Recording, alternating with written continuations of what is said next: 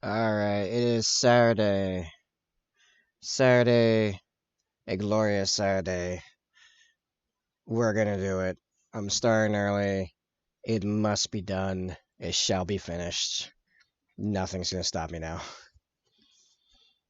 The White Scars are finishing. We have on our docket three things. Das Bird. Hey, Potato, I am early, so that no matter how much you people troll me by making me paint the CFC in this 11th hour, this guy's getting done. Das Bird and Das Heads, which, yes, I managed to actually knock the Khan's head off the model, which is fantastic, actually. So much better for the painting. How are you doing today, Potato? I hope you're doing swell. I'm doing incredible. I'm actually super restless, kind of scared, a little off the rails, but I think it's just because I'm excited, because my soul's going to be free today. You're awake. Excellent.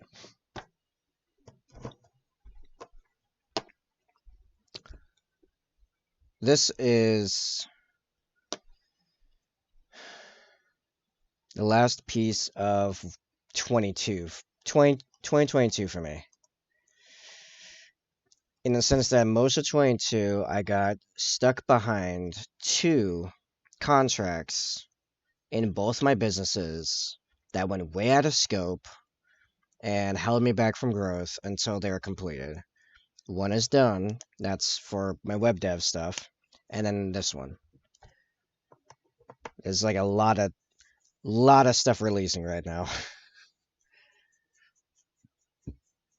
So, first thing I'm doing is I did some study and I determined how I went about did this wing. Actually quite good. The thing that was knocking me off is that it actually needs more weight dry brushed onto it.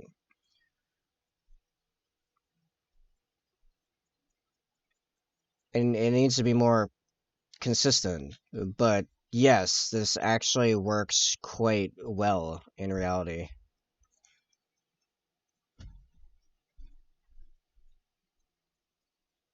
So I will be going forward with this very simple recipe to do this bird.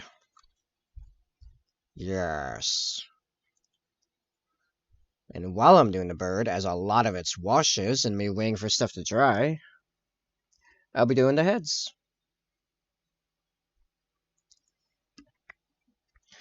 Which in all reality, this whole thing shouldn't take me that much time, and I may still try to do that lighting bolt, even though it's got me a little intimidated. But I couldn't get myself to do anything else, like my taxes, for like hours, because I woke up like really early this morning. So I was like, screw it, I'm gonna start early, go long even. I don't know. Whatever happens, this guy's being done. You are the first one in. You came in like right after I started.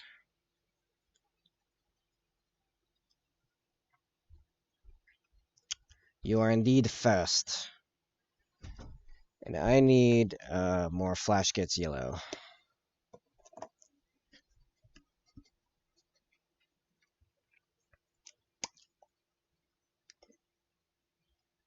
I also came upon a realization right before I got off the starting scene screen that has me quite excited.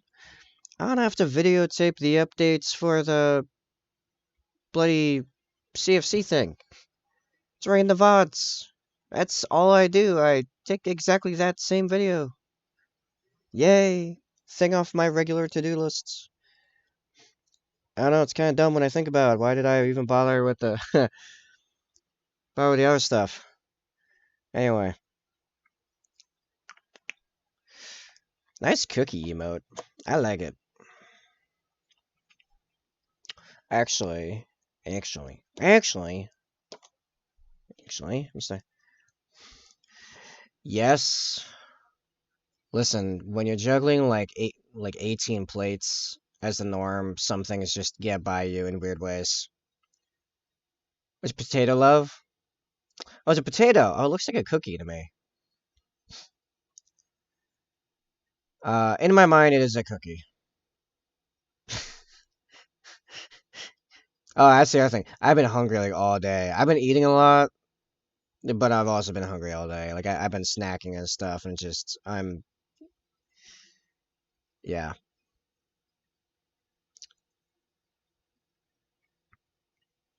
Ah, nyam, nyam, nyam. It's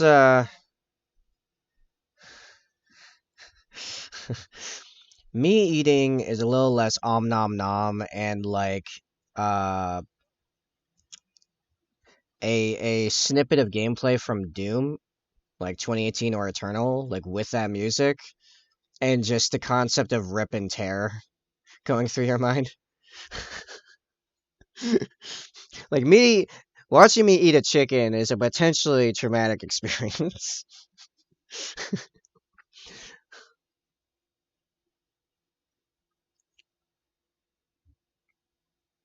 And yet, strangely enough, I never really make much of a mess.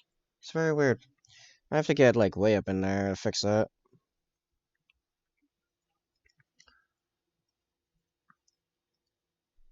So, strangely enough, this recipe for the bird starts off very much like all of Mano's minis. Why? Why what? Why does it have to start like Mano's minis? Because that's how washes work. You have very bright saturated color that you then dumb down to the to realistic colors. I'm gonna let that just dry for a minute while I do the rest of the bird.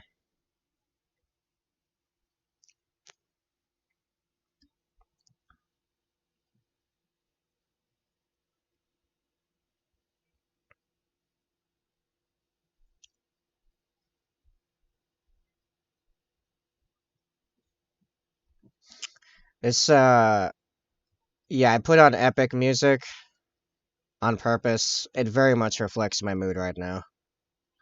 Oh yes, I need to remember. I need to fix the transfer. I need to.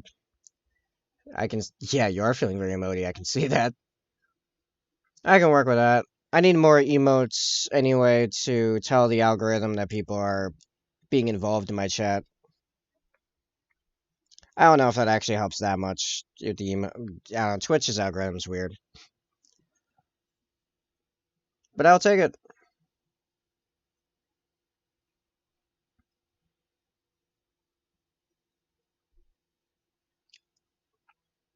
Oh yes, and tomorrow I face the dragon, maybe, or maybe we just walk around it. We could walk around it. And that dragon grounding combo will just be used at a different time because I mean we are in the dragon lands. We have already fought one dragon since I've been in there, and I've been told they fought at least one dragon before that as well. And we have a quest to fight another dragon entirely. Yeah, there's a lot of dragons going on.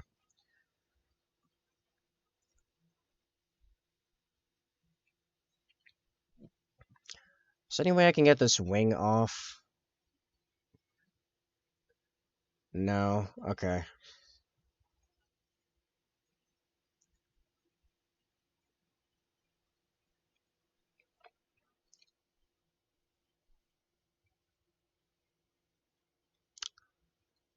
I am turning this guy into Big Bird. If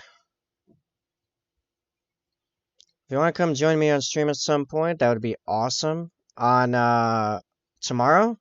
Oh, as a reminder, after my D&D game, I actually have to go out to do a handyman job, and I have no idea how long that's gonna take.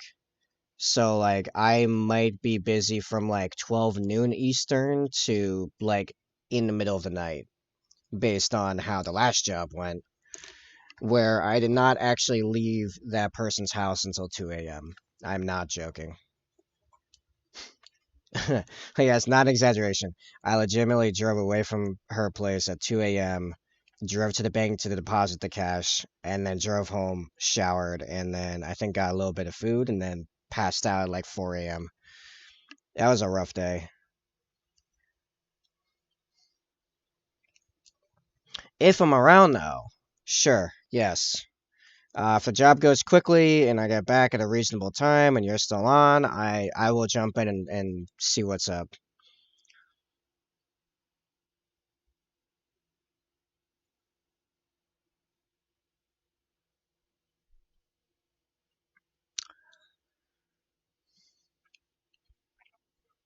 If I'm there, I'll even be part of your anti-SJW screening in the chat in case people come in and try to try to cause a stir. I'll distract them for you. Trust me, I'm very good at getting those types attention.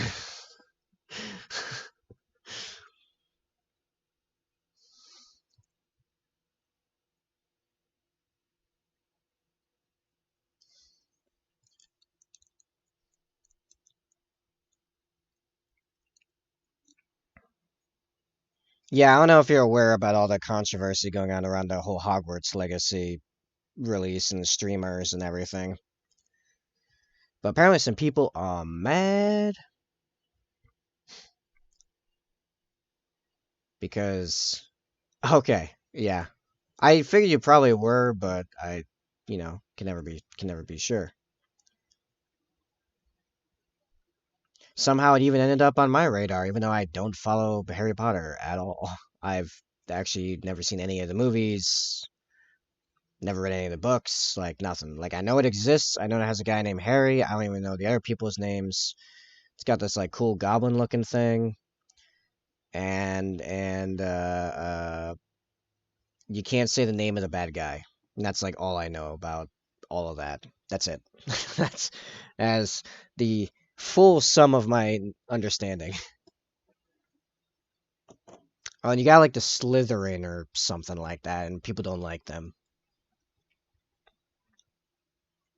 And I've heard some people say like they shouldn't even exist logically. I don't know. Oh no, that's the wrong yellow. That's phalanx. I need flash kits. I'm like, wow, it's so easy to get the paint out. Eh.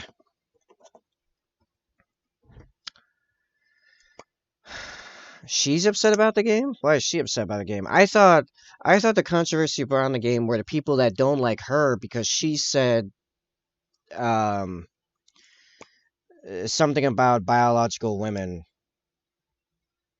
are women. Or yeah, it was like only women can have periods or something like that. She like tweeted that or something and people were upset about so they were like boycotting the game. Like why is she upset about the game?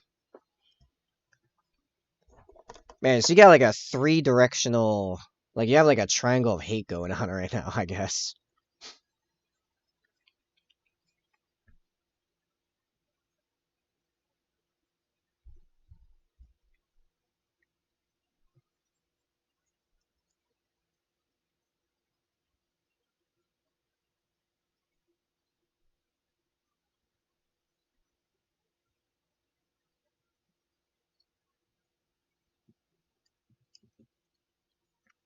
This is gonna be like the majority of the next hour, actually.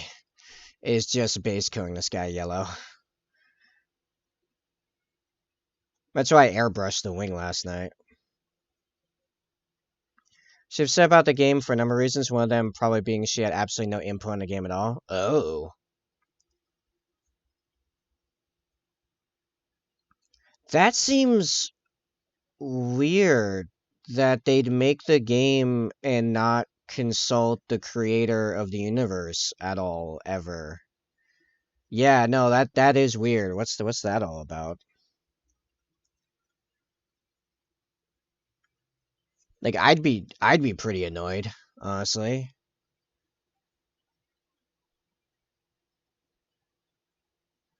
It's entirely fan made. Oh boy. Like that can be good, but also like the creator's like right there and you're using her name and her IP, right? Like how did they get the licensing?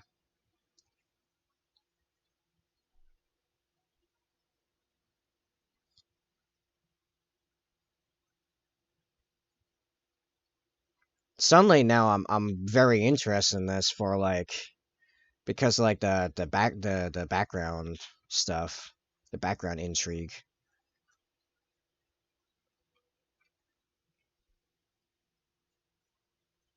All right, I'm gonna let all that dry entirely. In case I start hitting spots are too wet. Oh, it's Wizarding World that did not include her in the creation. I don't know what Wizarding World is. Remember, I know nothing about Harry Potter, so you have to like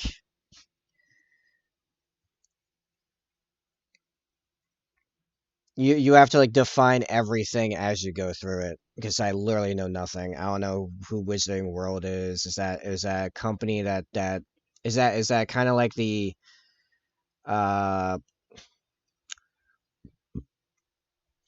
uh what do you call? Nope, I lost my. I just realized my analogy was not actually very accurate. Um, is that like a company that oversees the IP or like what is that?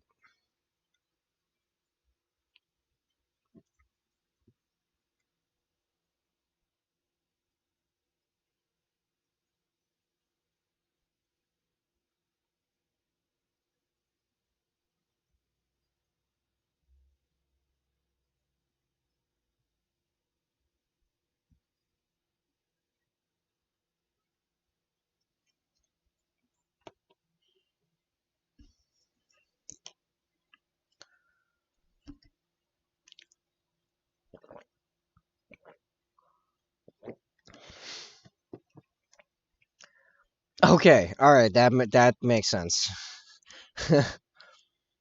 Yeah, give me the full breakdown here. I'm fascinated now. Yeah, yeah. No, I'm the same way. But there's reasons I like am practically never away from my laptop and tell people like just like use any of the myriad methods of computer to computer chat to get my attention.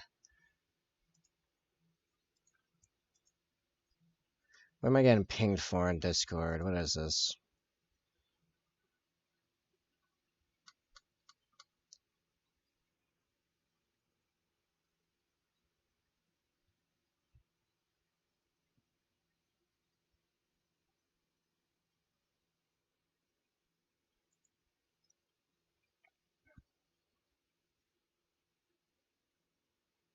Oh, okay.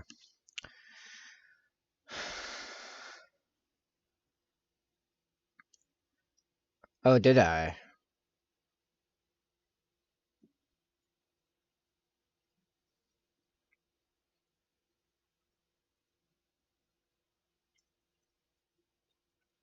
Actually, that's a good question. How did I catch your attention? I know we were both hanging out in Plushy's chat, but like, what made you want to come check the stream out? So, Wizarding World is the world after the whole original 8 movies.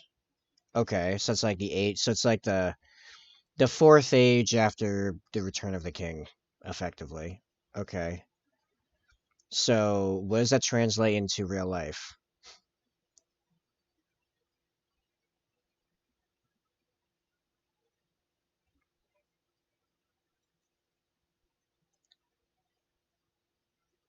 Also, I know I now have you on two different like paths of inquiry, but the game is actually taking place 200 years before the events of the HP movies. Okay, so prequel, low risky, but fair enough. 200 years is a long period of time. All right.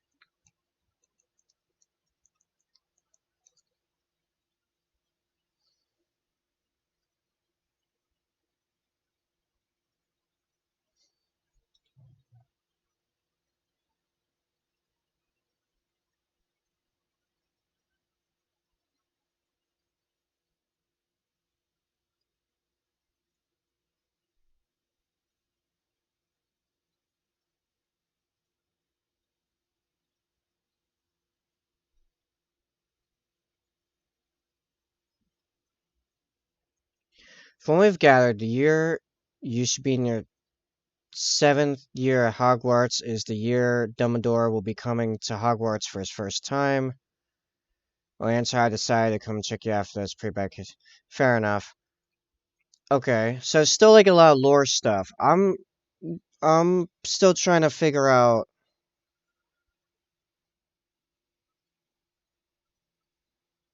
why all the drama, like the real life drama, about how JKR lost control over her own IP and this game got created completely without her involvement, and why, you know, how all that happened.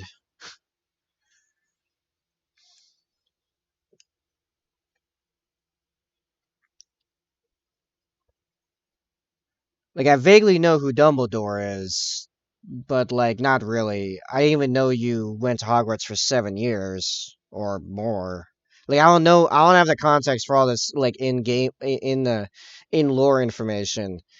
That's why she approved the game, but stated that she would not be involved. Okay, so why is she mad at the game then? She approved it and then backed out of it.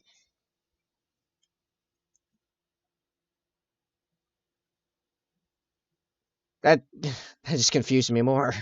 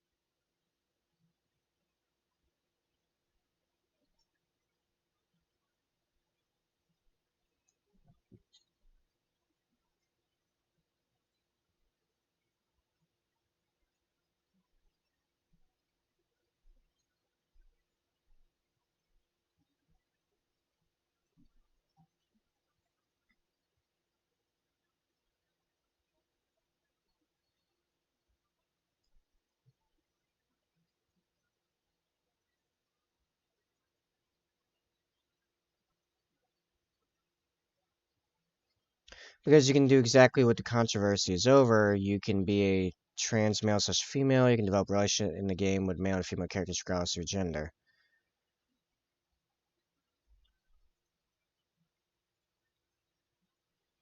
I see.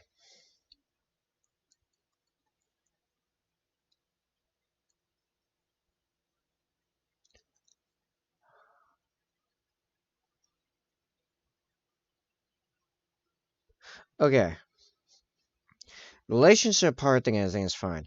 I find it weird in a video game to have trans involved at all because you can, like, unlike real life, you can choose your gender from the outset.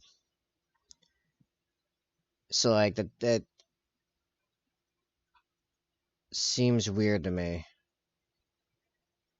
And, like, okay.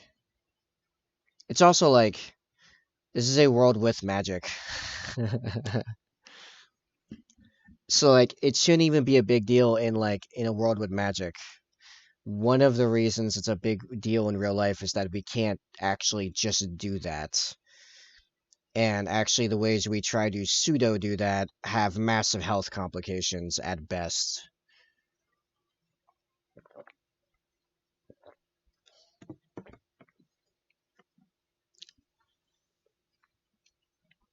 Like in The Witcher, for example, the magic chicks, like, as their, like, final reward for graduating is that they can completely change their appearance to look like anything they want, right?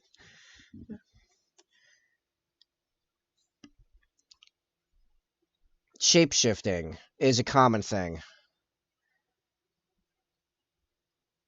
Well, okay, like, I here's my thing. In a world where you have magic that can change your gender just like this, like permanent polymorph or permanent disguise self or whatever, to use D&D terms, trans doesn't mean anything. It doesn't exist in the way that we understand it. So, like, how would you even have a trans male, trans female character? They are just now the other gender.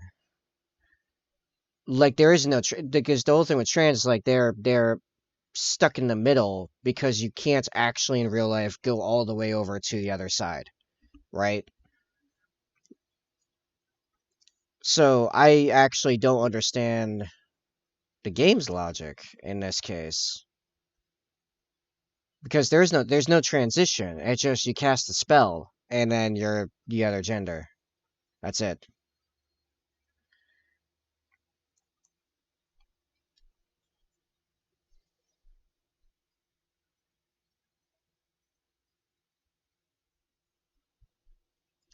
Does that kind of make sense?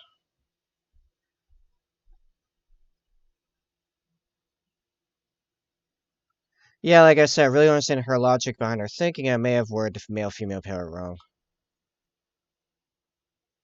Well, no, you still haven't explained to me what her thinking is and why there's a controversy on that in regards to the game and and yeah, no, I'm hold on. Give me Rowling's thoughts on the situation. Then I can probably dissect this. I currently, at least based on how you're explaining the game part to me, I don't understand the game's logic.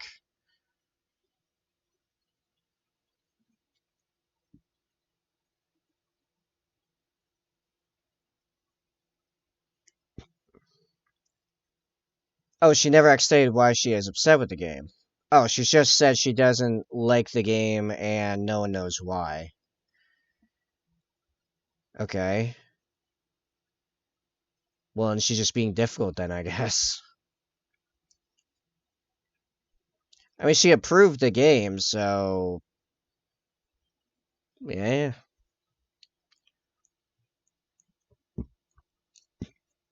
Yeah, I'm gonna Google this real quick.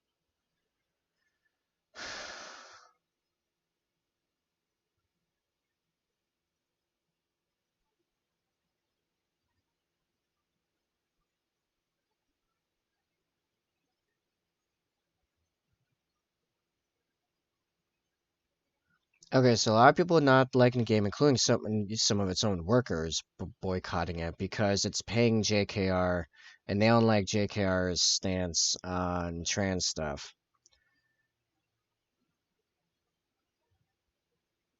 And she's using her money to donate to women suing LGBTQ charity Stonewall. I don't know anything about Stonewall, so I can't comment on that. It's also addressed people calling. Oh, this is the guy. This is the worker that's being quoted right now. It's addressed people calling him a crib for working on the game in the first place. Here's the often used phrase: "No ethical consumption under capitalism." Actually works. Had I not shown up to work, I would have been promptly fired and homeless soon. Yeah. First job in the industry, had no influence over what clients the studio decided to bring in. If they did have that kind of leverage or held any form of seniority, I would have been advocates against picking up. Yada yada yada. The game does include a trans NPC with a very offensive name. What? Um,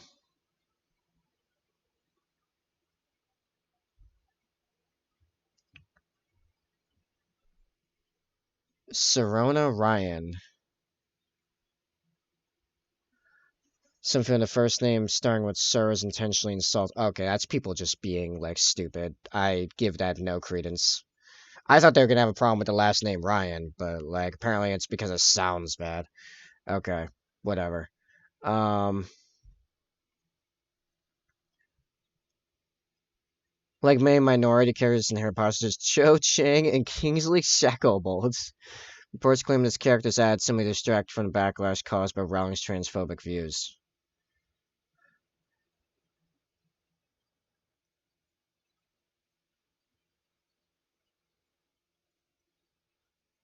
I mean,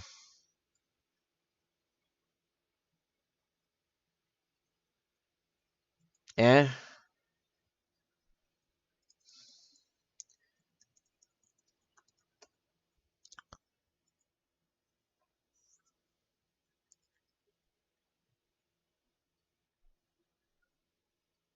Okay. What did JKR say exactly? Retweeted an op-ed piece discussed people who menstruate, end quote, apparently taking issue with the fact so did not use the word women.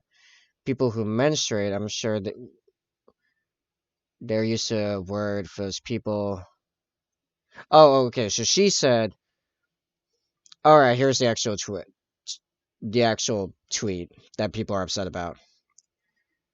So she retweets an op-ed talking about people who menstruate, and she puts quote people who quoting her now. She puts quote people who menstruate end quote. I'm sure there used to be a word for those people. Someone helping out womben, wimpun, womud. Opinion creating a more equal post COVID-19 world for people who menstruate. Oh, that's the name of the post. Um, right. Okay. So it's saying, and then later it says, if sex isn't real, there's no same-sex attraction. If sex isn't real, the lived reality of women globally is erased. I know and love trans people, but erasing the concept of sex. Okay, sex as in like biological gender. Um, concept of sex. Erasing the concept of sex removes the ability of many to meaningfully discuss their lives. It is in hate speak the truth. And then Lara says the idea of women like me who have been empathetic to trans people for decades, feeling kinship because they're vulnerable in the same way as women, i.e., to male violence. Hate quote trans people because they think sex is real and have lived consequences is a nonsense. I respect every trans person's right to live any way that feels authentic and comfortable with them. I'd march with you if you were discriminated against on the basis of being trans. At the same time, my life has been shaped by being female. I do not believe it's hateful to say so. I've never, quote, I've never felt as shouted down, ignored, and targeted as a lesbian within our supposed GLBT community as I have over the last couple of years. From a lesbian article, and then yeah, no, it's just SGWs messing with ironically like one of their own people. I have no problems with anything J.K. Rowling actually said. I stand with all that. Yeah. So that's where I stand. um, yeah. Ironically, like the trans thing, as she points out, if taken to its logical conclusion, erases the rest of LGB and QA and all the others. It's self cannibalizing actually. She's completely right. I'm totally with her.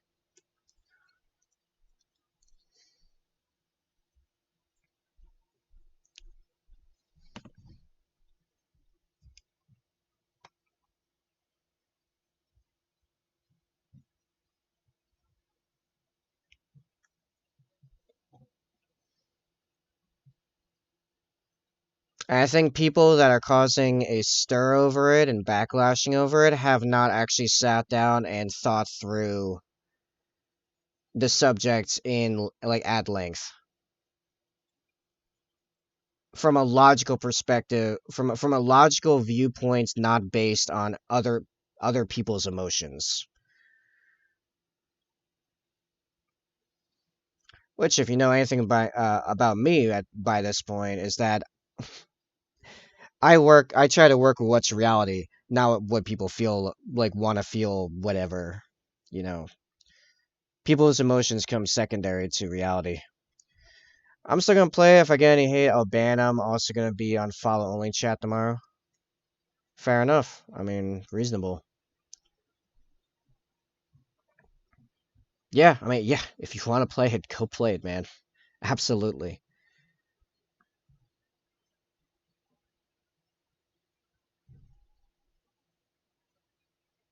Don't let some dudes with their some. Don't let some literally middle-aged white dudes with their actual panties in a bunch, you know, mess up your good time.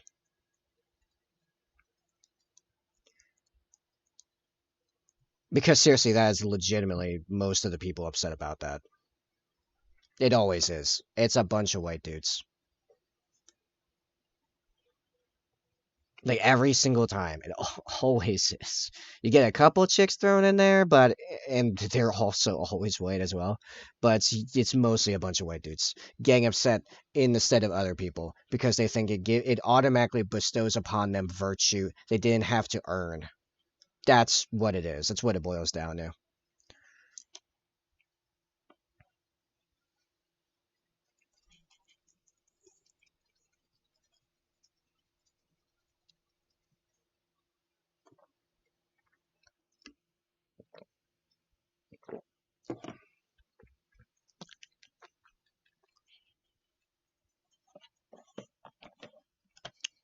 So that was fascinating.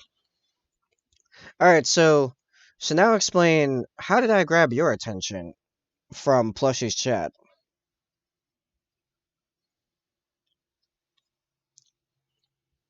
Especially when like I felt like sometimes my dynamic with Plushy was like not always super smooth.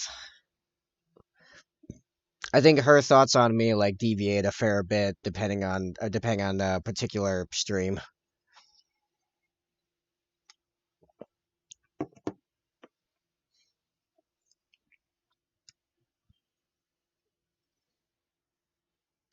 Which I mean is fair. I can be fairly polarizing, especially in today's climate.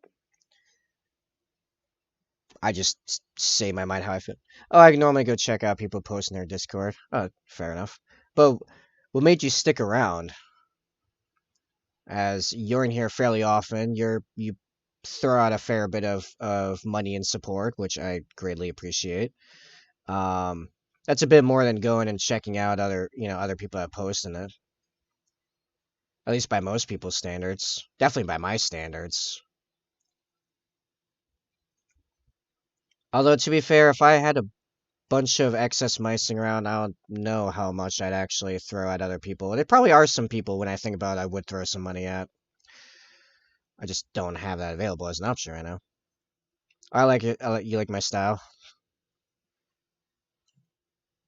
Nice.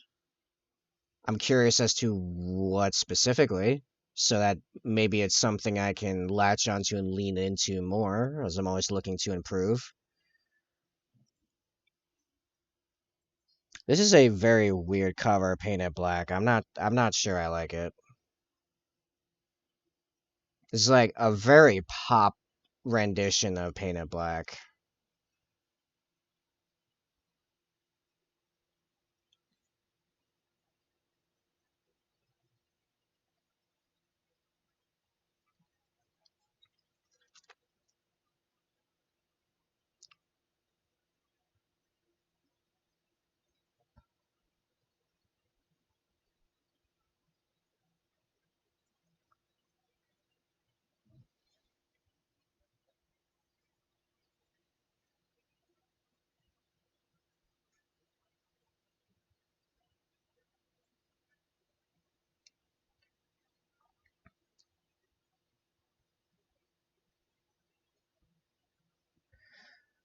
When I first found Plushie, I got these emotes pretty quickly. To be fair, she does a very good emotes. That's a reality. I actually use her emotes on Discord all the time because I have Nitro. I use her Discord her emotes in other Discords. fairly regularly. Her and Folktale Studio stuff, Bree stuff, also good emotes.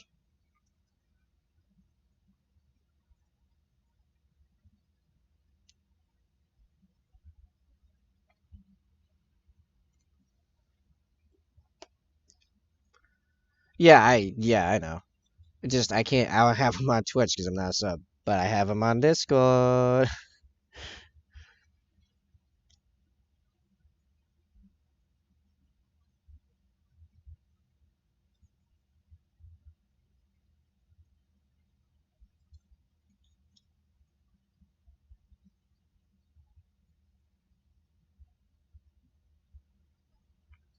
Trying to remember how much of this ink I actually put on the wing.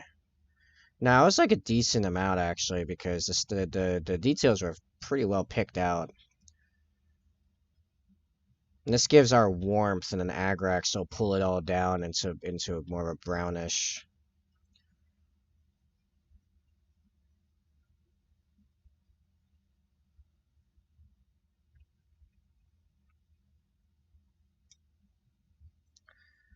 She doesn't have subs, in fact, she do. Well, yeah, no, I know that, but from a few weeks ago. But I mean, even before that. So she didn't. So, oh, she didn't have subs before. Oh, I must not have even looked to see if I could post them. Although, I think about it, in chat, I pretty much only use one emote, and that's the or I use two emotes. I use two emotes. I use the LOL guy and Dark Kappa. I like using Dark Kappa or Dark Mode. It's called Dark Mode. Those are biddy room words. Ah, same thing. I have to pay for them. Is the point? We are about to hit our normal starting time. Maybe we'll see some more people pop in.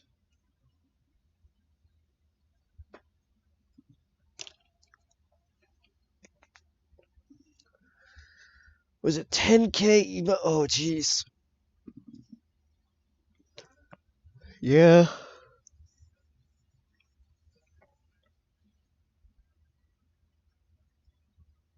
Some point I should probably do something about my emotes. Bree was offering to make some. That was right before she got hired. She made the one Y1. And I feel bad because I had a initial unsure reaction to it. And she latched onto that really quickly.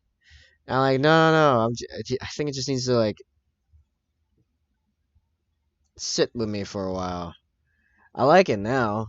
I take more of that style now. Um, yeah. Anyway. Hmm. Anyway. Yeah, I wonder if more people are going to start showing up soon. Now that we're at the regular time. We'll see.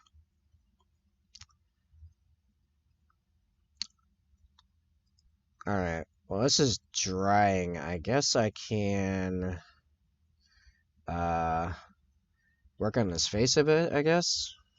So where's my reference? Here we go.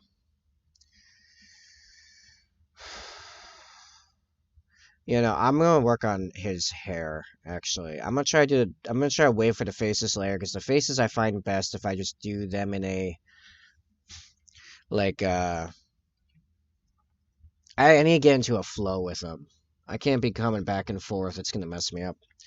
So I'll knock the hair out for now.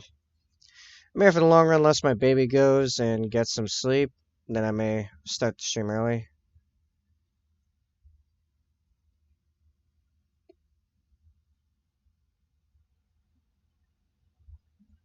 Oh, right. Nice. Good. Excellent. Sorry, it took me a second though.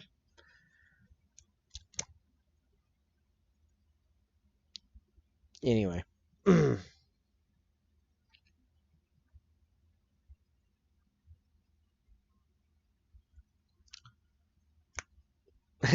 also had the thought a minute ago, because I've noticed when like the few times recently I've been talking about these kinds of topics, like the trans thing or like female space marines, female custodians. I've noticed people pop in like the viewer account and then pop out soon later, and I'm like, oh, you know, what'd be great is if they went out and started like telling people, and then like I end up not on the same scale by any means, but like next. So there's a guy in the 40K community. He's one of the, if not like the first like Warhammer 40K YouTubers from like years and years and years ago. His name is Arch. He's from like Sweden or Finland. You know, he's Scandinavian. Uh, actually, I think it might be from Norway. Norway. Anyway, point is, he is fairly right wing. Doesn't say it a lot, but lately, because of other people, like initially it was just Warhammer, but he'd occasionally make the like weird joke here and there, and he's said some questionable things certainly. But I mean, you make YouTube content consistently for like 10 years. I'm sure somewhere down the line you'll end up saying something stupid. I mean, I've said a few stupid things in just like the the 6 months I've been streaming.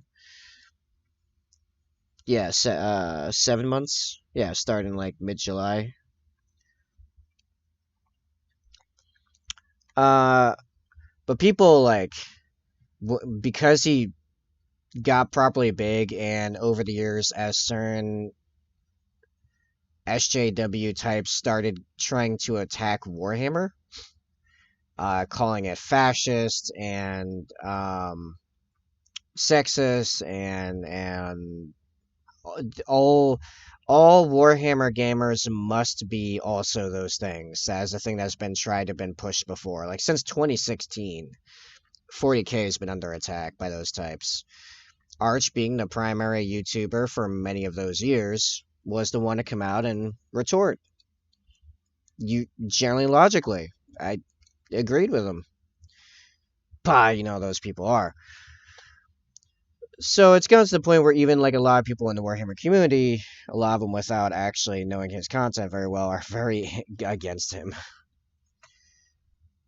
Kind of the same way as they are with Major Kill, but I think the Major Kill is actually more stupid. Which also explains why Major Kill is probably the largest 40K YouTuber right now. But for similar reasons, like people get mad at him about stupid stuff, and then it actually just makes him grow more. And I'm like, yeah, you know what? I'm gonna talk about this stuff more, and eventually people will watch me and get upset and go to other people, and then I get free traffic. Yeah, let's go. But I'm also just being honest. Like, those are my views on that stuff.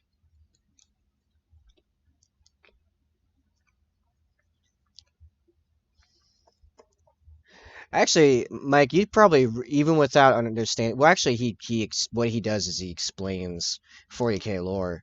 You'd probably really like Major Kill. Actually, dude's insane and Australian. Can't get any better.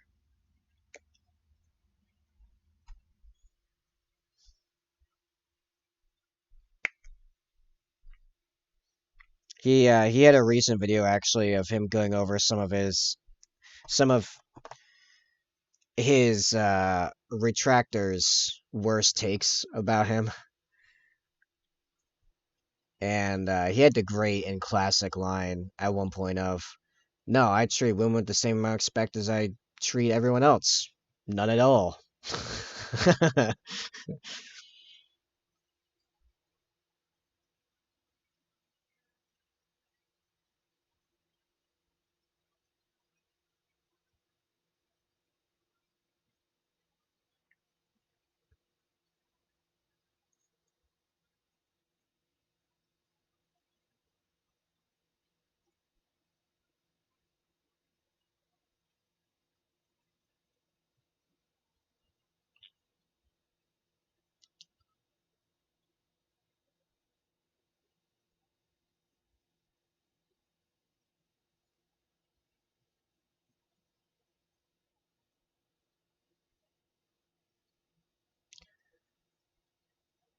I refresh page. I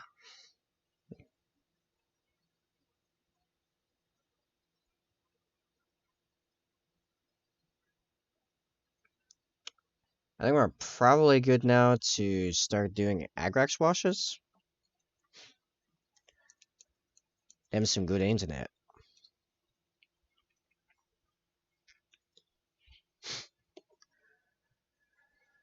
I need to order some more Agrax. I'm running low. This bird is not going to help me in that.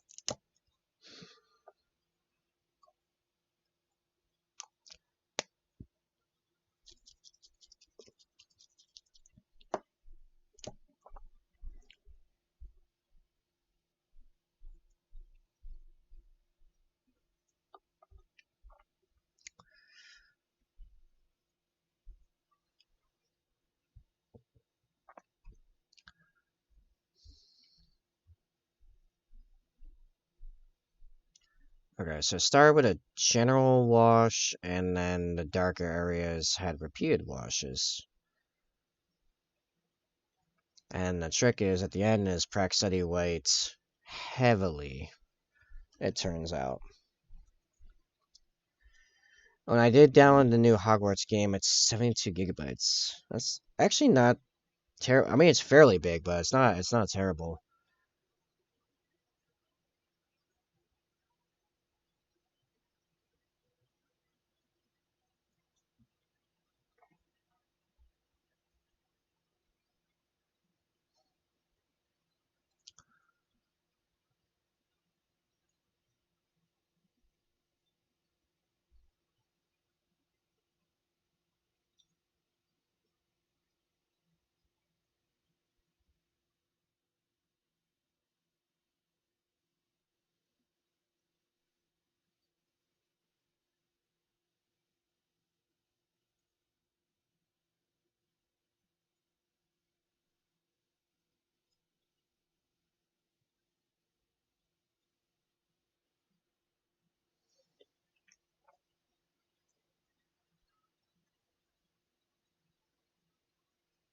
Trying to remember how much Elden Ring was.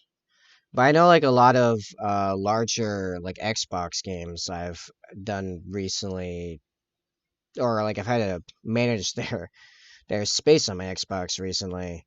I've been between 60 and 80 gigs. Fortnite, what was it like Fortnite, Battlefield, Star Wars Battlefront 2.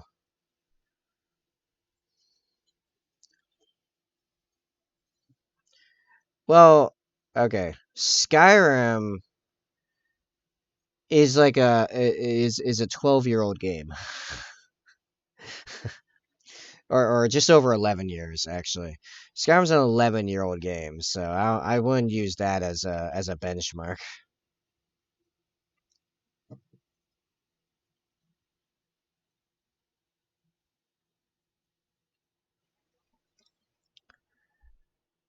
Okay, it's big, but it's not dense. Elden Ring, on the other hand, is big and is dense. Like you can literally cannot go more than like 30 or 40 feet without seeing or interacting with something like actually occurring. Something actually happening. Hold on, I'm gonna pull up how big Elden Ring is. Elden Ring is a pretty chunky game in a lot of respects.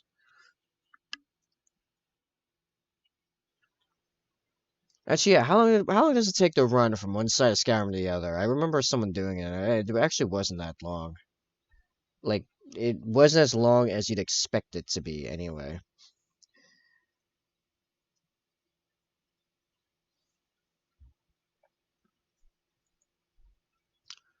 Let's see. Elden Ring.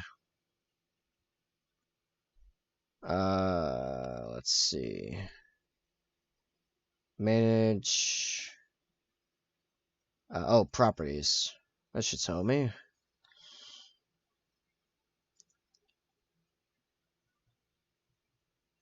Wow, Elden Ring's only 48 gigs. That is incredible. That must be very efficient. Okay, I want to say No Man's Sky. How much does No Man's Sky got on it? Only 12 point. Well, it is procedurally generated, so actually it doesn't take that much space if it's a system. Hmm.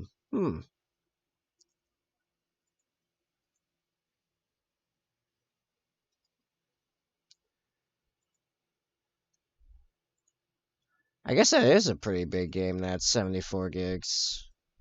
How much is Warframe? 32 gigs. Huh. Why is Fortnite so friggin' big then? Fortnite took up a huge amount of space on my hard drive. And then or on my Xbox One hard drive. And yeah, Star Wars Battlefront 2, but that's mostly graphical stuff because that's got like insanely like high-end graphics. What's up, Bugatti? Huh, so are the avatar of Kane's as powerful as a Primarch, or the real Kane with all his shards is as powerful as Primarch? You did pretty well when you fought Slaanesh. Um, Based on multiple actual in-lore interactions, the avatars of Kane are consistently weaker than Primarchs. Like, noticeably so. Like, one of them strangled one to death with his bare hands. He strangled... I don't remember which one it was. It was either, like, Lorgar or Fulgrim. I forget which one. But he literally strangled the molten lava monster, Shard of a God, to death with his hands. Kane put all together is a chaos, not a chaos, but a warp deity. So he's pretty up there. He's definitely more powerful than Primarchs, definitely more powerful than Demon Primarchs, which are, by the way, more powerful as a standard than normal Primarch because of warp pumping. Um, yeah, I'd say a fully rebuilt Kane is kind of sitting. Well, he lost to Slaanesh. Slaanesh has only gotten more powerful since, I think. Uh, or maybe not actually. But the Elder Gods kind of sit right beneath the Chaos Gods, which I think are also beneath the Emperor, because the Emperor is kind of fighting all of them at once at any given time. Mm. It's crazy the old Elder had their God's tools. Well, yeah, that was actually, I think, part of their build. Like, part of how the old ones designed them. Because, I mean, in theory, we could even do that with the Chaos Gods. It's just you don't have as much innate individual psychic power in humans, and you don't have as much hegemony. Humans are pretty non-homogeneous in comparison to, like, say, the Eldar. In comparison, you know.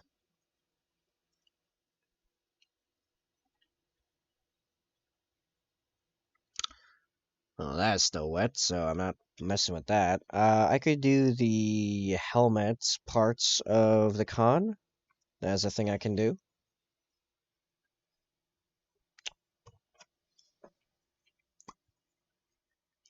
But yeah, because the gods are warp based, it means that they follow whatever the mass energy of the species that bore them. So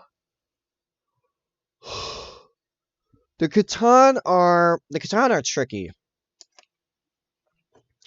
They can be referred to as gods, as within the physical realm, especially the Void Dragon in his full might, is on what we would, by any realistic definition, classify as a god, and a god of the material realm, no less. Um, they are not, however, gods in the sense that they were not created by the faith, worship, belief, inner nature of a species. They were originally um, sentient space gas, literally, which is just, space energy. Um, so yeah, it kind of kind of depends on what definition of gods you're looking at. But as far as like ultra powerful beings with effective omnipotence, sorry, omnipotence, I would say the Catan in their full form, not anymore because they're shattered. The ones that remain, um, they are, yeah, they're gods. Warhammer, best I can tell, is the deepest fictional environment, if you will, setting in existence. I mean, it has had 40 consecutive years of dozens of authors adding to it, which is well more than any other setting in existence, in both time and people in many respects. I am so glad I got this head off the body earlier. I could hardly believe it actually popped off.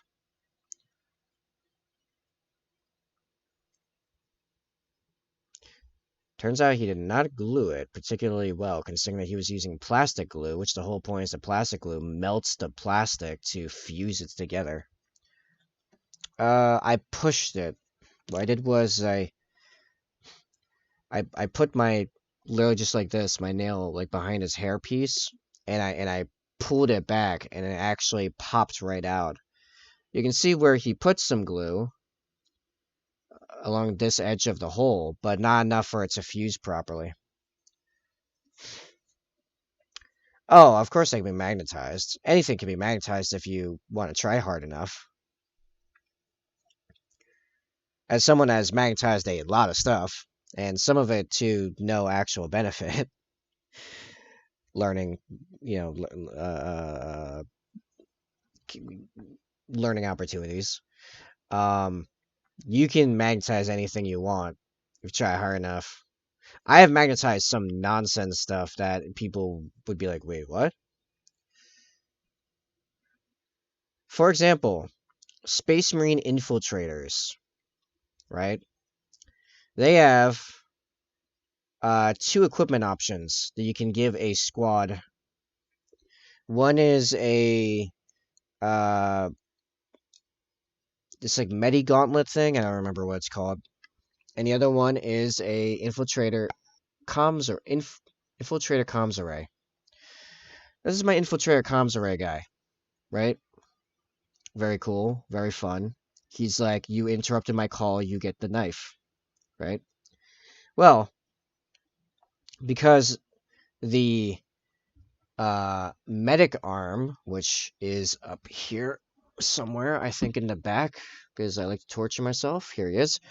These infiltrators originally were from the box set when only the medical guy was available and they were all monopose.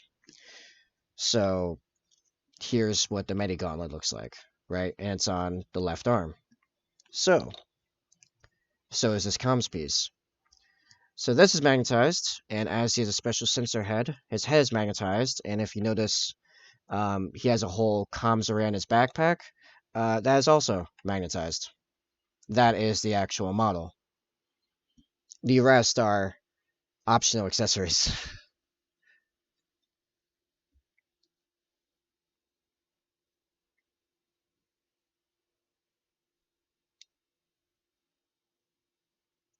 So, in theory, if in the future the infiltrator comms array becomes not nearly as good as the Medi arm, which can happen because they've already changed what the Medi arm guy does before.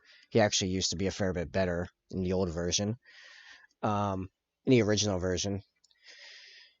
I can paint up the additional pieces I have from the infiltrator sprue I was given much later, which is where I got the comms parts in the first place, and magnetize them, and then I can swap that guy out, and he'll look like he just has the other loadout.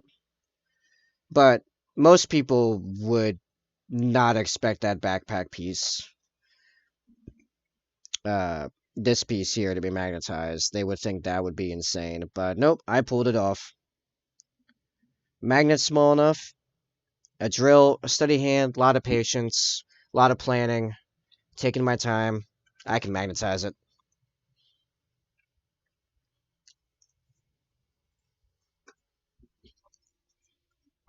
If I can magnetize a guy with a grav cannon, I can magnetize Angron's head. Easy peasy. Oh yeah, that's right. When this guy's done, I can go back to painting the new squad of infiltrators, which I've been slowly working on in my downtime. I've got the torso up to this point so far. That'll be fun later if it actually if I'm able to do everything I want to do before the stream before I end the stream.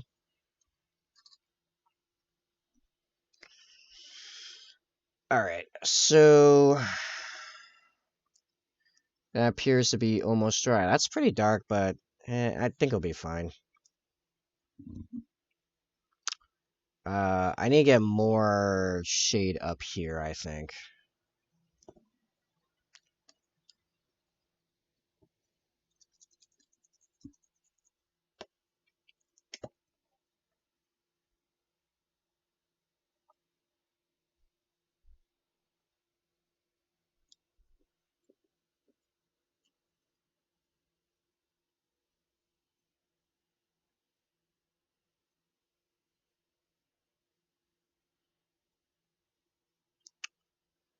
I think so too, but Bugatti jumps in and out rapidly. It's far from the first time they've jumped in, asked a question, or made a statement and disappeared again. I don't understand it, but it's fine. It's whatever.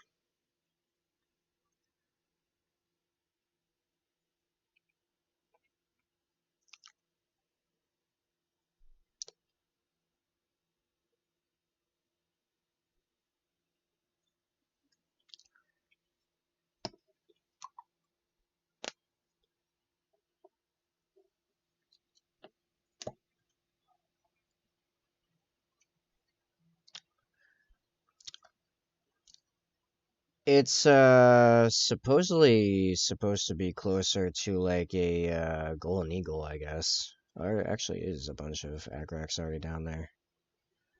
Alright, cool.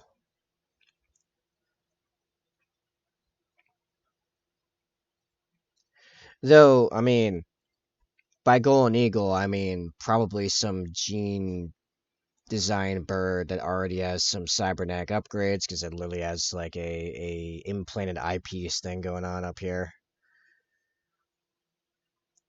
which I will be painting at some point. I mean, remember, this guy's 8 feet tall.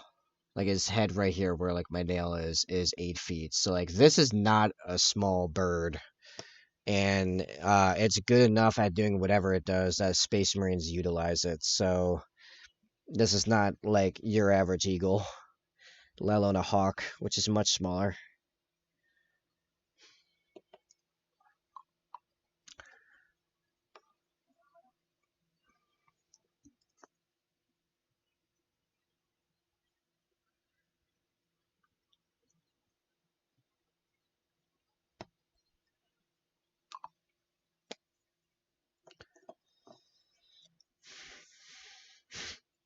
Um, I suppose not. I'm not sure how it would lay itself on fire in a way that'd be useful, but would not be the first time something does that in 40k, actually. Uh, the Firehawks chapter, actually. Alright, let's do a story time. The Firehawks, okay? They are a chapter out of the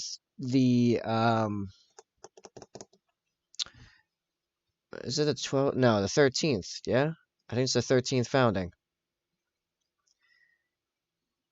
Hold on. I suddenly am not sure about the name. I think the 13th might have been the Dark Founding. Hold on. 40k Cursed Founding. Which number are you? 21st. Right. 21st Founding of Space Marines. A founding is when the High Lords of Terra decree that new Space Marines shall be created.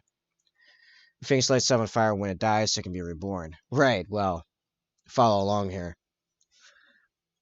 A founding is when the High Lords of Terra, the absolute height of human governance, decree that there shall be a new Space Marine chapters. How many and where and who is not not standardized. It's based on what's going on. So it could be a couple chapters or a ton of chapters. It could be one chapter, whatever.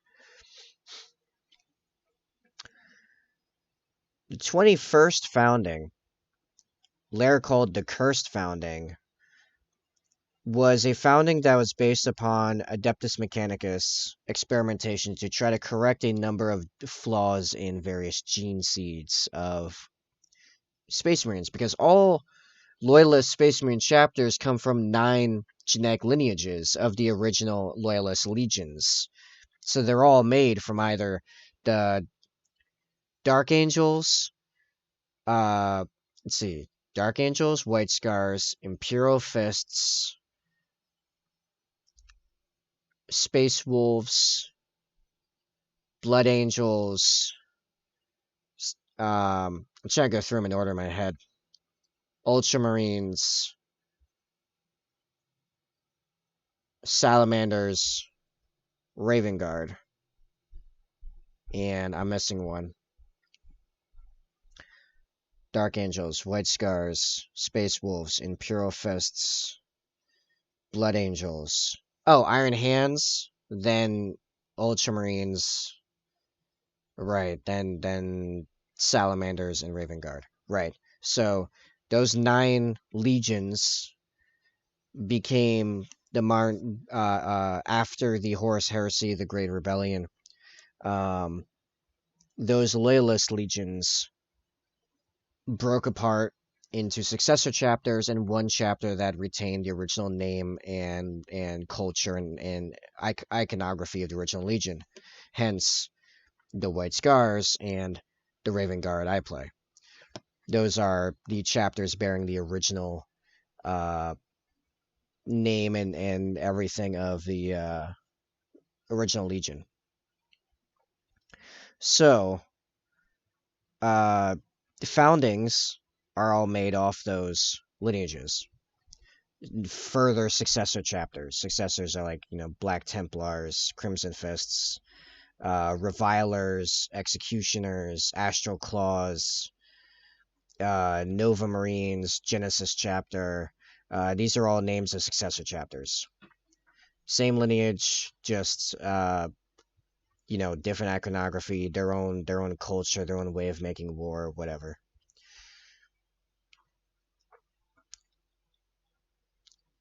But a lot of the over the millennia, various of these gene seed lineages, the genetic makeup of the original Primarch used to create Space Marines, degraded and started having various problems with the various organs that would come out of them. Several genetic lines, I believe the Imperial Fists and the Raven Guard, both do no longer have functioning.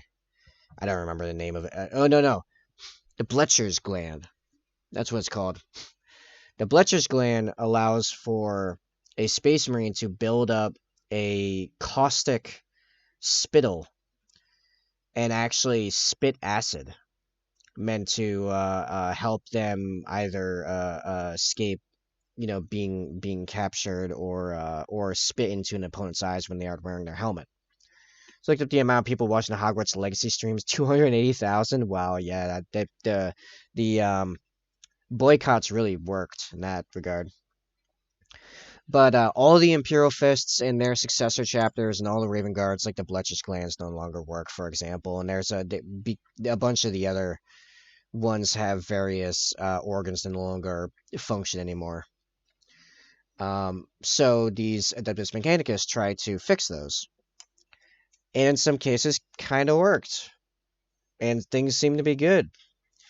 And then various chapters started having massive mutations, or in the Lamenter's case, incredibly bad luck in every way possible. The Firehawks are one such chapter, which for 200 years showed amazing capability and progress and absolute loyalty. And then one day, during a battle, they kind of just combusted. I mean, all of them just lit on fire, but were unharmed. Actually helps their combat efficacy massively. Imagine fighting a space marine, already bad. Now that space marine's on fire and doesn't seem to care about it. The things got worse for you. Yeah, well, unfortunately, a certain inquisitor that was in the area thought that seemed massively heretical, that space marines just lit on fire. Sounds like warp shenanigans. And proceeded to sick the Grey Knights on him and massively devastated the chapter, and some of the chapter escaped and then kind of just disappeared. Um, and many people believe they later turned into what's known now as the Legion of the Damned. I personally believe the Legion of the Damned are Imperial demons, but that's my take on it. But yeah, you have a story of a chapter of Space Marines that lit them that would just laid on fire in combat like a phoenix. And you can say that then they died and then were reborn as Legion of the Damned, I guess, in theory. As one theory about where the Legion of the Damned comes from. Legion of the Damned are okay, so on occasion, when the Imperium is in a fight, like Imperial forces are in a horrifically bad fight, things have gone massively wrong in every way. And they're losing hard against a massively superior foe. And then suddenly, the foe starts getting hit hard by Space Marines in black armor, covered in bones, and they're all on fire. And their guns never stop shooting, and their shots are wreathed in flame as well. That's extra effective against warp stuff. And when one of those Space Marine dies in combat after a massive, ungodly amount of damage, even for a Space Marine, they don't fall over and die or fall into pieces. They kind of just extra combust and like dissipate. They're Ghost Marines. They're very, very angry Ghost Marines.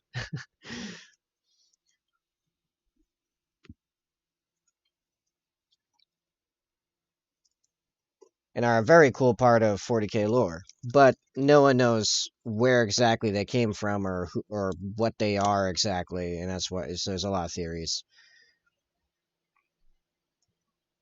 Yeah, they are like phenomenally strong. Um, they I don't know of any recorded instance of them flat out losing. They show up and kill everything without exception, really.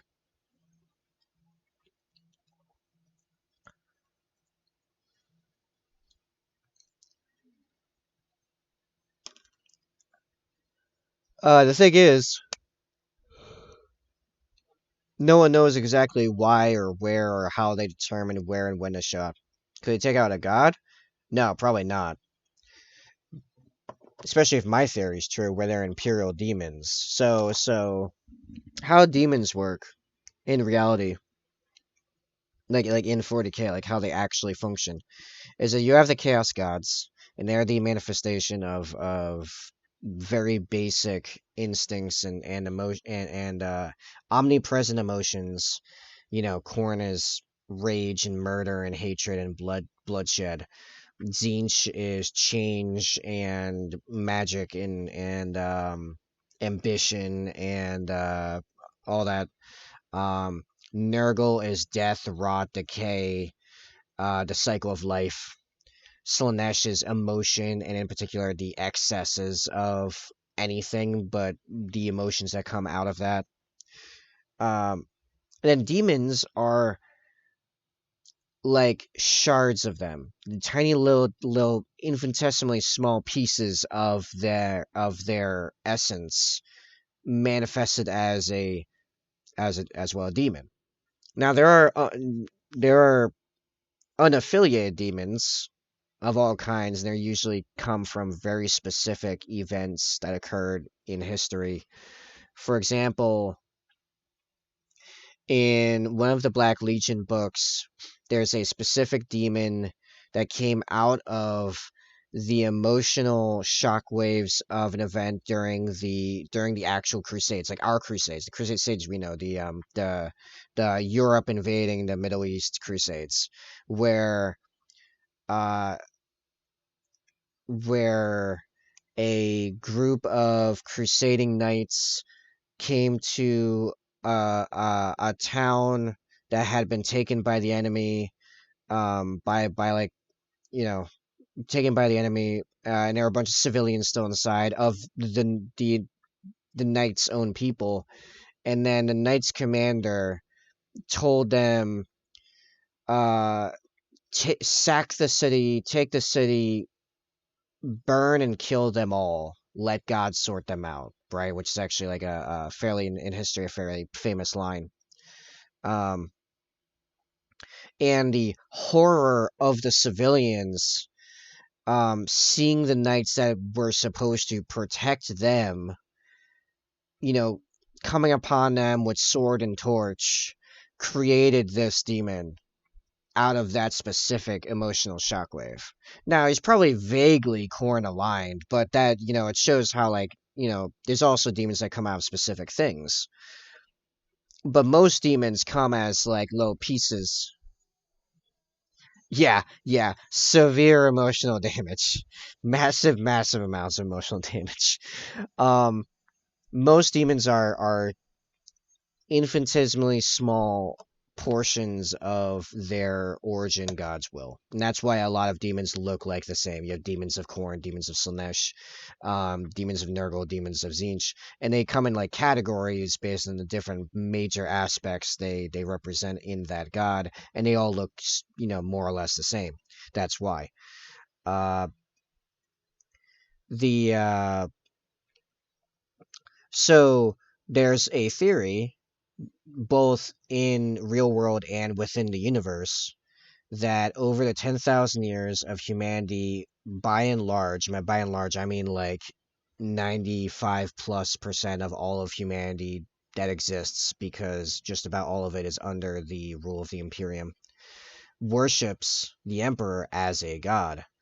So after so much time of so much faith, and working for and sacrificing for and dying in the name of the god emperor, there is now, likely separate from the emperor himself, like his own essence in the warp, a separate entity called the god emperor that may be building out his own pantheon. Because we also have things like the living saints, which are sisters of battle, that had such faith and did such great things that upon them dying, they seemingly resurrected, gained insane powers, and thus became, semi immortal for a while. Like, you killed them and they would just come back, um, out of supposedly the Emperor's power, or the power of their own faith. And you also have the thing called the Sanguinor, which is a entity that comes and like rescues the Blood Angels from time to time, that looks and acts a lot like the Primarch Sanguinius, who is definitely, definitely dead, by the way. And they call it the Sanguinor. But it seems to be like a warp phenomenon.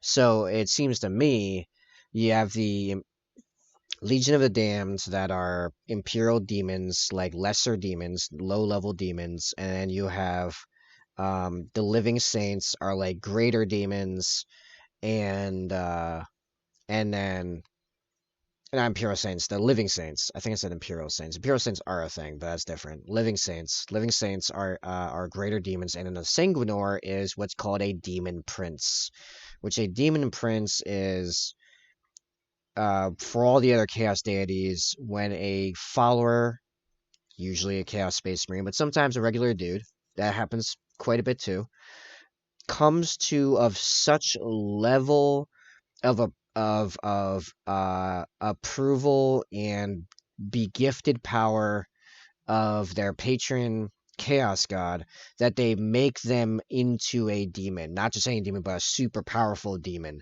So they shed their mortal coil entirely and apotheosis into a new demon form that is now immortal because it's connected with the warp. However, they lose most of their agency because now they are fully inextricably tied to their patron on a soul level. But they gain incredible amounts of power in the process, and they are called a demon prince.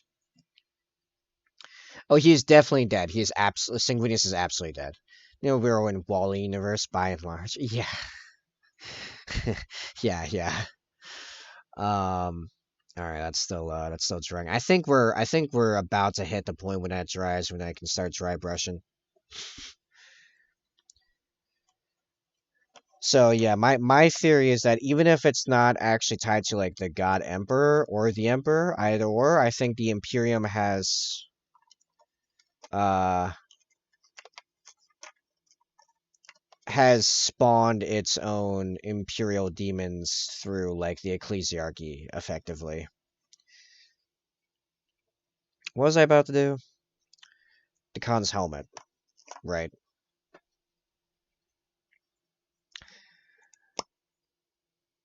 So all that came out of your comment about phoenixes because that's actually kind of a thing that has happened in 40k, even if it's really complicated.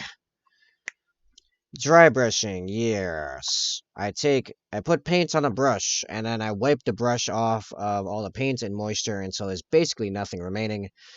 And then I basically wipe it on the model so the higher portions catch the tiny bit of residual paint, um, leaving a kind of a dusty looking, like a dusty look.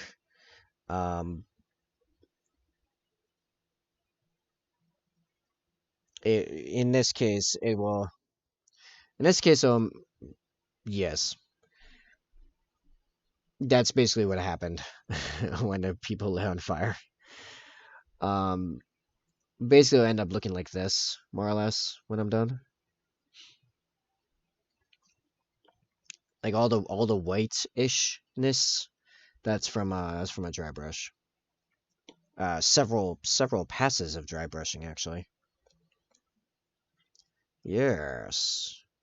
Yeah, the white also like tints it all slightly back into a golden edge because right now it's pretty reddish and brownish. It will feel more gold when there's a bunch of white reintroduced.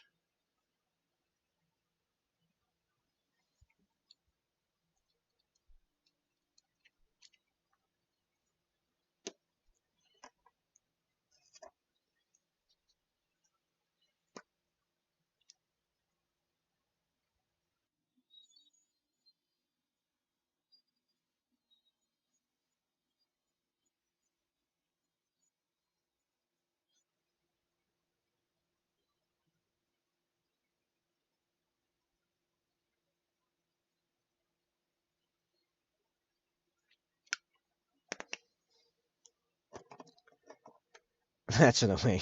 Fair. Fair enough. I thought it came out pretty good considering it's not that complicated. It just takes some time of waiting for all the steps to dry, really.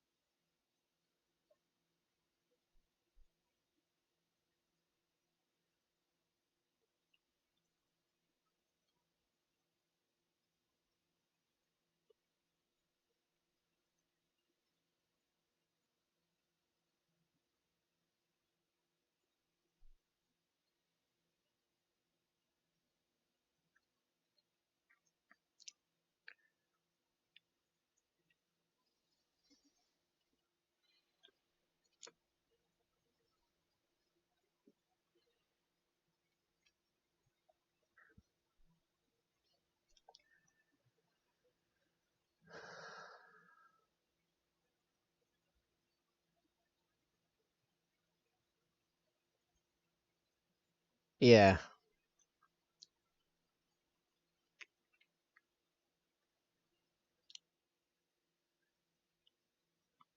Well, I'd rather it be time consuming and simple than complicated because complicated means that I could continuously mess it up, and then it's time consuming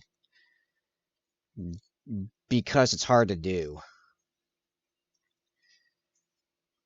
Which also means like that time consuming can just keep stretching out as I continuously mess it up.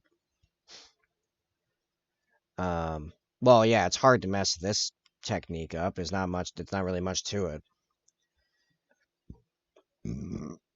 Pardon me. Ah, I'm hungry again. I've had breakfast. I've had a snack right before I start streaming. I'm just endlessly hungry today. You know what it is? It's a little on the warmer side. I think I might. This might just me being hopeful, but I think the like ever so slight beginnings of the thawing is occurring of transition into spring. I would like to think so. I'd like to hope so. Or at least my body's reacting to it being warmer because yeah, no, this is what I get like when it gets warmer. I can eat endlessly, I have endless energy, I'm restless. Uh yeah.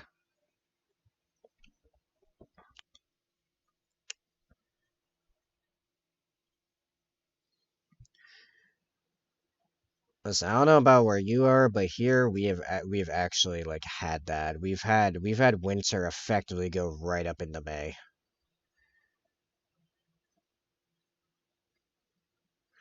And it's like this is New England. We're supposed to have like change of seasons here.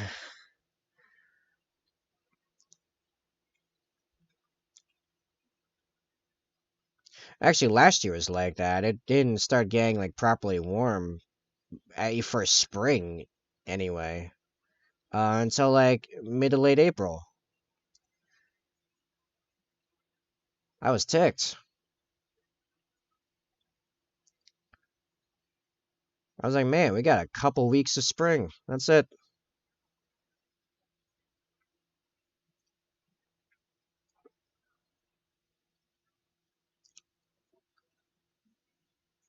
It's southern USA. We're supposed to have weather change. I mean, like climate change?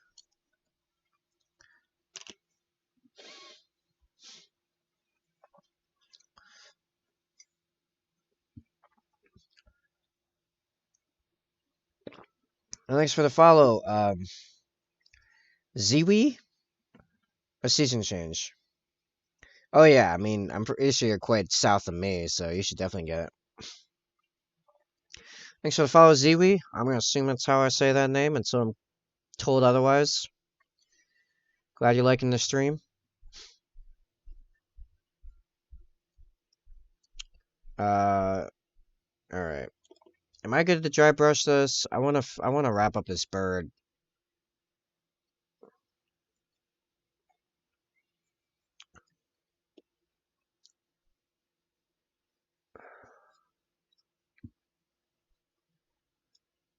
Is that dry? Yes. Okay.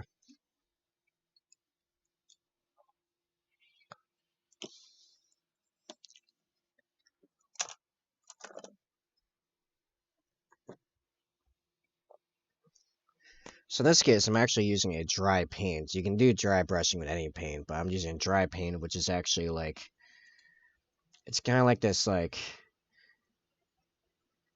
I don't know how to describe this thing. It's weird. It's a little spongy. It's like really dried goop, almost kind of. Try to just get like a whole bunch on this brush. That I find is pretty good for dry brushing. Because when it gets a little bit cleaner, it actually does have a bit of a point. And then I wipe a bunch of that white stuff off onto a napkin. Ah, getting congestion again. Nah, you're good. We had that one guy set the bar for being like too active on the sound bites.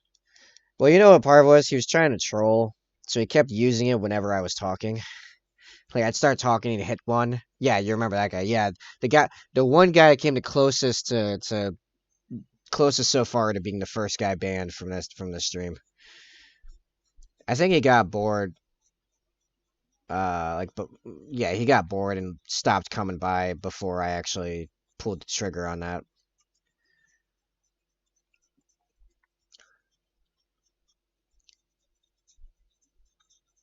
Oh, I did ban a bot last week, but that's because it looked like they were about to continue with their sales pitch, and I was just like, nope. I whipped off too much to dry, or I didn't get enough of it really like in my brush.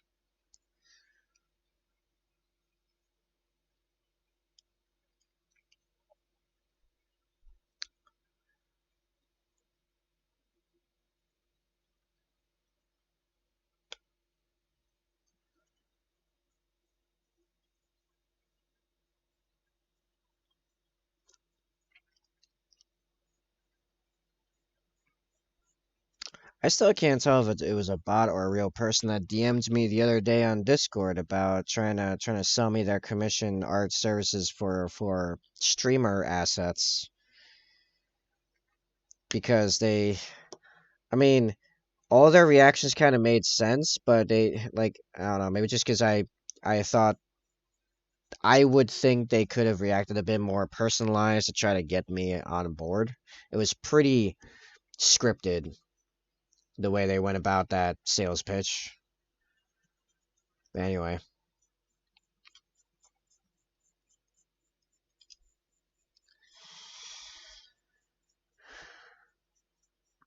I was like, I don't have the extra resources to get commissioned assets right now, even if I wanted to. So, sorry.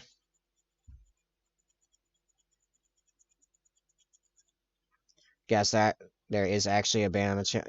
Well, yeah, but it's a bot. I don't count that. We haven't gotten our first true ban yet. When I look a user in the eye, I assume the eye. I look right into the camera at them specifically and say, "You get the hammer," or I yell, "I am the hammer," 'cause that's actually a great night thing.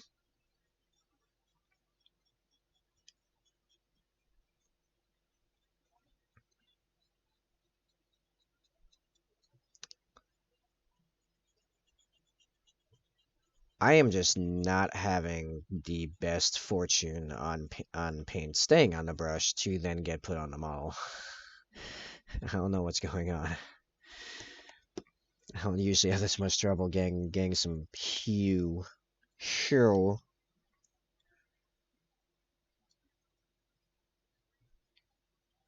I don't really stick my brush in the stuff.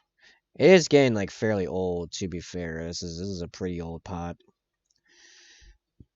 Let me really get this brush loaded.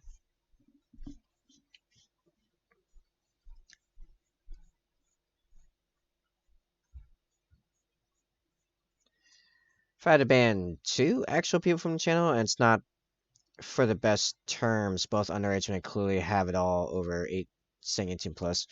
I mean, I've had teenagers in here. I really try to just keep it. The 18 plus is to tell people what they should expect, and that I have passed off any liability in that regard. But I don't actually mind teenagers in here necessarily. They just need to follow the one rule, which is be in good faith. Like, don't be malevolent. Don't try to make someone else have a bad time. If you will, don't be evil.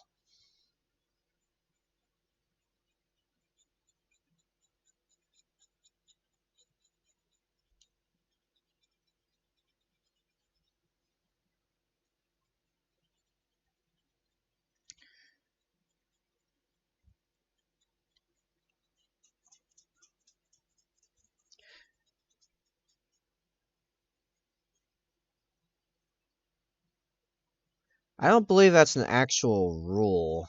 I think that's like a recommendation. of Twitches.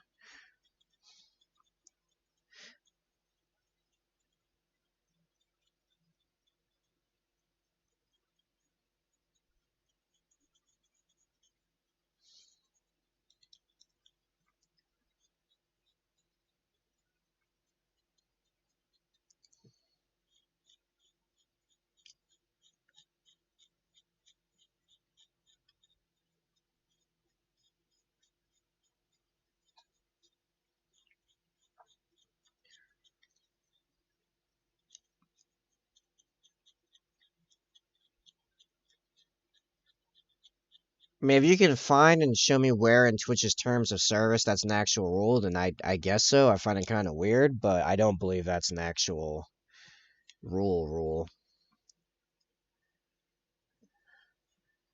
I think I did make this hawk pretty red. Redder than the wing. I think because the wing I might have thinned out the ink a bit more. Hmm.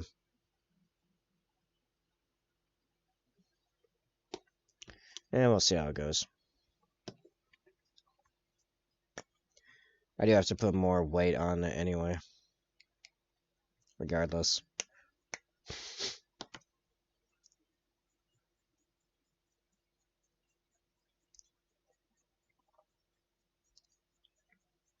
I think because in particular for my stream, the 18 plus is just in regards to what I allowed in the chat. None of my actual content is 18 plus.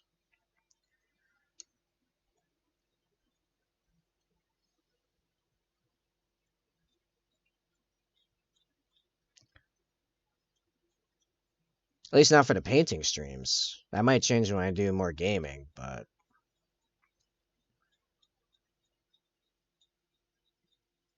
even then it's like come on. I did no Russian when I was 14. Come on.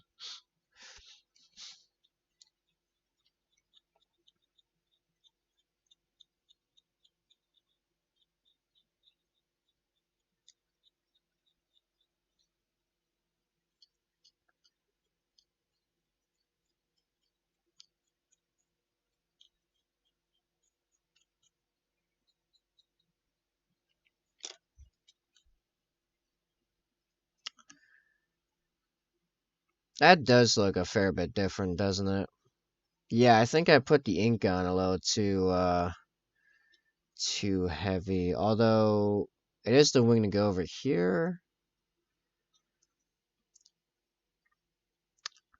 You know what I'm gonna do? Here's what I'm gonna do.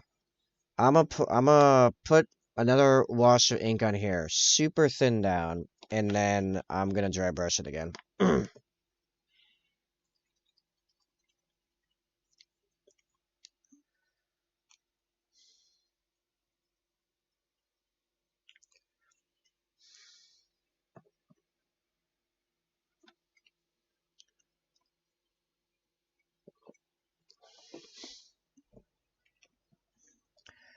Sup, Si? Um, as of right before the holidays, I announced that I was gonna stream on Saturdays going forward, and then we had Christmas Eve immediately after that, and then I was sick, and then I did one Saturday, and then the next week I had been working too hard, and I wasn't feeling well, so I didn't do it that Saturday, and last Saturday I streamed on Saturday, and now today. So now I do usually stream on Saturdays. Ta-da!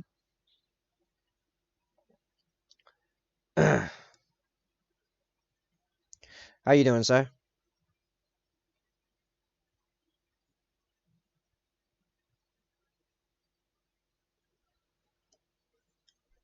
Yeah, I hope I thin this down enough that it doesn't mess this up too much. I just need to tint it a bit more red.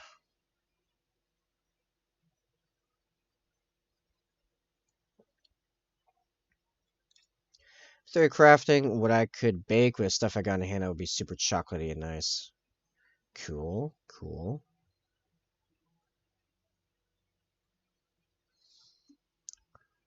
So we'll let that dry, which will take a solid moment, as that's very thin with a lot of water.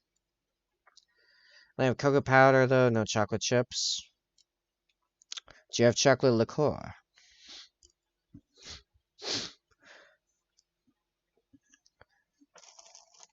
Oh man, I only have one napkin left.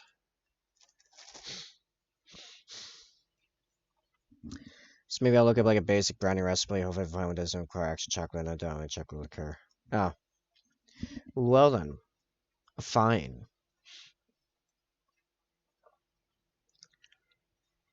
Alright. Do I consider the main part of the bird done so I can... Oh yeah, I still got dry brush the leg. Should probably do that. And I think I can start on the talons and stuff. I suppose it might be kind of weird that the bird matches his pelts extremely well, but you know what? A lot of animals are various shades of brown, so screw it.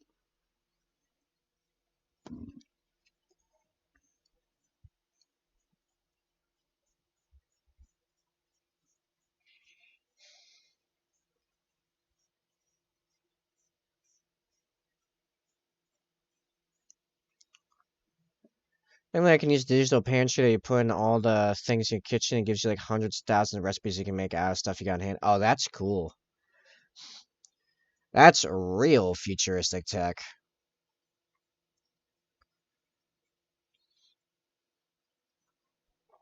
Super cook.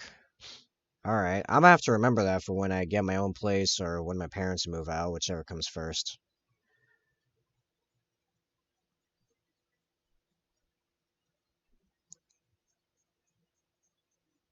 Yeah, that is definitely something I would do. It's not exactly the rule of under 18 being an 18 plus, but it's this. We take the safety of all users, especially those under 18, very seriously. This guide is designed to help parents, educators, and adults navigate Twitch so they can help keep teens safe on the service. Okay, that's great. We have the preamble. What's the actual guide? Need the guide bit. That's just them platituding themselves.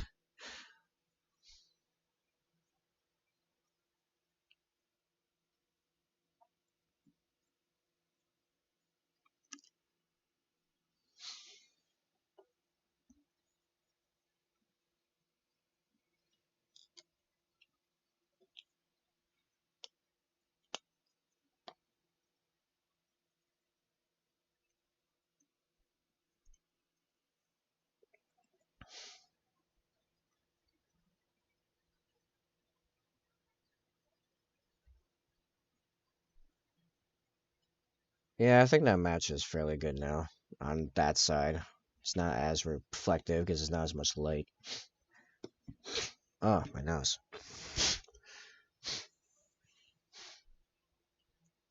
Age restrictions who people who are 13 or older but under the age of majority where they reside may only use Twitch under supervision. Apparently, Gardner agrees to be bound by Twitch's term of service. Right, that never actually applies really. Um, that's just to cover them, so they can say where was the parents. Right. So carry on.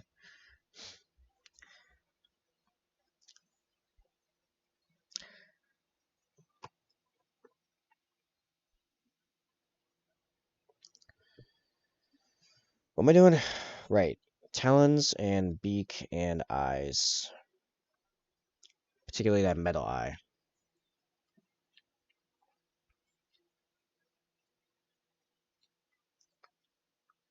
Nice.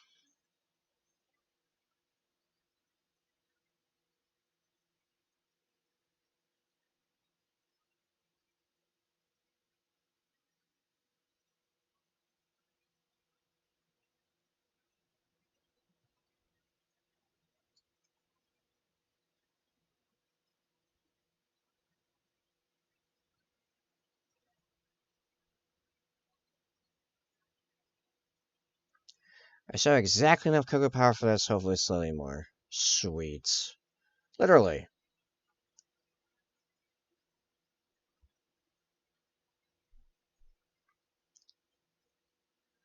I got this guy that actually turned orange at some point, but is actually a Talon.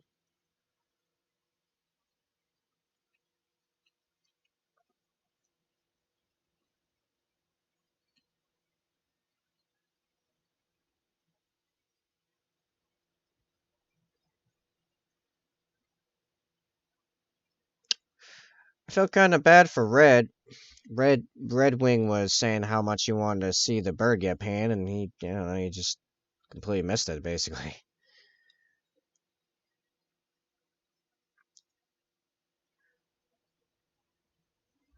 Yes, Digital Pantry in particular also has a ton of sayings. You can filter recipes. You're only missing one, two ingredients for, or set key ingredients and all that stuff. Oh, it is very nice. Sounds very user friendly.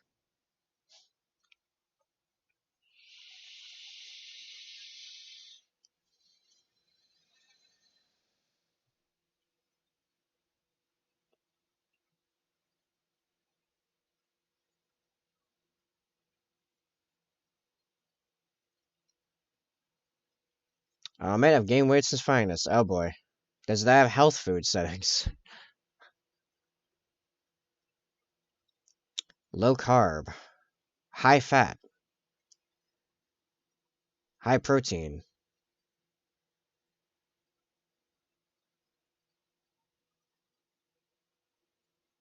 Oh yeah, I gotta brush this guy off too. Dry brushing also tends to make a mess. Yes, I don't use. Oh no. Man, this is reminding me what I was saying earlier, which is that I'm hungry again already. I've had breakfast, I had a snack right before starting, which granted was 2 hours ago. Um, but I am quite hungry. I think my appetite's really turning back on with it getting ever so slightly warmer. Or it's just me being hyped that I'm gonna be finishing this commission. One or the other, I don't know. I'm ready to like devour something. Birds looking pretty good right now. By that I mean like chicken. Chicken sounds pretty good right now. I mean, 99% of my favorite baked goods, like my favorites are baked goods like pound cake, cookies, muffin. Oh well, there's a problem. See, it was easy for me to drop a lot of that, be um as a habitual thing because of going gluten free. But I went gluten free in 2012, so no one could make any of that stuff and actually make it taste good. So like I had all the discipline built up by the time anyone started making it good. Yeah, it's a lot harder to like become and get addicted to, or not necessarily addicted, but habitually eating stuff like that. When none of it actually tastes good. None of it's available.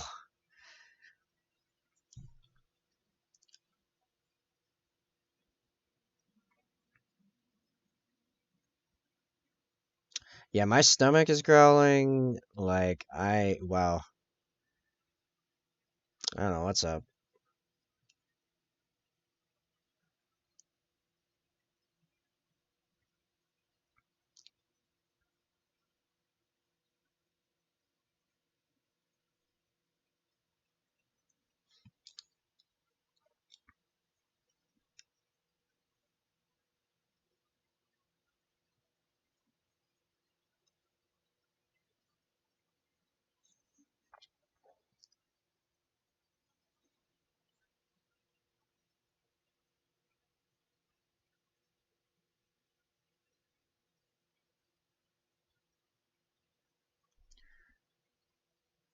Yes, I did manage this morning just on a whim. I put my fingernail behind the dude's hair and I just pulled, and it turns out, yeah, he didn't. My client didn't glue it in particularly well, so yeah, it just popped right out. Very good. Big deal for me, actually. That legitimately makes that painting that whole thing like 5 times easier. Like I'm not exaggerating. So much easier. So yeah, before the stream, I re-primed him and re-base coat him white. I already did the white armor bit with the shadow there, as well as the neck soft seal. And then later, after the bird's completely done, and I do the other head, so you have another head to do. I'll be doing the con's face itself, and that will be the final piece. Actually, I have a couple things I need to do before, or one thing I need to do before, and depending on how early it is and how I'm feeling, I might still try to do the big red lightning bolt on his cape. The more I think about it, the more I'm kind of veering against it, even though it would look super cool, because how hard it will be to do that correctly, and I could probably spend an entire stream dedicated to just trying to do that. And that was my idea. That wasn't even a suggestion or a request of the client. That was just a thing I got inspired and thought about doing. And now I'm like, yeah, maybe not. I kind of just want this done. What do you mean, said no head? Oh, there will be a head. Head will occur. What am I getting tagged in on Discord here? What is this? Why is this something I need to care about? Oh, no. It's just people trying to get other people in voice chat in another server.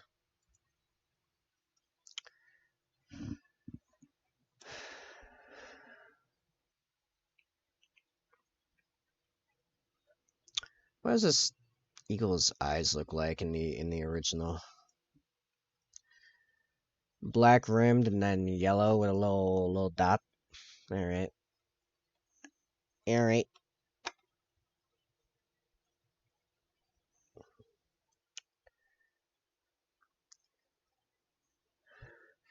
I need to pee.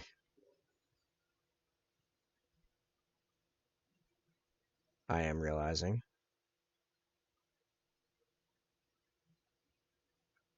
Oh, sweet. Thanks, Tater. I shall do that.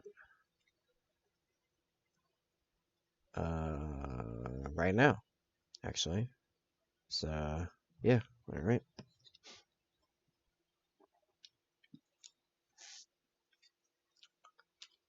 When I get back, I think I'm, yeah, I think I'm good to actually glue this wing on when I get back. Cool. Momentarily.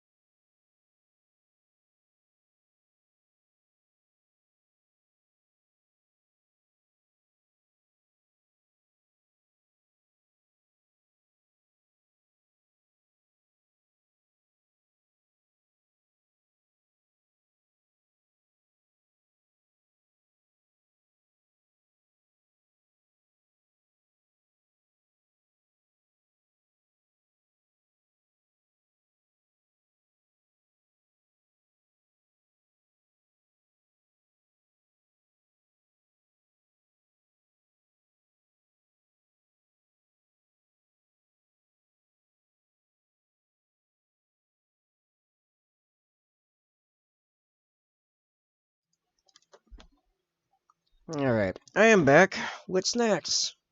Because I couldn't help myself. So I'm gonna break one of the cardinal sins of Twitch and eat on stream.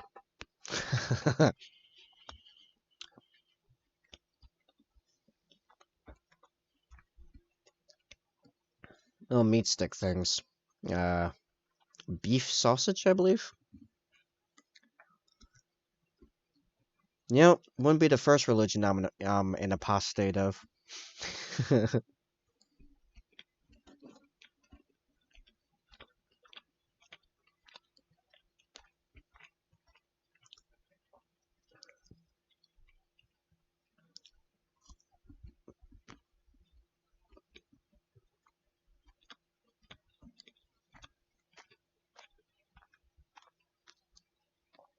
So we're gonna glue the wing.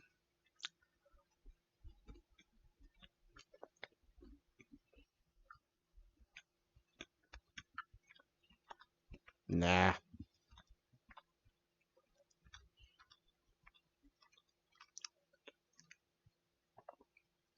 At least I never had that realization.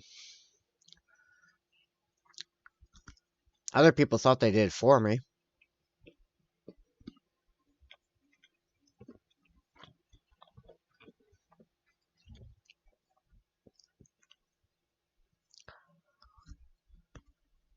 Hmm.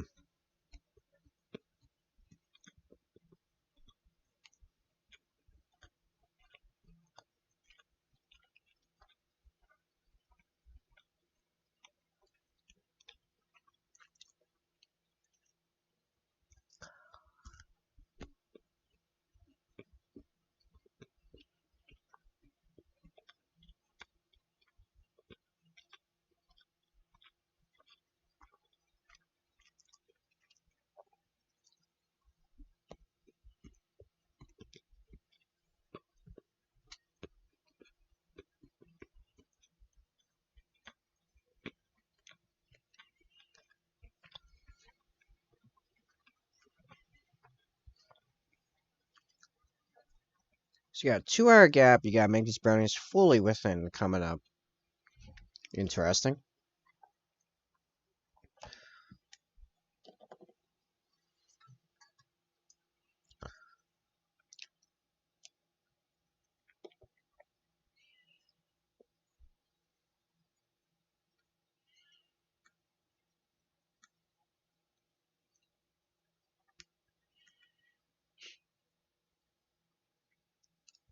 Because the kitchen is going to be used the rest of the night. Bad time for dinner.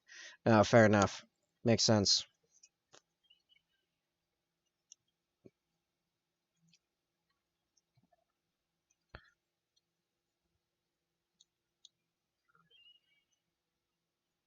Let's see. Oh, oh boy. I had not. I had not calculated for that eventuality. More must be done, as I believe it sits on like this. But you can see like a bunch of this. Oh, you can see a bunch of this. Yeah. Stuffed bell peppers. Nice. Been a long time since I've had stuffed peppers. Now I think about it, pretty good. Seems I have to paint this. I don't know if I should do it on the mini. If I should attach it first.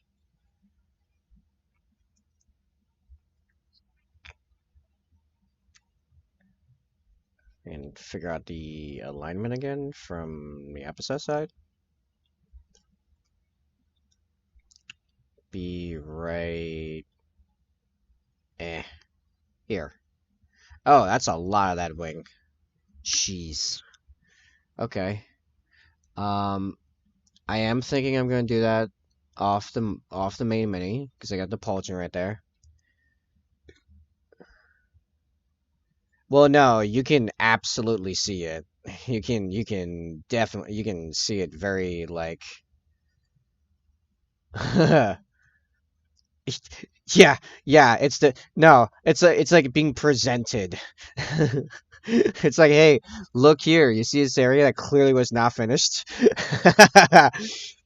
It's I found much stuff, but ultimately you asked if it said in TOS about age restrictions. Well, it doesn't. In fact, you won't get in trouble unless you do not have mature rating on and something mature in stream happening. Are you Playboy Mag from Mafia 2 or Gnome Fight in the bedroom with Stick of Truth?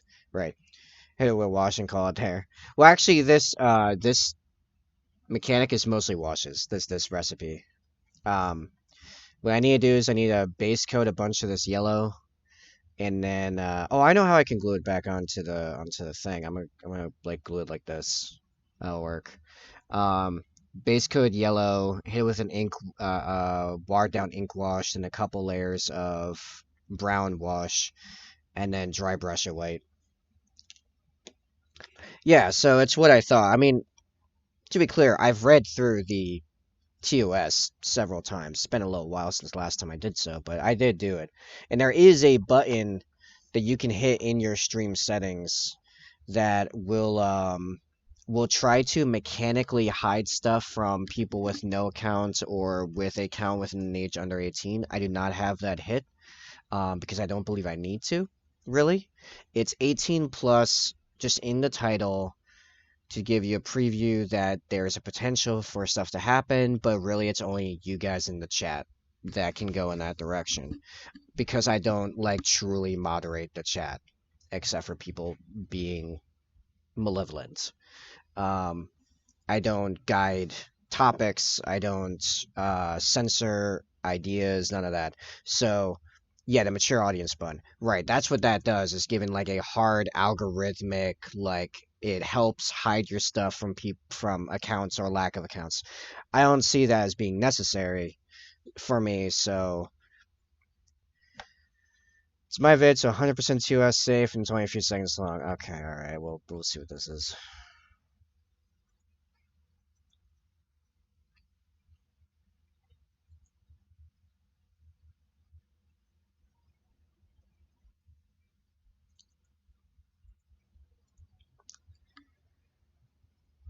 All right, we're gonna put the stream in the hands of Sai, who definitely wouldn't ever try to screw me over. I could never see that happening.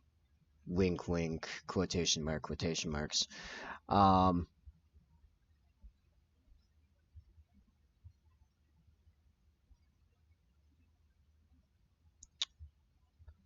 and yeah, this is fine. um,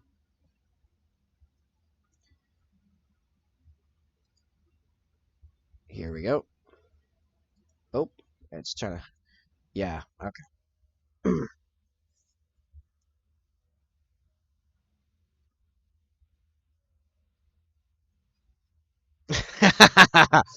Okay, okay.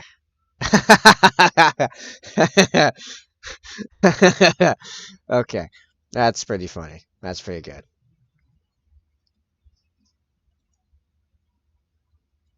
I know some people that would agree with that.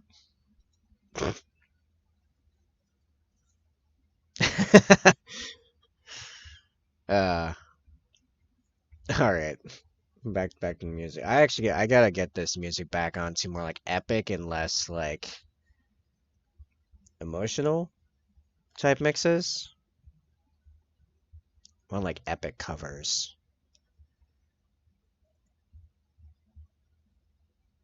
We'll see what this gives me because I just love this video specifically. And then going down here. Yeah, it seems good at least for a little while. Okay. Play Super Mario Sunshine OST. Oh yeah, that'll definitely go in my favor. Let's get Nintendo involved. Always a good idea. Flawless strategy.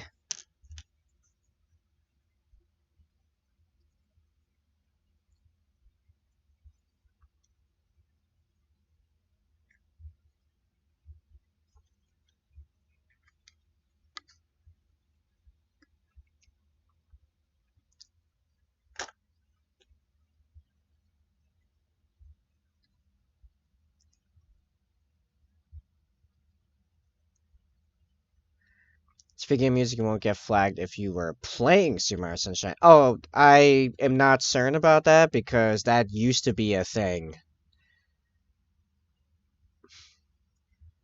Uh, and I've not looked into how that changed, and now some people are playing like Super Mario Maker and stuff. But like it used to be a thing, you couldn't make Let's Plays for years with Nintendo games. They take you off YouTube.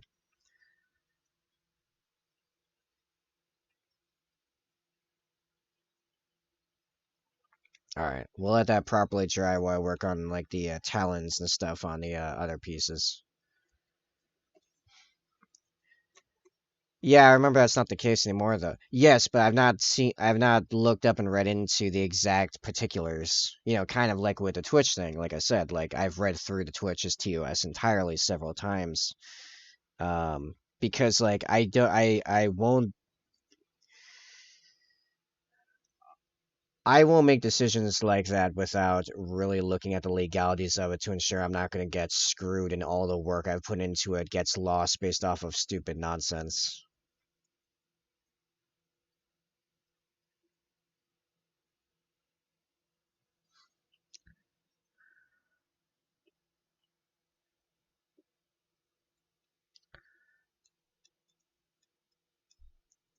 Replace.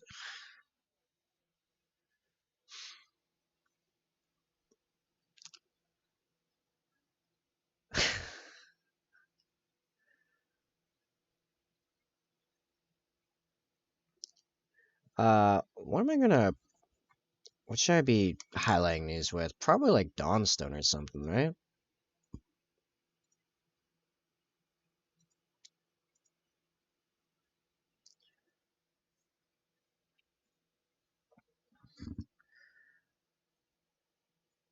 What you doing with Mimir there? Mimir? Oh, yeah. Yeah, it's Mimir. Yeah, the Khan decided to head up into Scandinavia and grab Mimir for some extra counsel.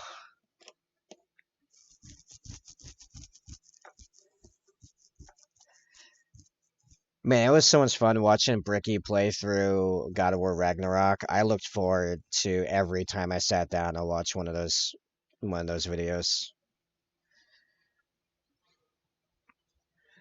Let's see. What was I doing?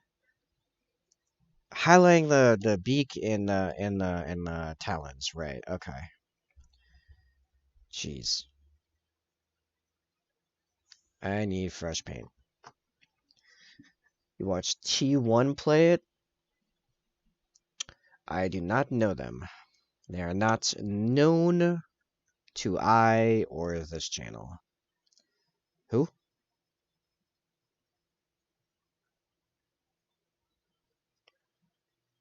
You're getting really cold? I don't feel that cold. It's kind of 300% funnier when he isn't playing League. Tyler won. Okay. Still don't know him, but fair enough. What makes you say I'm getting cold, Potato? Or did you mean to say I'm getting old? In which case, I'm pretty sure I'm younger than you. I think. Pretty sure.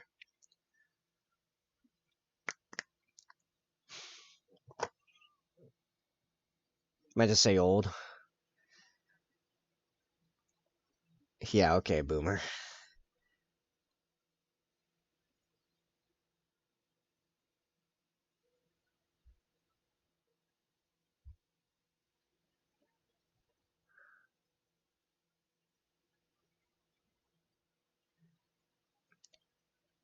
I don't think it's an age thing. I think it's YouTube, although I'm in the same range of age as I'm pretty sure I am age-wise between Side and Potato, to be honest.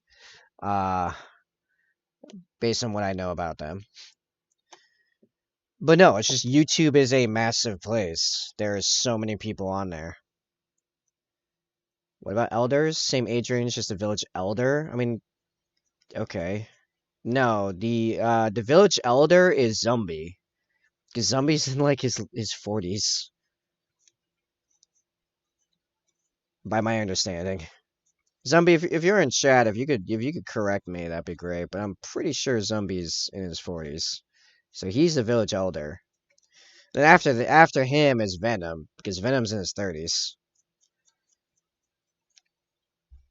There have actually been streams where I have been the youngest person between me and chat.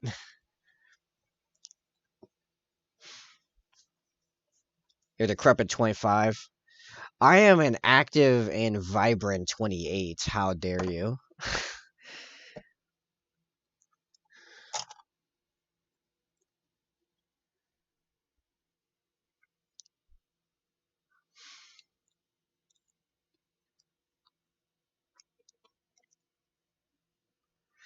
Now, this is why I believe people under 25 are cringe automatically. They're just automatically cringe. It's inherent. Can't be avoided. Yeah, exactly. Under 25. That's cringe. Either way, still cringe. See? I mean, they can't get anything straight. Can't make up their minds. Are they 20? Are they 21? Can they drink? Can they not? I don't know. Guess they can't drink. More drink for me. Haha. Actually, all the drink for me.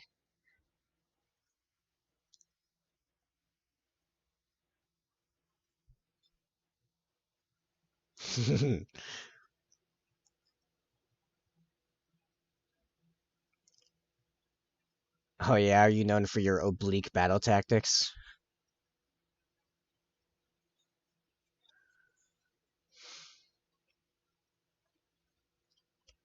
You know what definitely isn't straight? Your plots.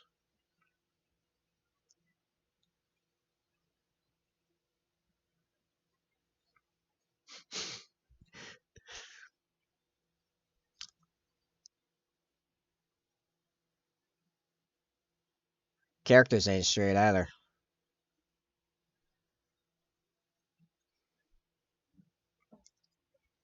Am I out of frame? I don't know. I look pretty in frame right now. Would you say this is in frame? Can you see that clearly? It's a Hawkeye view right there. Okay, anyway.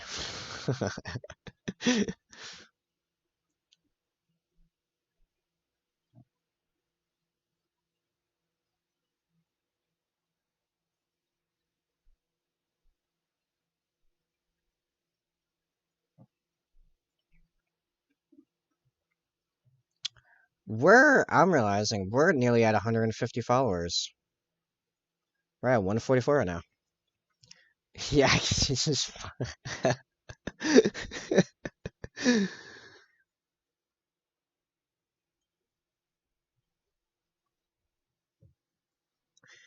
That's fine. No one watches me to actually watch me paint. They watch me to listen to music and hear me ramble about nonsense. Actually, they probably don't even come in to hear me ramble about stuff. They're actually just hoping I shut up and they can listen to the music peacefully.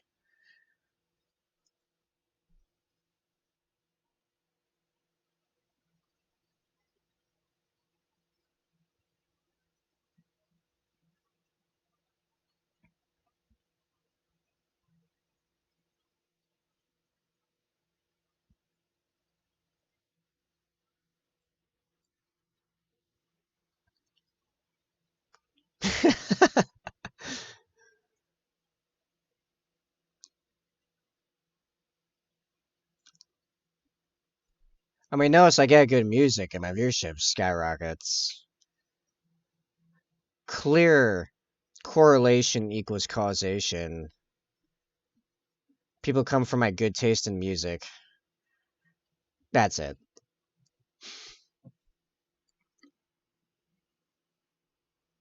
I could do this beak better.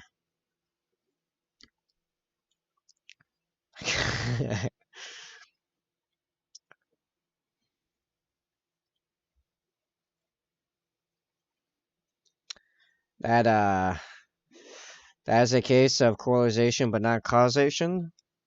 Thus nothing would actually happen.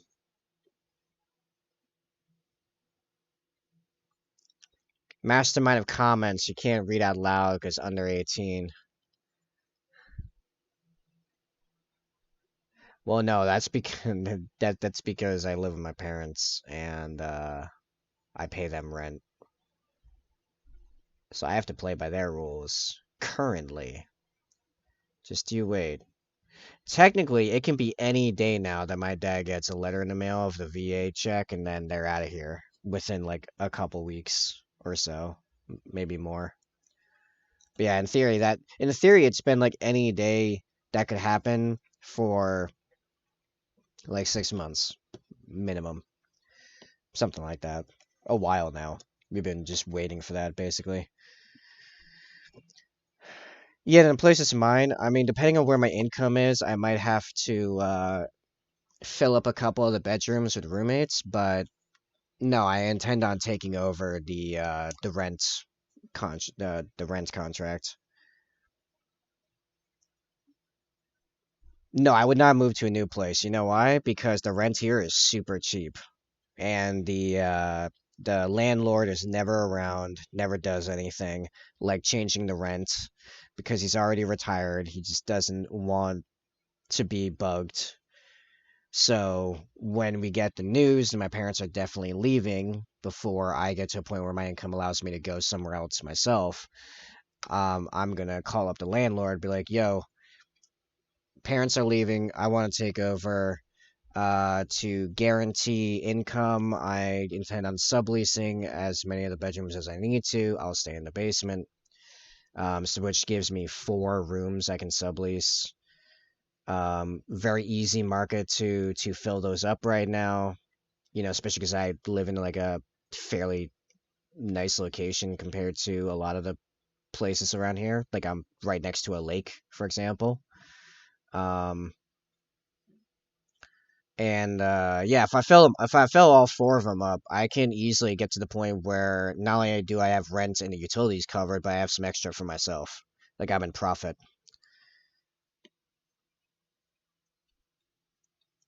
You know, I'm paying rent. But actually, okay, so this is a 2-story with a full basement on a hill next to a lake with a yard. For um with all your standard amenities for 1,100 a month, not including utilities.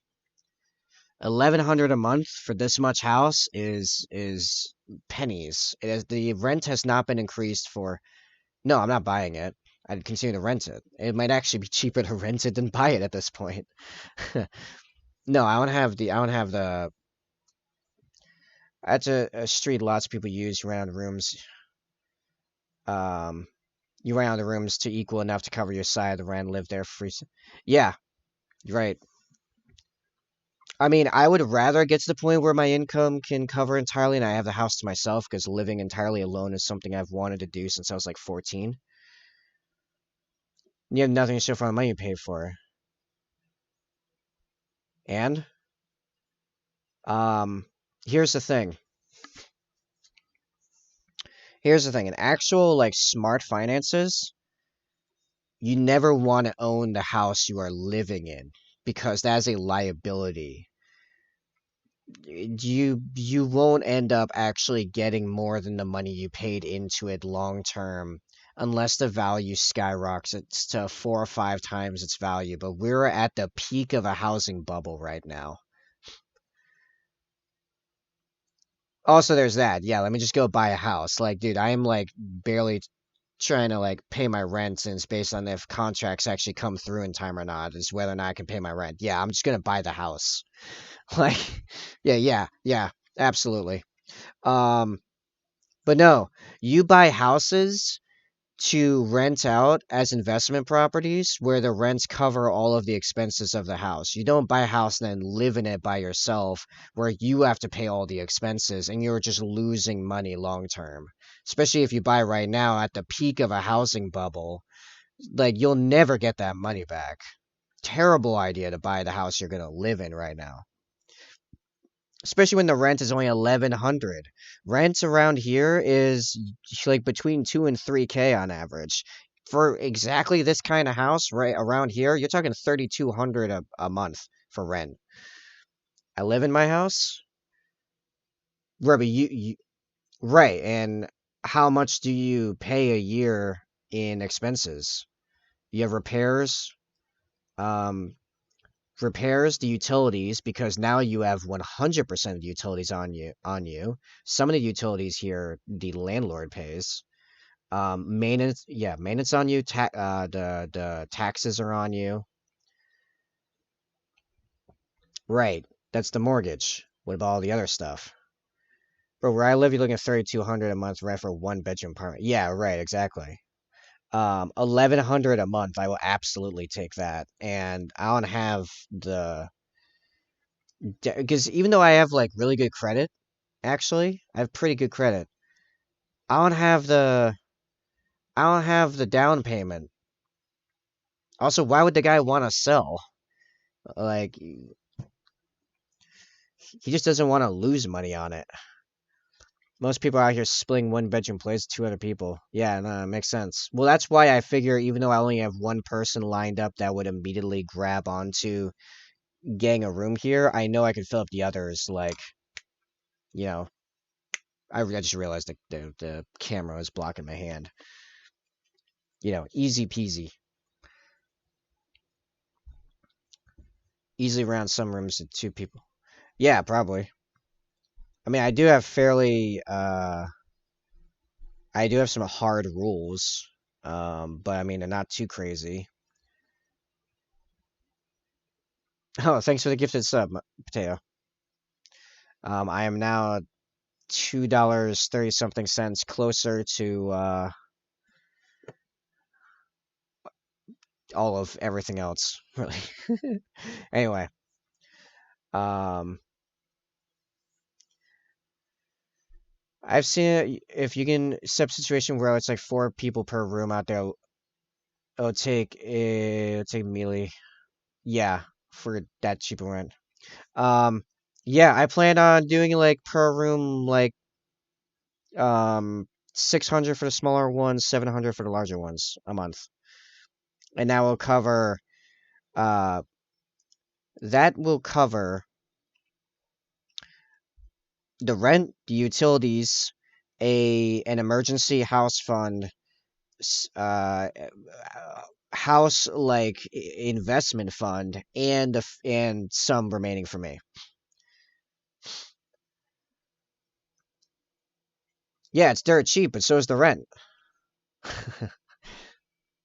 The dirt cheap just ensures it's way more reliable. I'm going to actually get people to fill this and people that can follow my couple rules, like no kids, no pets, for example. I'm just not dealing with that like potential for drama for the house physically, logistically, just period. So, like the three like the trinity of rules is no kids, no pets, no drama, and you cut out a massive amount of drama by removing the kids and pets from the equation. That's the amount these people spend four people room each. Yeah, right. But that's because the house that they're like going with is has like competitive like normal rents. I don't have a normal rent. I have a massively under market rent here, which is why I'm trying to stay if my parents leave. This is a brilliant opportunity. It's low enough that if I keep going with what I'm doing, there's a chance that down the road when my parents do leave, I might just have the income to take over it myself by myself, which I would prefer. Like I said, I want to live alone, really. I want a place to myself to do whatever I want with. It's actually like a lot of house for me, but at the same time, like it's living entirely by yourself it's different, you know.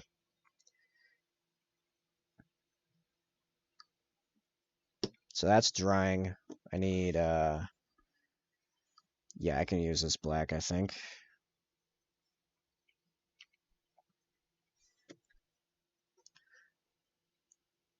Yeah, especially for someone like me that like lives pretty non-conventionally.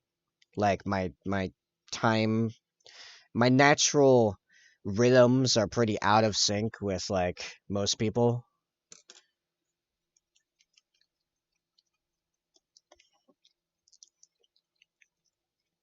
For example, um, music, right? I used to play keyboard and guitar in high school. I still own two guitars and a keyboard. And one of the biggest reasons I have not properly picked them back up is because I get most inspired to do musical stuff very late at night, like 12 a.m., 1 a.m., even 2 a.m. in the morning, like right before I go to bed, basically. My parents sleep directly above me, and there's like no soundproofing there. Even after I put soundproofing stuff there, it still did next to nothing because it's just basically the floorboards, and that's it. So,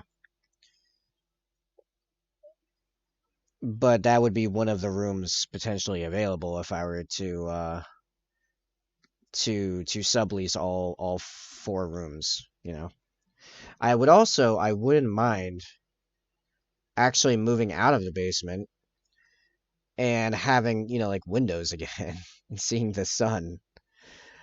Uh, I ended up in the basement because my sisters had both the upstairs bedrooms, and my parents have a bedroom, and my dad has an office because he, works from home. Uh, if I took one of the rooms upstairs, that's one of the rooms I can't sublease. So, like, the idea if I was going to full sublease is I would stay in the basement. I would have the entire basement, not just this alcove, which is about a quarter of the basement. I have a quarter of the basement as my living space.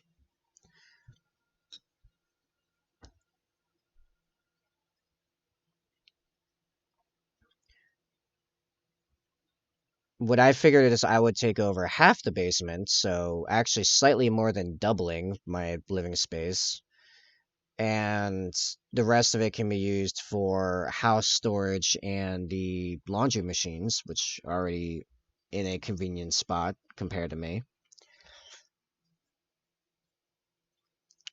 And three bedrooms and the office would just all turn into bedrooms. And then we have a living room and a large open kitchen slash dining room.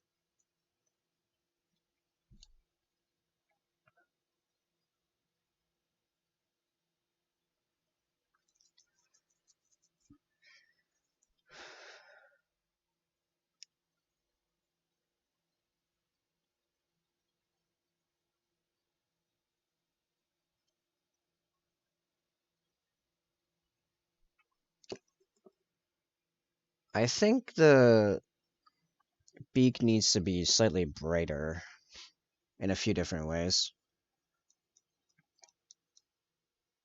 Time to bake.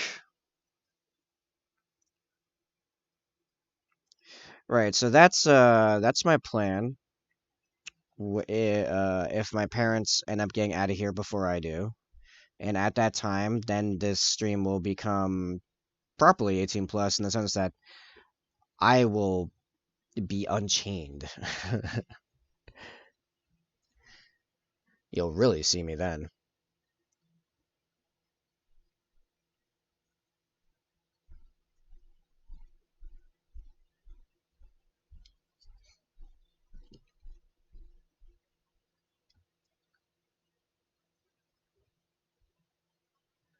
I have gotten better about it, but I am already actually filtering everything I say before I say it.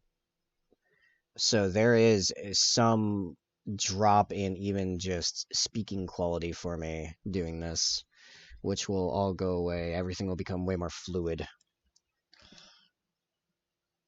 Unchained, unhinged, uncensored, yeah. Hey, chains can be fun.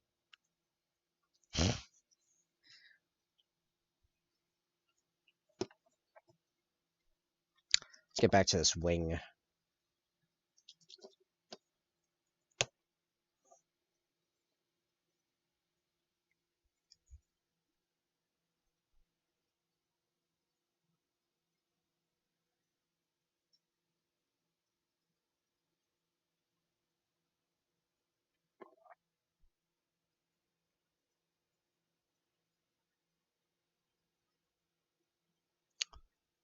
Ah, is it Thursday yet? I just remembered the Adventures of Vox Machina, and I have to wait most of a week for new episodes. I know it's Saturday. Don't remind me. 'Cause I'm still not looking forward to tomorrow. Hopefully that stuff gets done quick. I don't want to spend a lot of time doing the handyman stuff.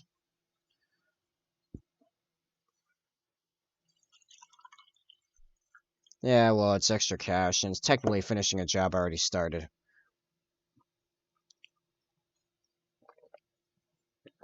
And because I got further news this morning on that government contract.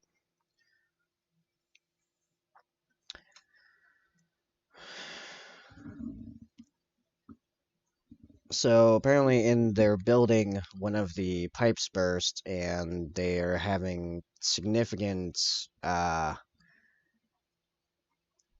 physical problems that might push back me starting that contract even longer. Whew. Oh, you didn't even intend it for that. You just happened to hit it at the right time. That's funny.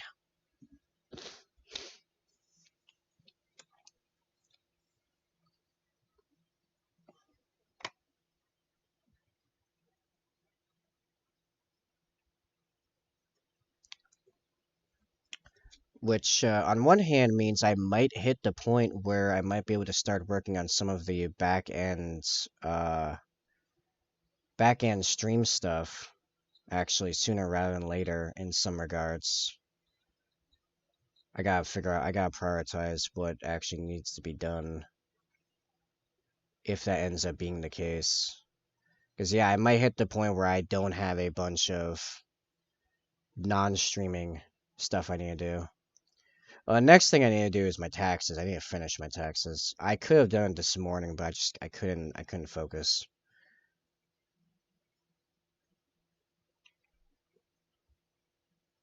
All I could think about was doing this.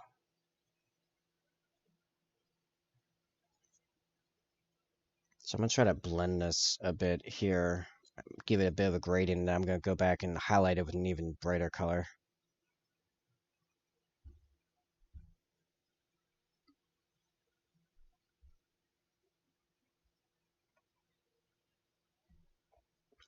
And it's a quiet Saturday. Oh, you know what it probably is? It's the Saturday before both the Super Bowl and Valentine's Day, so there probably not gonna get a lot of people actually in here for this.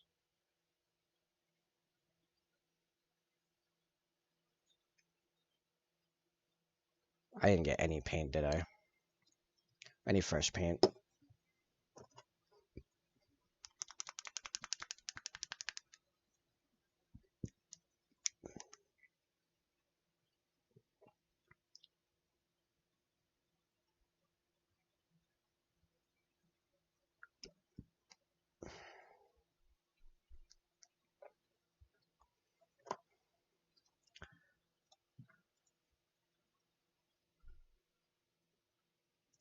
All right, we need new music.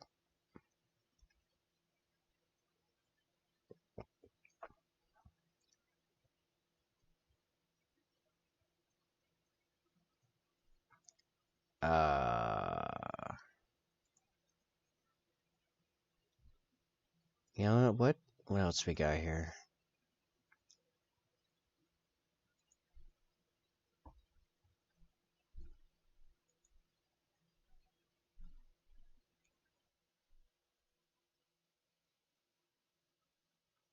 Yeah, let's go.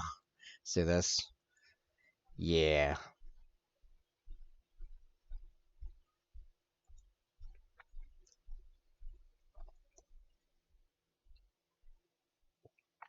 Yes, I need more juice.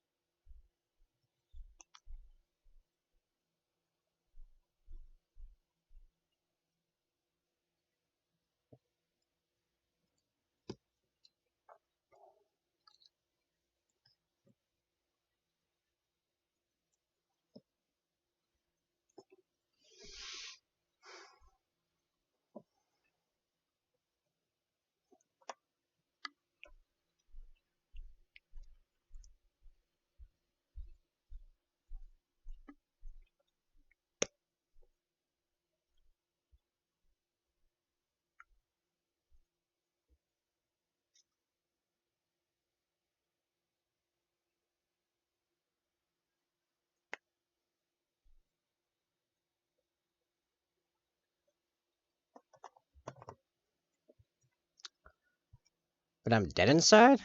Makes you think that.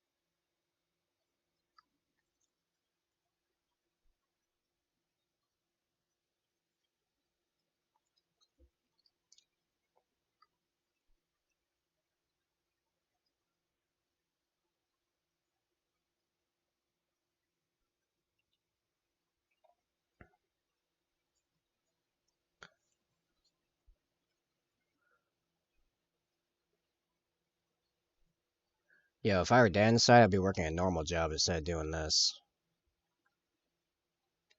It's easier.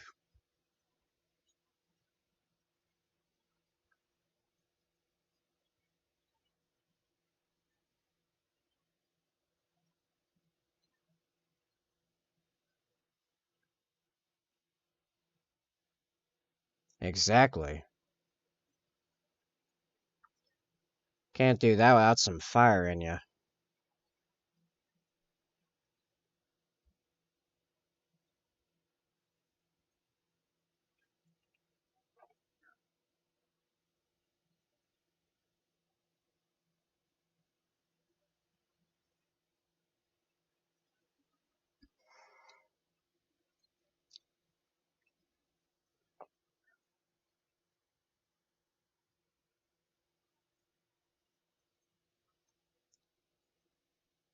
You are very memey today. That's okay. I do have good memes available.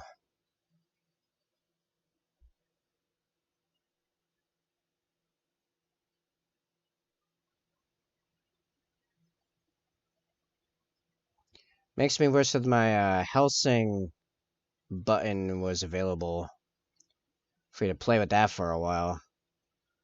But that's only like half done. There are so many quotable parts of that series. Like almost all of it, really. It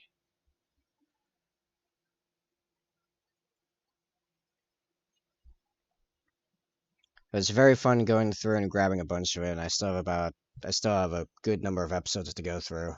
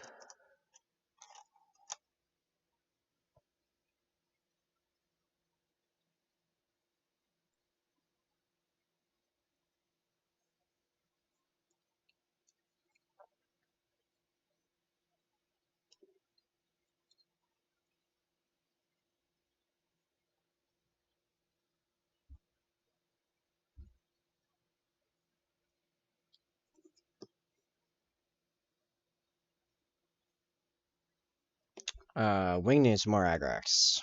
That's where I'm at.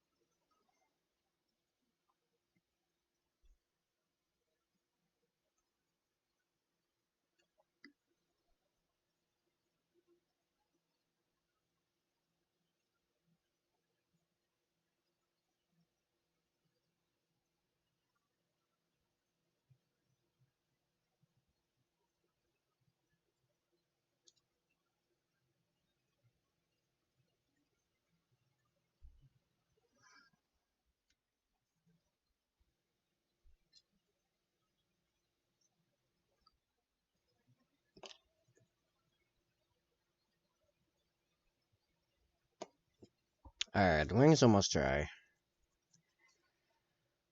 Uh. Oh yeah, I never continue to highlight on the talent on the Mimir hand, which is now what I'm gonna call it.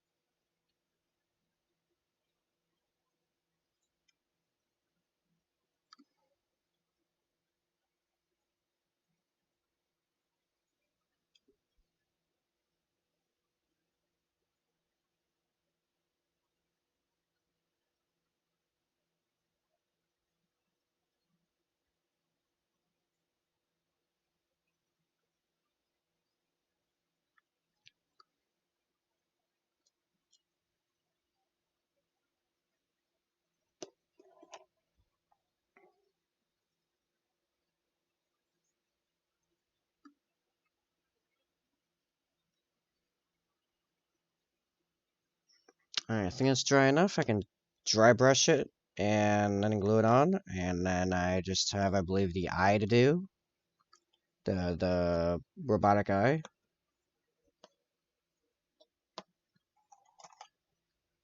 Cybernetic eye, and then we're on to heads. Oh, actually, before I do the heads, I might... Yeah, I'm probably gonna fix that transfer first. I'm just gonna freehand the handle of the sword.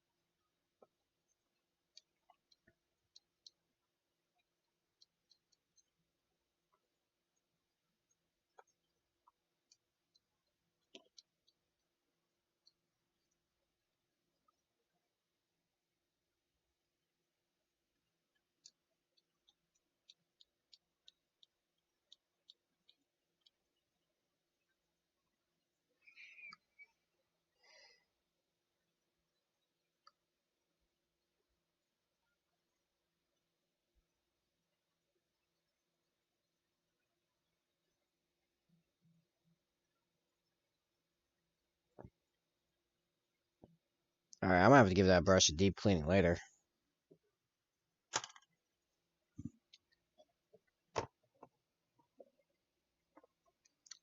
Okay. Now I think we're good to put this wing on.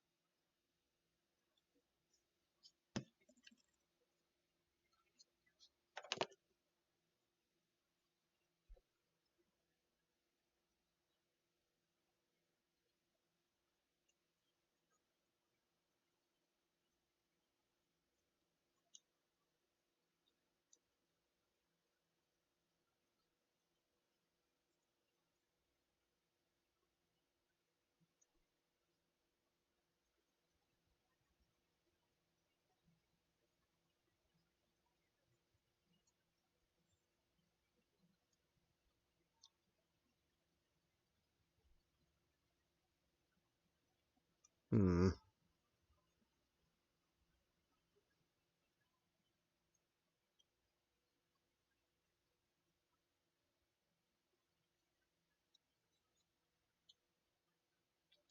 I'm gonna have a dry brush the rest a bit more to catch up. Not a whole lot more, but a little bit more. I feel like the wing doesn't quite match.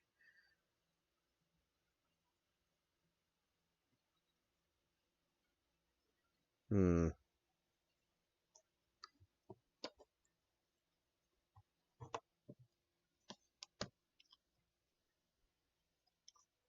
I'll try a different brush.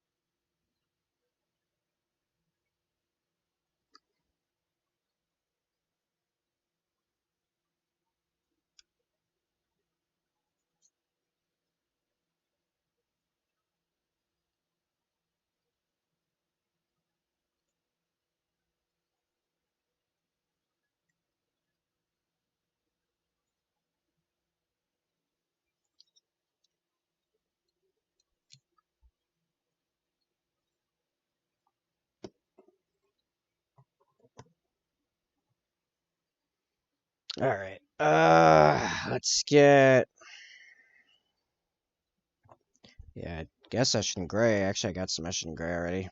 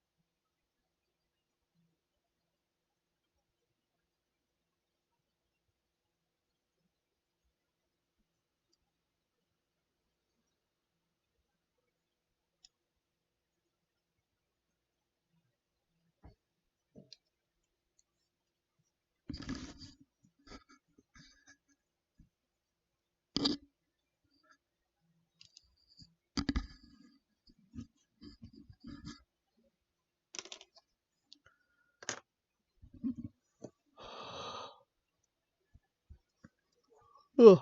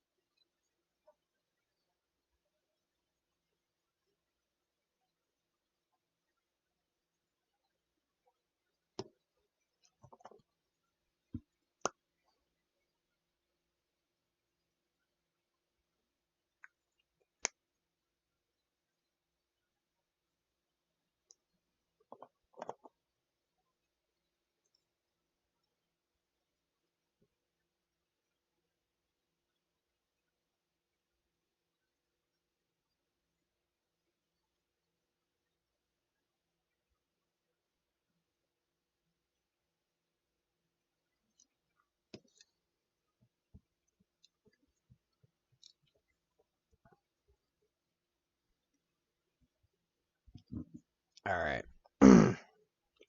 The bird is effectively done, but before I move on to Mimir here, I have to fix that transfer, which honestly I'm just gonna freehand instead of trying to cut up another transfer to shove in there. Because that would be many times easier.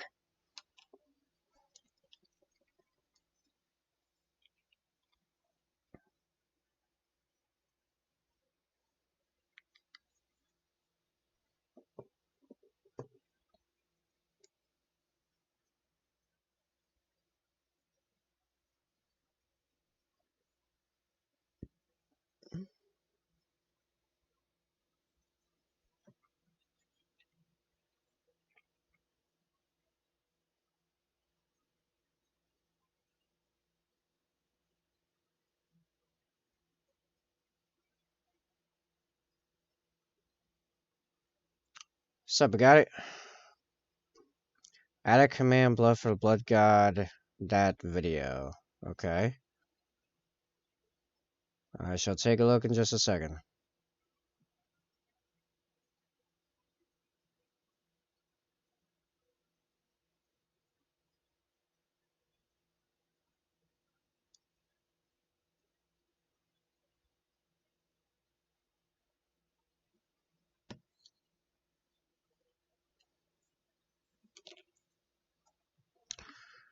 Also, look at Discord.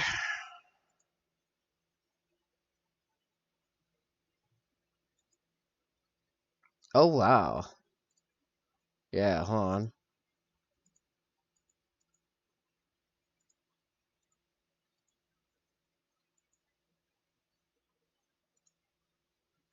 This is pretty sweet.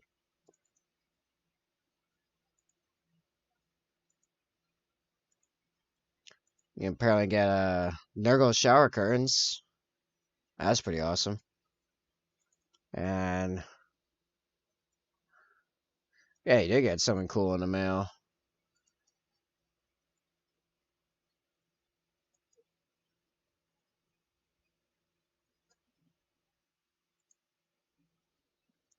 Oh, you got the sound clip for me.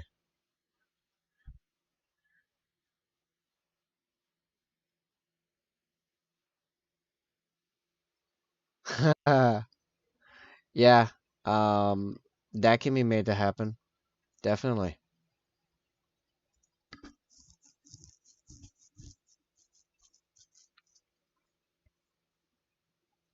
I think we have like part of that soundbite in the sound alerts actually, but I can get the whole thing because the whole thing is pretty funny.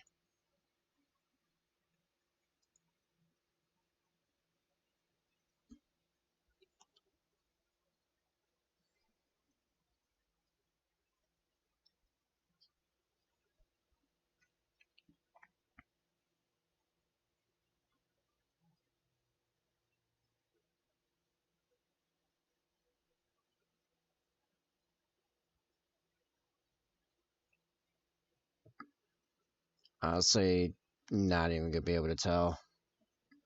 It's good. Okay, to Mamiya. We paint Mimir as the burb is finished. Uh, effectively finished. But Mimir and then the Khan himself, and then the Khan is done, and the White Scars are done. So, this man is deceased. Question is, how long has he been deceased? Where's my reference image? Reference images help a lot. Even if you don't follow them exactly, they can help give you ideas as to where to go. For one, I probably want to knock out his inner mouth sooner rather than later. Yeah.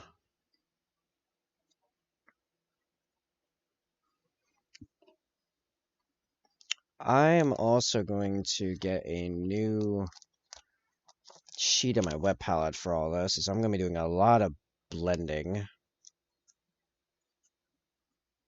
So I need room.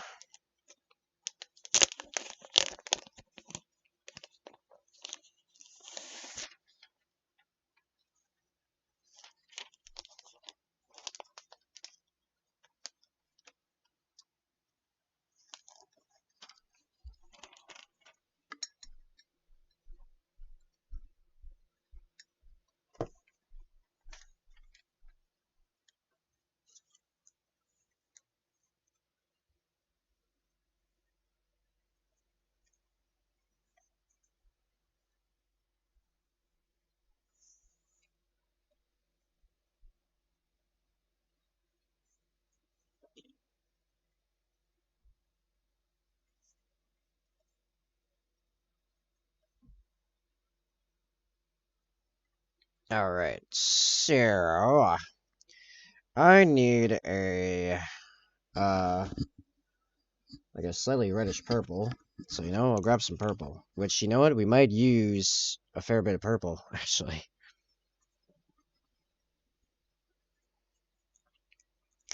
Purples and reds. So I have Phoenician purple here.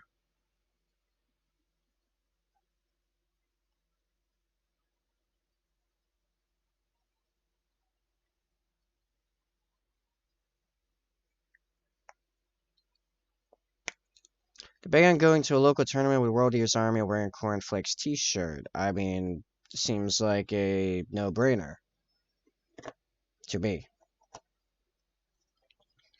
In fact, I'm grabbing some corn red right now.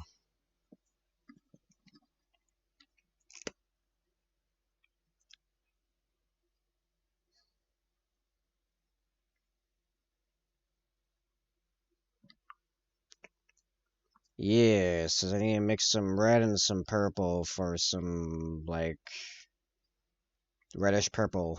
It's like burgundy-ish, I guess? I don't know. Dead man's mouth color.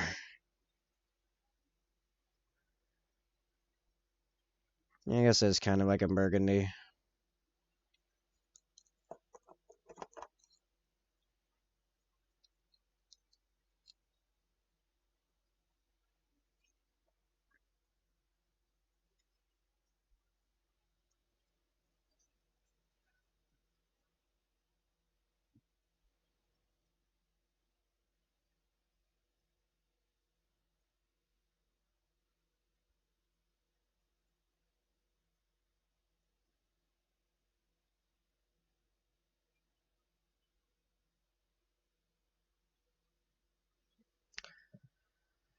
You surprised it took this long for new World Eaters, or everyone expects IGW? No. It didn't really surprise me, honestly. Because they basically had to make entirely new things to make it large enough to even be worth a codex. For the longest time, the only things we had for World Eaters were just the berserkers themselves. And like most of the stuff they used, as far as anyone knew, was just this same as the rest of Chaos. Like they weren't. It wasn't like the Death Guard, where like even back in the Horus Heresy, the Death Guard had a lot of unique things that they did as a legion. They had a lot of like special named units, like from the beginning. And there's a lot of visual difference. Same with the Thousand Suns. They are 100% different from everyone else. In the fact that they're 99%, animated armor, basically. I need a very... I need like a... Actually, I kind of want to do this.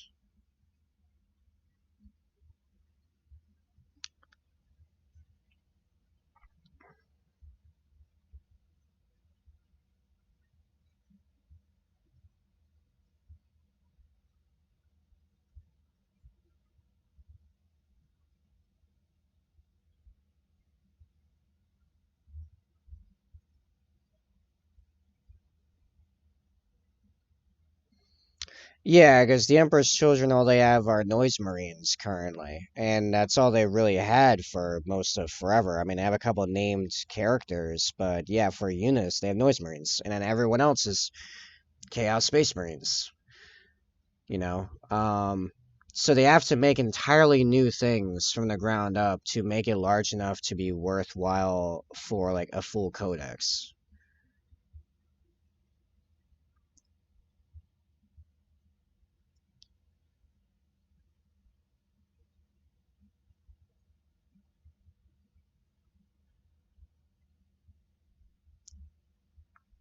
Like you had like I guess like the Phoenician Guard, the Terminator Honor Guard of Fulgrim back in the Heresy, but we never really heard of them doing anything after the Heresy.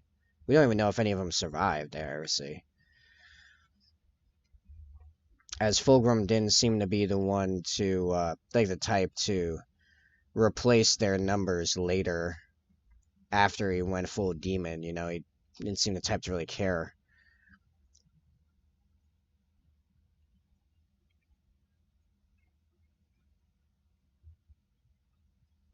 So yeah, they've had some people. They probably just had a guy like working on sculpt, like possible sculpts for the two of them for a while now.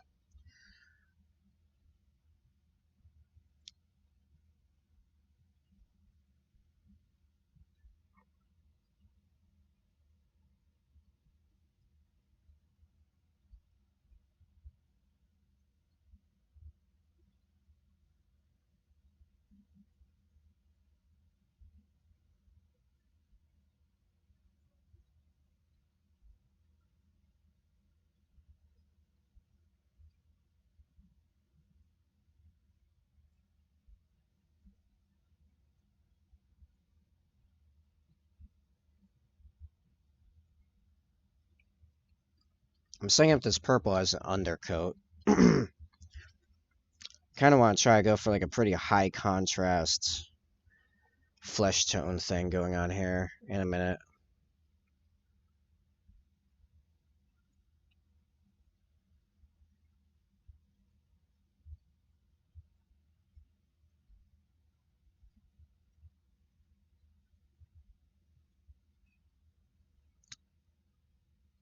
So this will be gradually blended in as we go.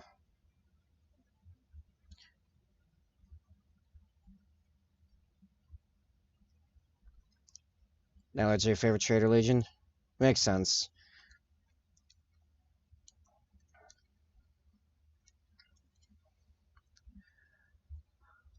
I've got pretty close between Black Legion, Iron Warriors, and Night Lords myself actually.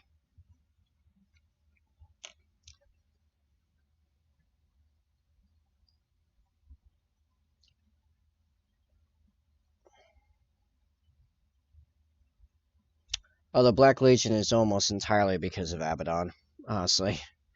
Abaddon's just such a bro.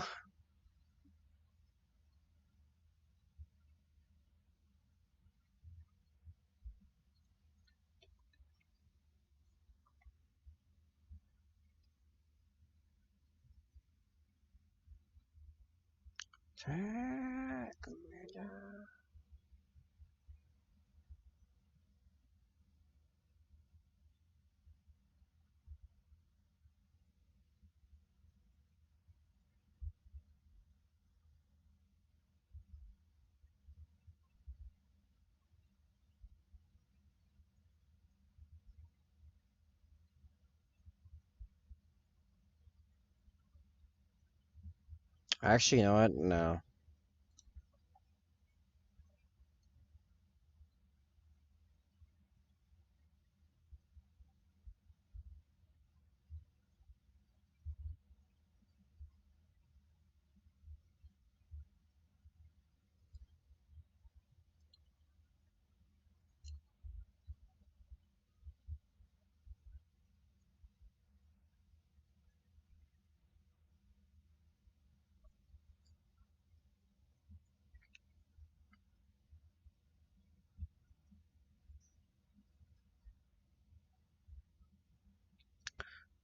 Conquerors come back. No. I mean, okay. In theory, like, it wouldn't be Curse. Actually, no. A Curse-like form could come back. Well, he didn't follow any of the Chaos Gods. I don't know why any of the Chaos Gods would care.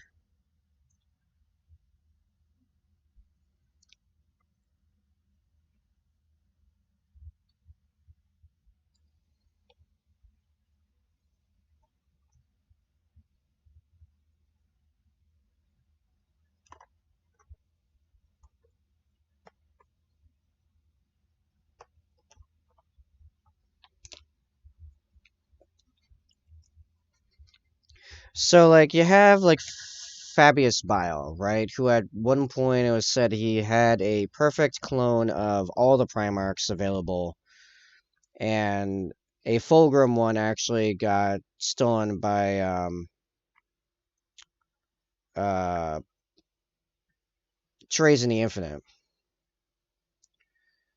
The problem is with the clones is what's shown with the Horus clone, they don't have the same soul in the sense that because they were created out of warp stuff in a special contract between the Emperor and the Chaos Gods, that, say, the Horus clone did not have the same level of innate uh, power, if you will, like the sheer eminence, force of will, charisma, the ability to just walk into a room and mortals wish to drop to their knees. Sure, he was large, he was strong, he was intelligent, he was immediately combat capable, but those of the Sons of Horus in that room could tell it wasn't the same. Something was missing, something vital. What's Lorgar doing? Currently hiding from uh Corax.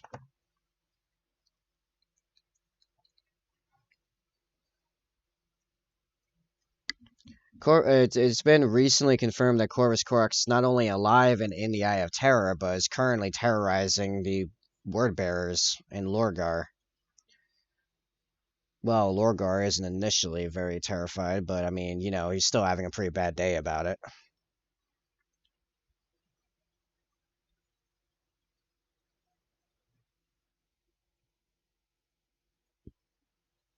What's the darkest I want to go on this? Yeah, actually, yeah, probably Keystone Flash is probably the darkest. Go far way up from there. Yeah, also Korax is like fully awakened in the sense that he has fully realized his warp powers, and now he can fly about as a murder of ravens, effectively, that can tear apart Astartes with ease.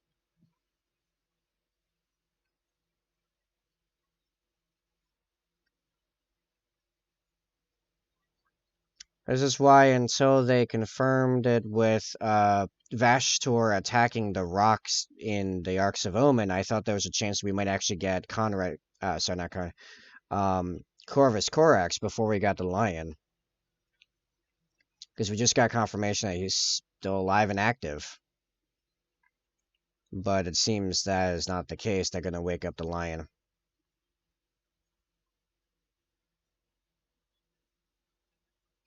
So, 10th edition Corax, maybe?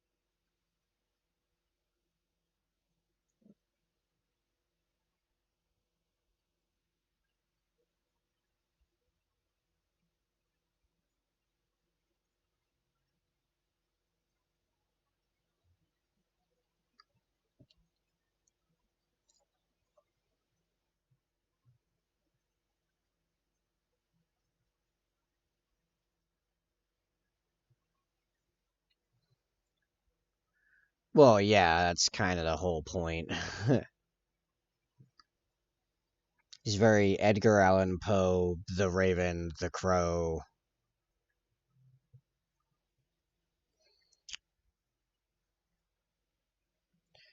I think like Comrade Kurz is more like the Batman vibe because Corvus, sorry, Kurz goes after crime.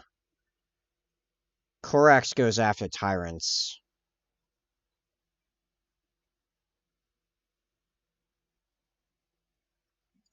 So Korax is more of a guerrilla fighter vibe, like a rebellion resistance fighter, which was actually part of his backstory. Like before the Emperor found him, he was found on a prison moon, some of which were actual convicts, some like violent criminals, and others were political prisoners, generations long political prisoners. So after the prisoners took in Korax and taught him stuff, he vowed to free them from the tech guilds of the planet below, this being Kievar.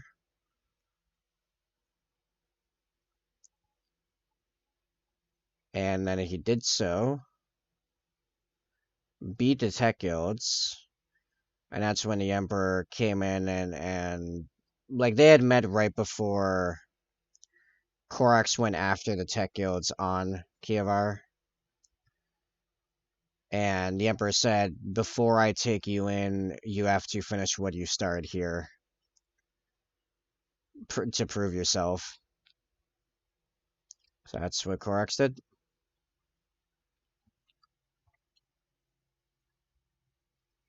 And thus the mining slash prison moon of... I had a name a second ago.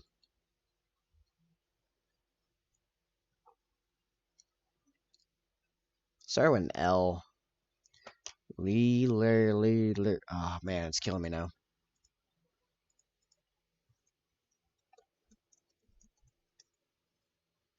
Lycaeus. Lycaeus became renamed Deliverance, and is now still the homeworld of the Raven Guard chapter.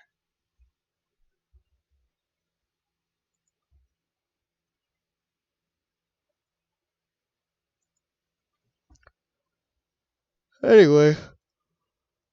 Oh, man. I do not know at this junction if starting early was a good idea.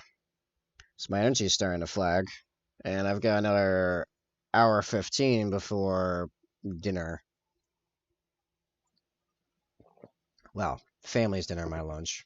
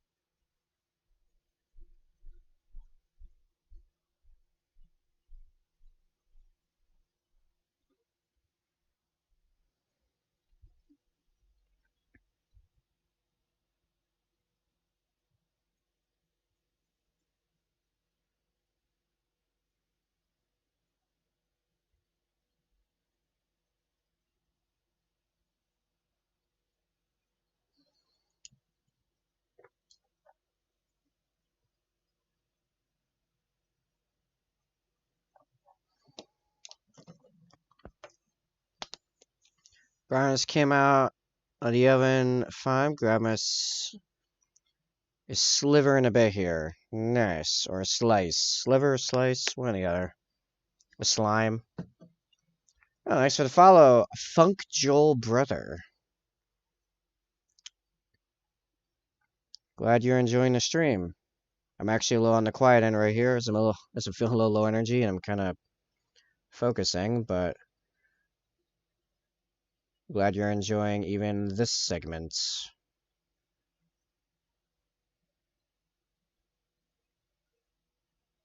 Maybe that actually should be about that level of contrast.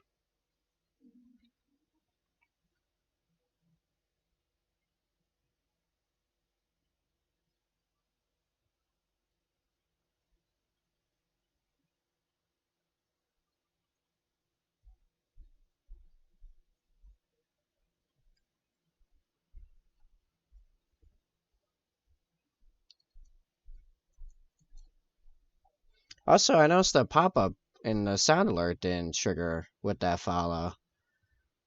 Interesting. Did earlier today. Wonder what happened there. Maybe try refreshing some stuff.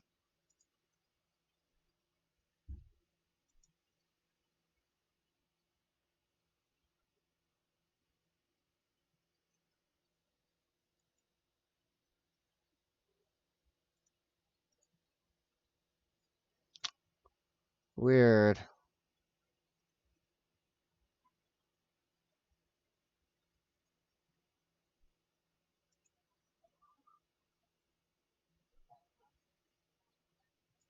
Well, I'll do it manually. There we go. Hey, welcome to the chat. There we go. I manually did it. Just imagine that was your name in there. Oh, thanks. It's got a little ways to go, but Mimir here will soon be part of the rest. And then we have the head, and then basically done. Unless I do decide to do the lightning bolt on the cape. Might not. And we'll see what we get there. One way or another, though, this guy finishes today.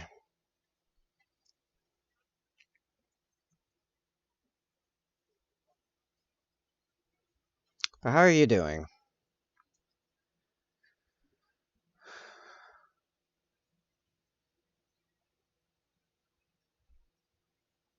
What is up on your end? How have things been?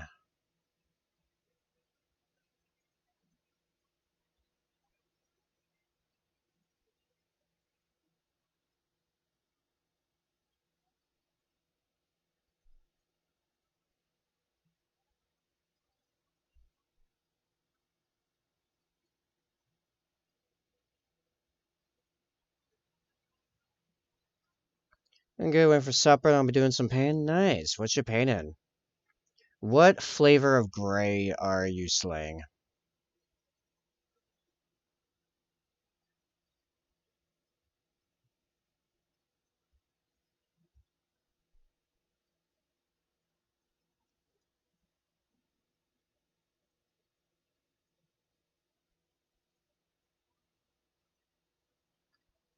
Sub, used to this?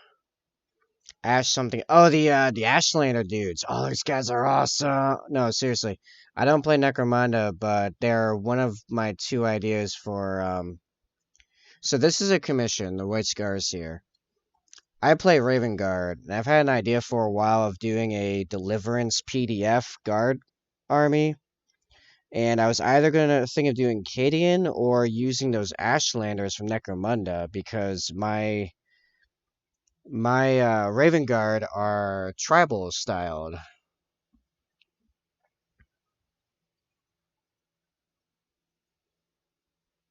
So yeah, the Ashlanders seem like a particularly uh, fun work for that. Is a servitor actually that I made from scratch effectively. Well, not from scratch. I kit bashed massively. Brownies came out pretty good for the only chocolate bean cocoa powder. Pog, I need to figure out what I do for the rest of my day. You begin collecting Warhammer. That's what you end up doing. That is your destiny, Sai.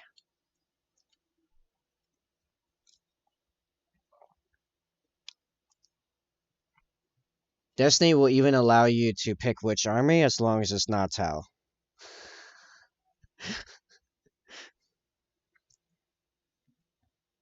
Begin collecting 40k. You know, the real man's game.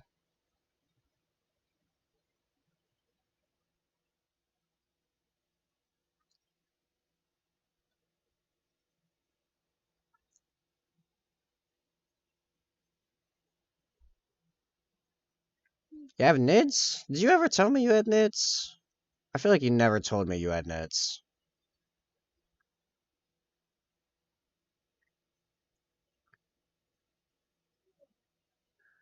Uh,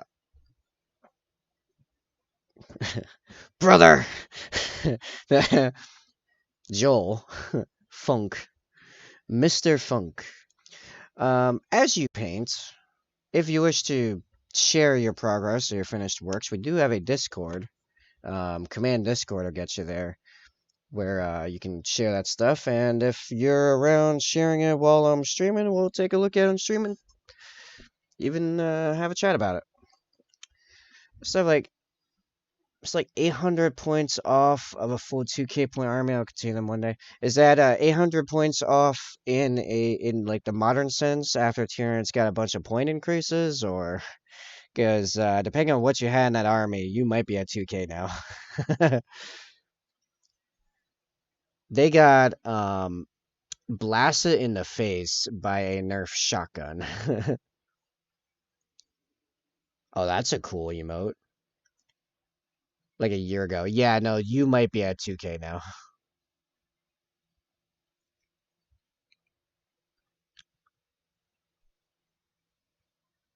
Because Tyranids were running the day uh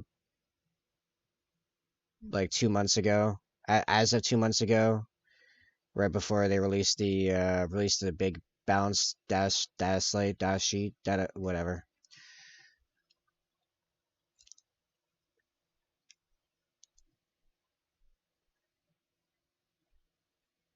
Also the new Arcs of Omen detachment, even if you add stuff that wouldn't normally fit into the army composition correctly for battle.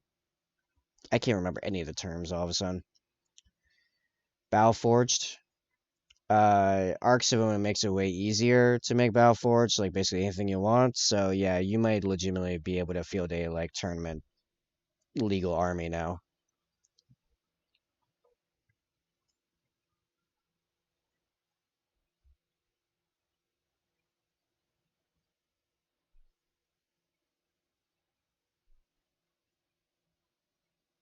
Okay.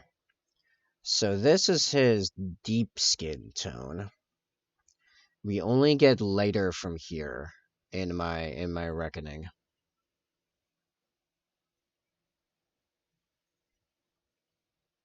Also, I have this stuff like way too wet. I need to fix that.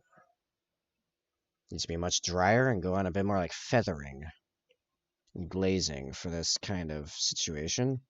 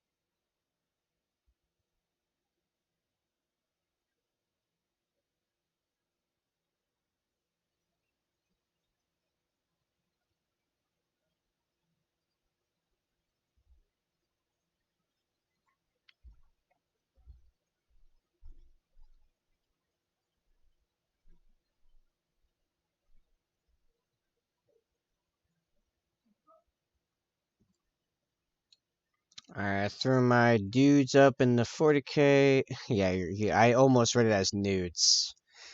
Yeah. I threw up my dunes in the 40K finished prize. I found one random pick of them so you can see the paint scheme and such. Okay, cool. Let's look at it.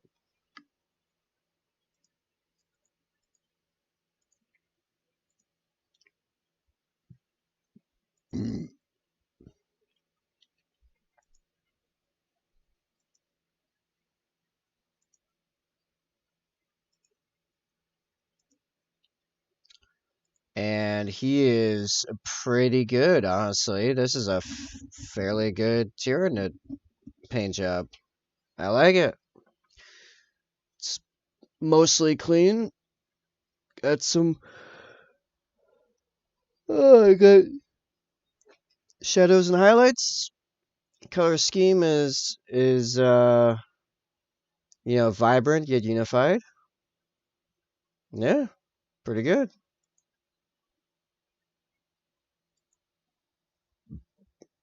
This one's missing claws. Being done hasn't been based yet, but it's only a photo on my stuff. Oh, I didn't even notice. You're all good. Man, starting an hour early was not my finest moment. It's definitely a work in progress now to look at. It's missing a ton of little days, just like teeth and fleshy bits and stuff. Oh, well, I mean, the miniature is finished when you say it is. Have you seen Mano's stuff? That poor guy. That guy is both an inspiration and a and example of but you get the card scheme. Yeah, the card scheme's good. Example of learning progress, like all in one. Also, you can absolutely have too much yellow. That's also what we learned with Mano. If only we could just get him to start collecting Imperial Fists, it'd work perfectly fine. But nope, we get bright yellow Poxwalkers and Orcs. Much more fan of my droid army over my it's though. Your droid armor is pretty good, to be fair.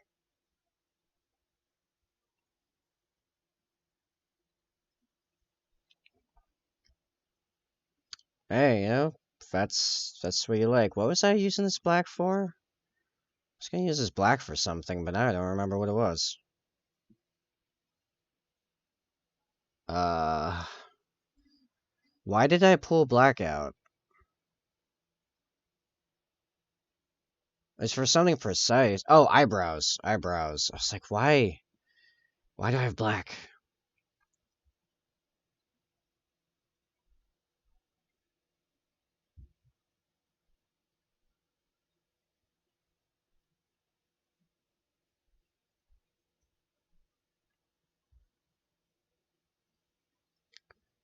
I don't know what it is, but I never feel good about my eyebrows on miniatures.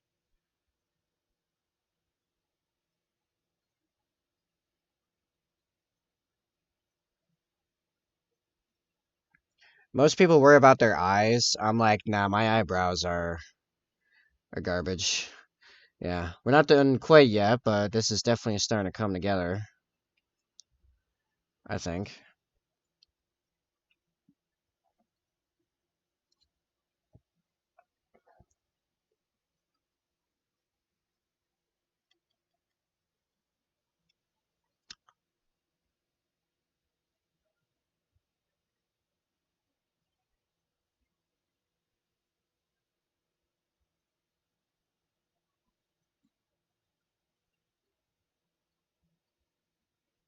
Oh, that's way more than I intended to get in there.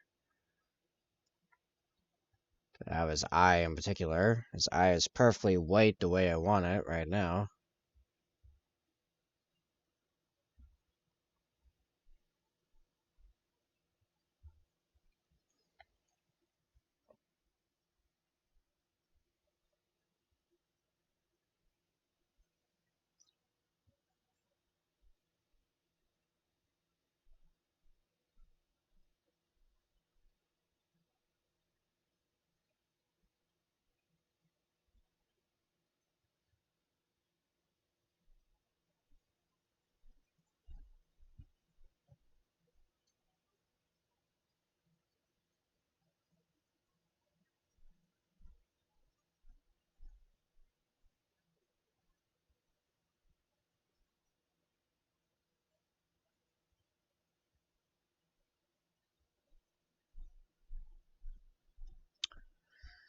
I've been putting off logging back in the rim world. Why?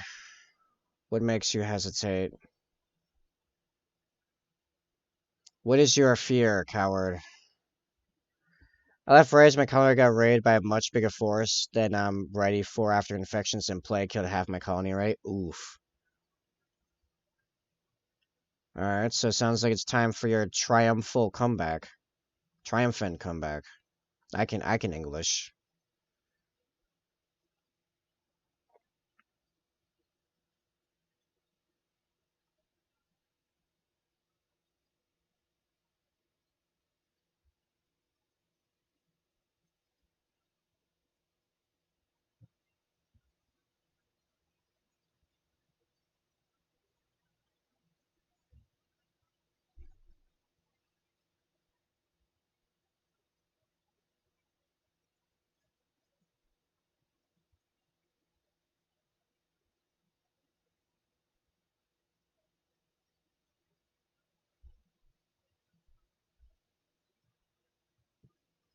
From 8 colonists to 5 colonists, 2 of them in the hospital still, and one of them is having a mental breakdown. So I got like 2 colonists to fight against about 15 people.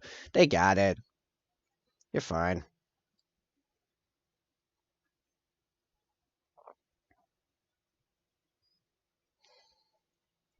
Yo, if a man can eat a plane, you can survive this. Or, more relevantly, if a dude can wake up from his nap and then down 90 plus Japs by himself, uh, then you can do that.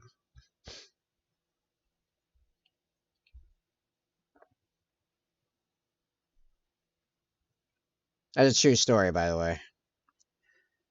If a man can eat a plane, I can beat this combat, yeah. It's I gotta play it smart.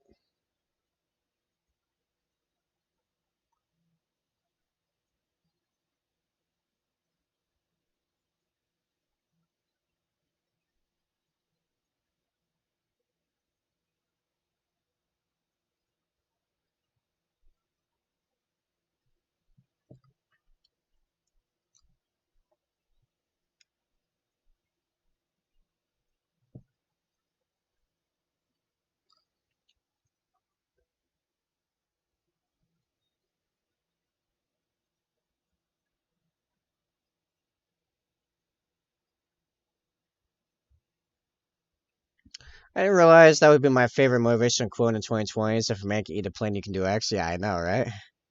I didn't expect it either, and then you dumped it on me. Now it's become a thing.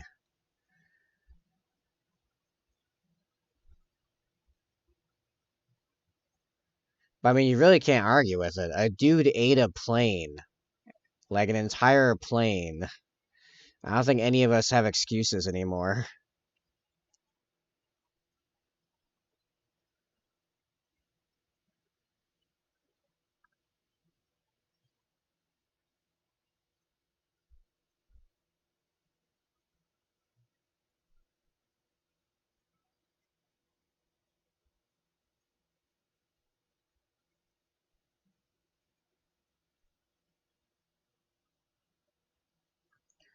And I'm sitting here 2/3 through a Chipotle burrito swing. I can't make it. Just leave. Wait, what? Oh, okay. I'm sitting here just 2/3 through a Chipotle burrito swing, going, I can't make it. Just leave me behind. Yeah.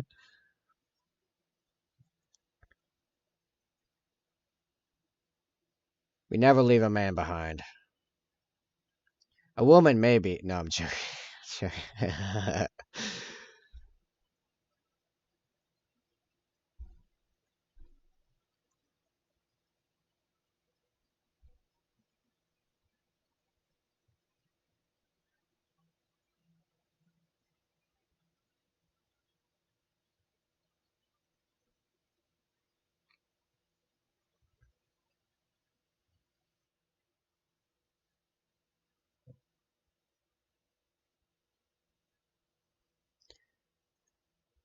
Smoke up gets gamer. You can do it. You're a gamer. More of a gamer than I am these days. Anyway.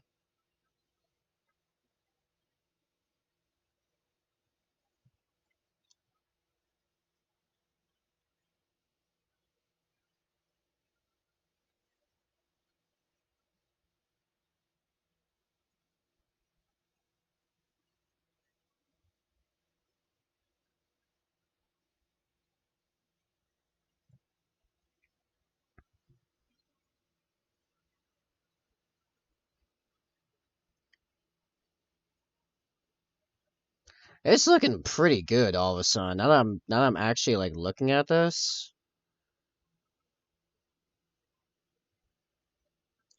Man, I need a new charger for my vape. I practically have a plug-in only vape in the battery power portable. So you have a technologically advanced hookah. Yo, how's my head looking?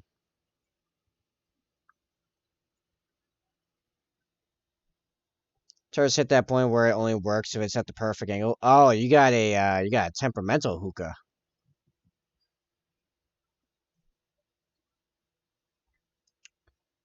I'm gonna go for one more pass on the most raised areas. Just a wee bit brighter. It's actually a lot brighter on camera than it is in reality because my light is such bright white that it grabs on the white light like white stuff reflects the light like really strongly. It's actually a fair bit like it's almost like a combination of orange and brown in real life because some of the highlights didn't go on as opaque as I would like.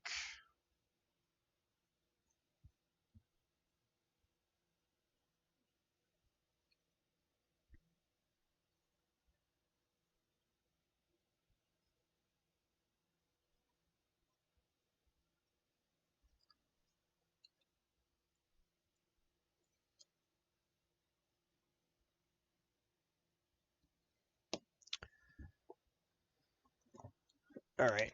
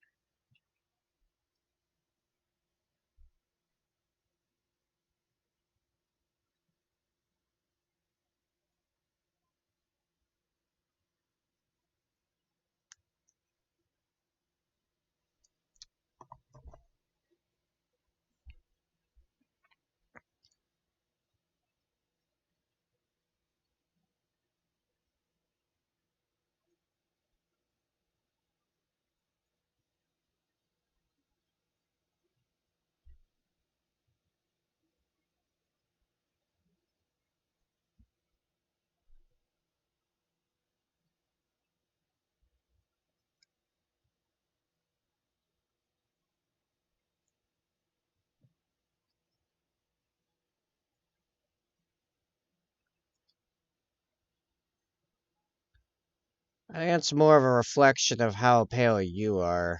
So, yeah, that had a lot of layers in it, actually. Hey, that also had layers. Haha, I am on a roll. Like this head.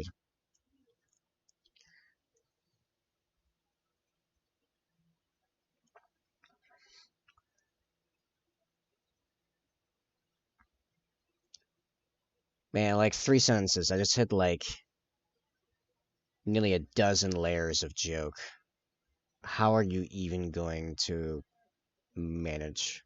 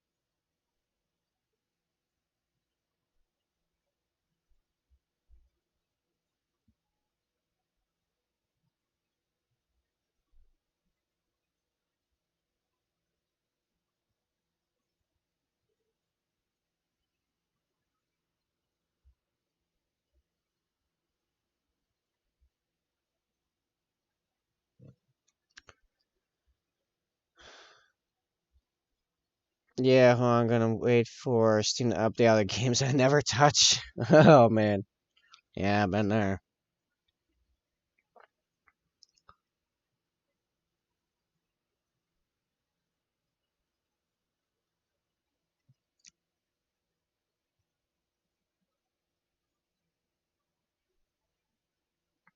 Is this done? I think I might just be done with this.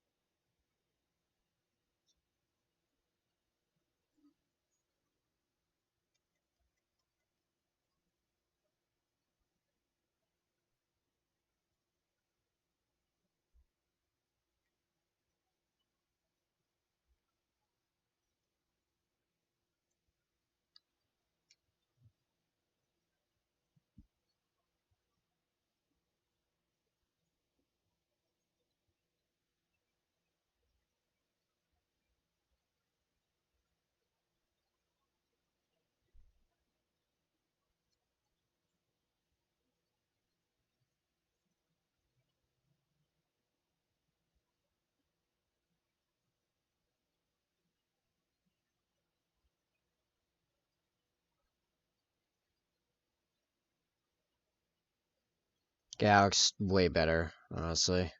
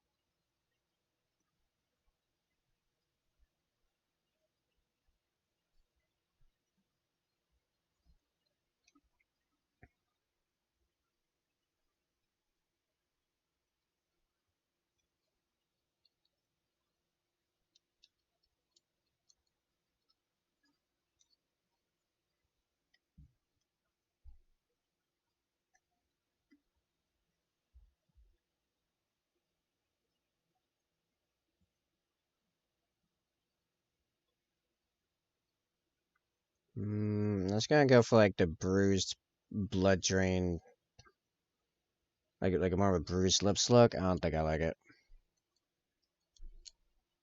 Yeah, just go ahead and reverse that.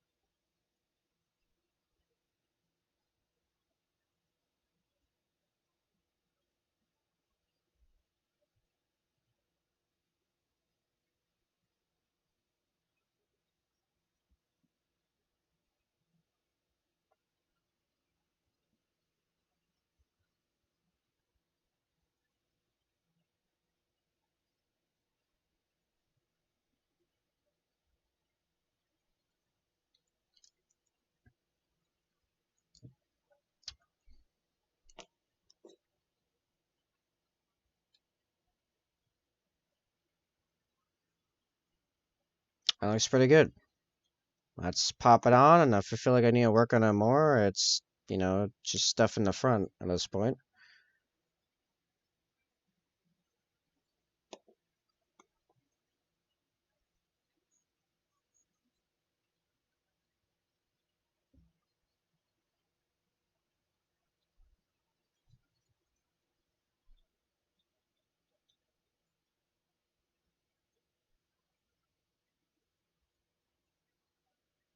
Yeah, little stuff I can fix pretty easily.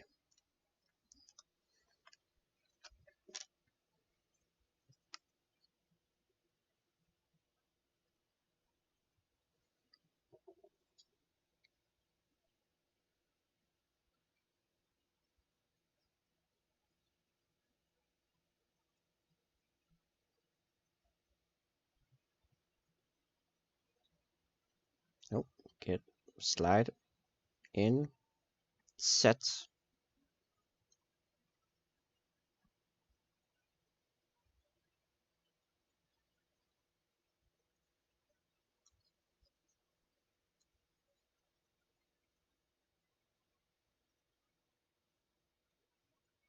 I feel like something about this isn't aligning quite right.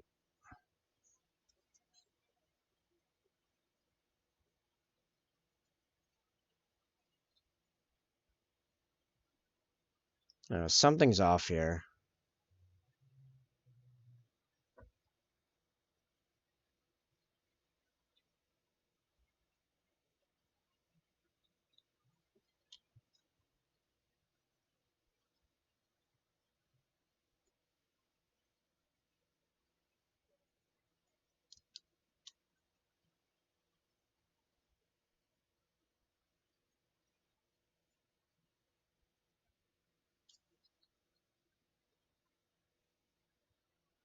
Yeah, there's just like missing material back there, but I mean, that's actually correct on that side. I don't know, man.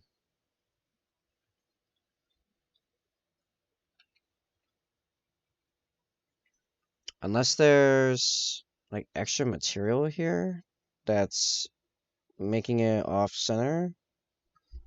I mean, I could try messing with it a little bit. Where's it's the right size? Yeah. And we file. So I'm better off doing this down here so I don't screw it up.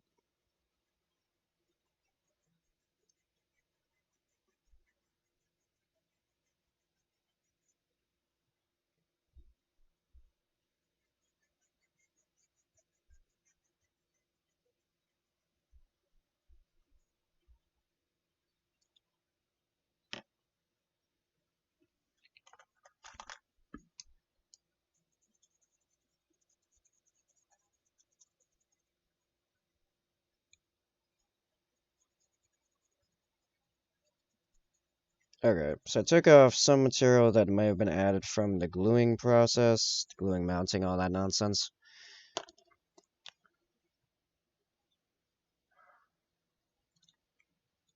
Hopefully it was on this side and not the other side. So, okay, so we have right side mostly lines up there. I can a little bit of fixing, and then if I turn around, nope, it's just missing a giant chunk. There's just a chunk of stuff missing. I mean, it's hard to see, so I'm not gonna worry about it too much.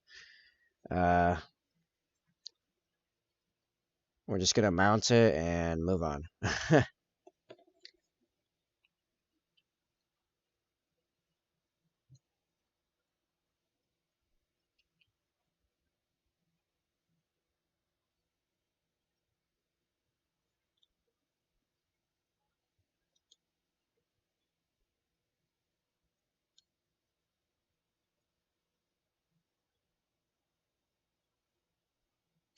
Oh, ah, took the whole mini off with him. Where'd that go? Where'd my mirror go? All right, let's try this. I'm gonna go off cam for a second. triglutinous based on the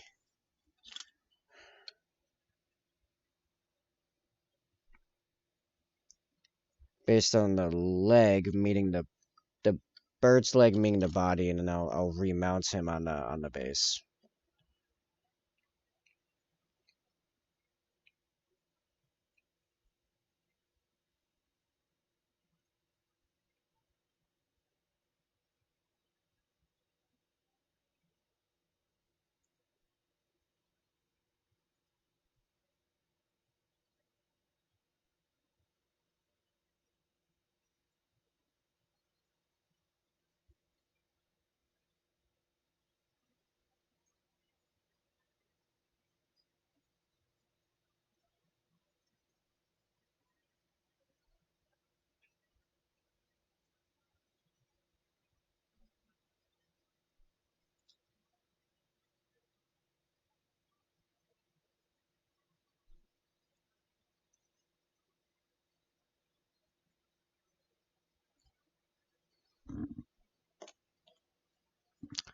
Is reprehensible when a wife uses sex as a reward for their husbands, taking out the trash, changing car oil, buying groceries, buying a new house, car, picking up kids, school, going on dates. Um, no, that's kind of generally the main bartering tool, really.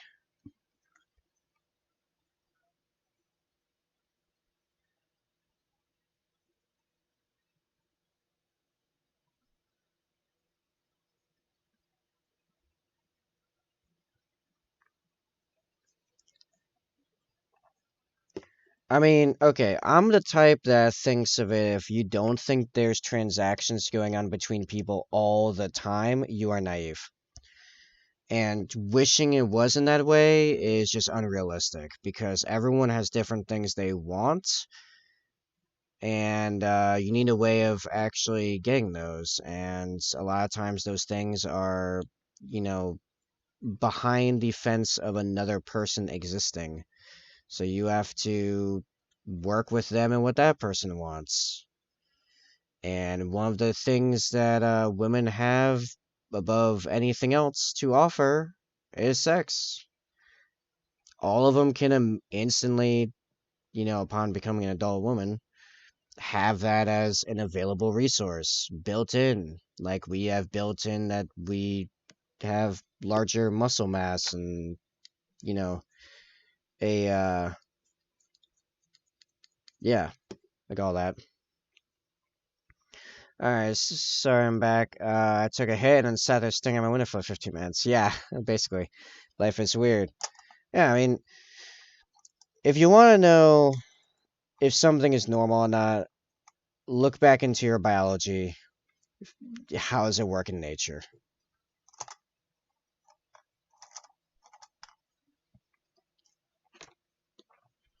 There's a certain wisdom in the saying there's no such thing as a free lunch. And that's not just talking about needing a job to pay for food or whatever. That is in reference to everything. Everything's some level of transaction. The key is finding and executing transactions that are mutually beneficial. Both parties come out of it feeling like they got something out of it. That's the key. If you're doing that, everyone should be fine.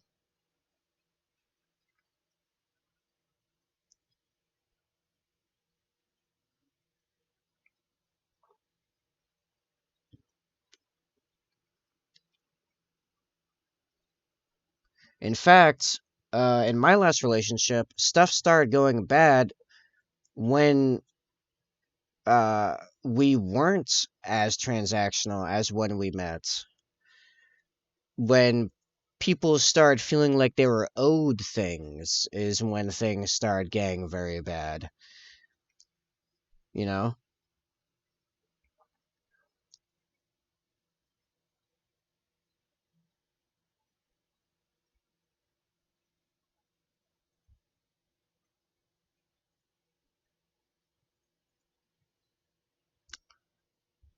Now, a part of that is also like it's kind of loose and fast when it comes to like your relationship partner with that. Like it's more like there's a general sense of you do these kinds of things in return for these kinds of things. Don't try to tally it up one for one. That's how you lose your mind.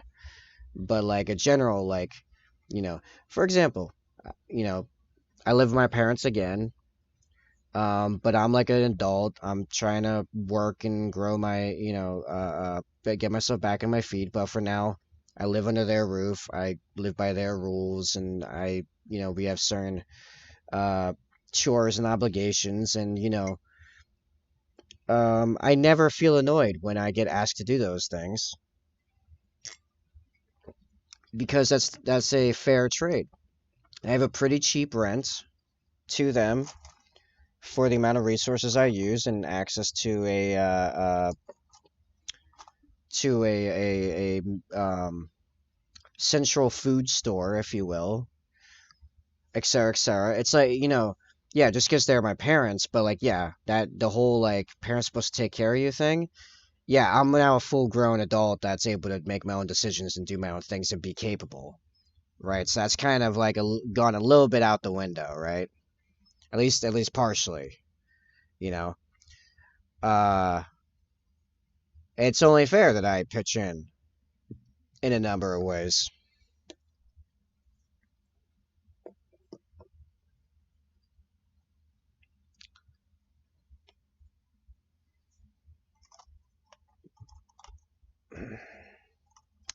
I have to.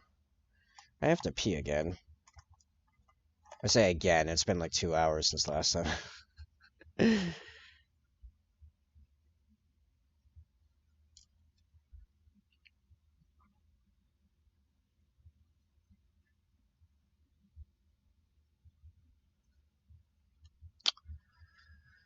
don't suppose anyone wants to hit that particular unlock anytime soon, huh? Alright, so the Khan's face himself. Let's see, where's my reference pick?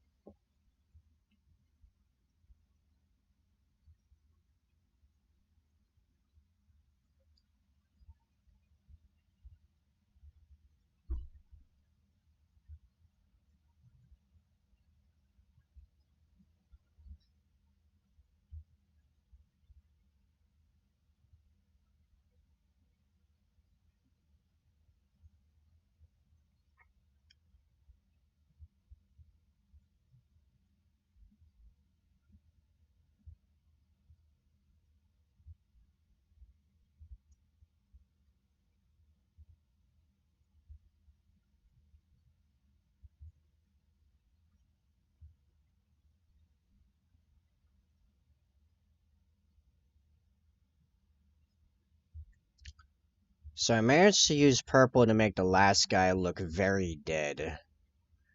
This time I'm going to try to use purple to make this guy look very dynamic and, if anything, more alive.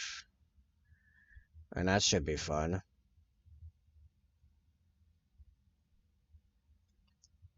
Purple shadows, specifically.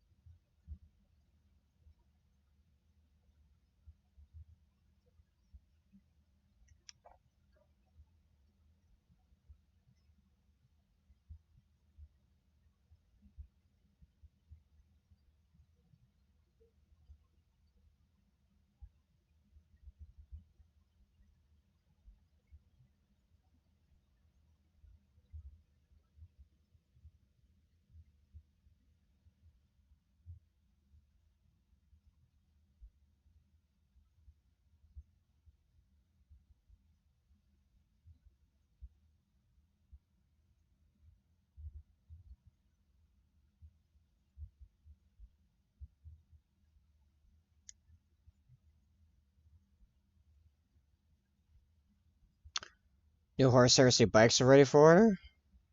I don't think I've even seen the bikes. You got new bikes?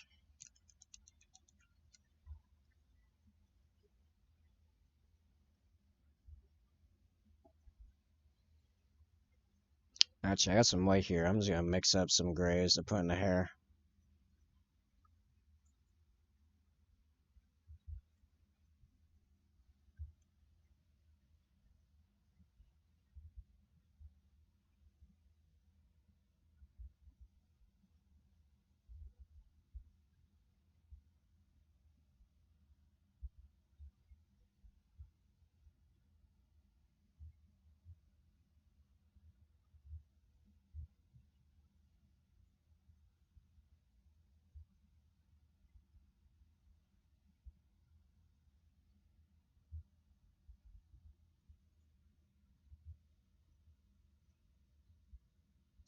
I see the link. I'll see you in just a second. Alright. Sky Hunter Squadron of this year. Let's see.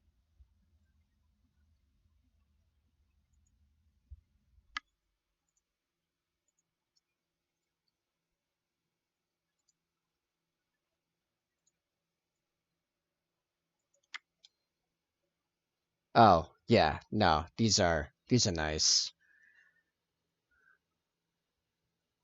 Bike mount weapons. Oh, you just go straight to attack bike power, and you can give them special pistols. So Volkite pistol or rifle. I'm not really sure what size it is. That might be a rifle or a carbine. I don't know.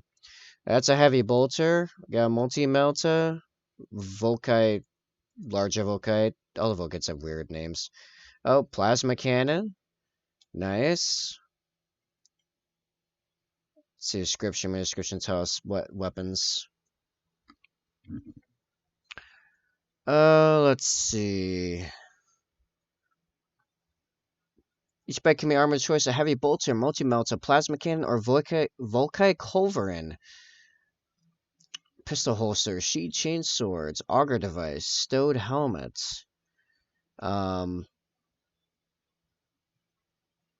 Brandishing pistols when swinging a chainsword. Each is armed with a chainsword, and your choice of bow pistol or Volkite Serpentia includes one hand flamer. And this is now in plastic, so this is actually quite nice right here. Oh, I want to find a chainsword guy again. Yeah, alright. Yeah. Yeah, no, these bikes are sweet. These are pretty cool.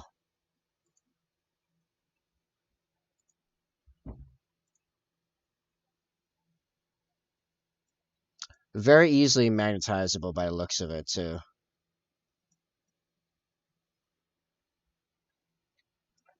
These are very sweet. I approve.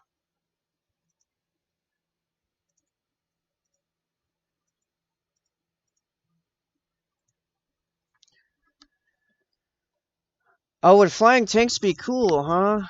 Is that what you think, man? Flying tanks? Hmm. Wonder how that would go. Wonder if people would like flying tanks. Man, maybe we should try that. Went from flying bikes to white scars with wheels. Well, they had bikes back then too. They just when they could they used the hover ones.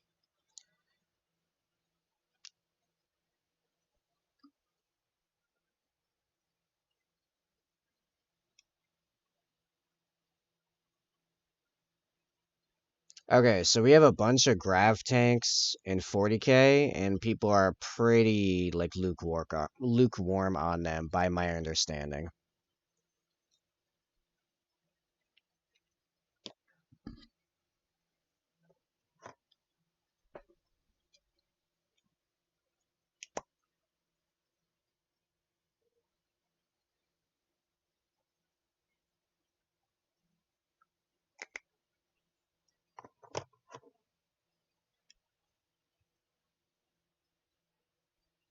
Actually, maybe I should just base coat this guy brown to start, work my way up from there. You know, that kind of makes sense, actually.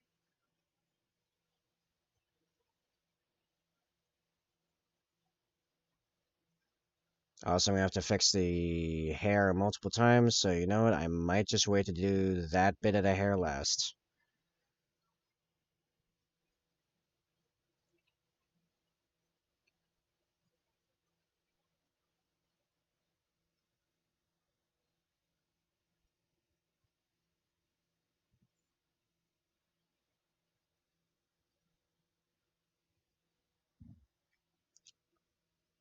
People actually tried it? Oh boy. Oh, you meant like real life. Is that what you mean? Because like, no, seriously, we have a bunch of like grav tanks in the. Wow, it's just literally tank with wing. I think I vaguely remember this actually. Like, remember reading about this.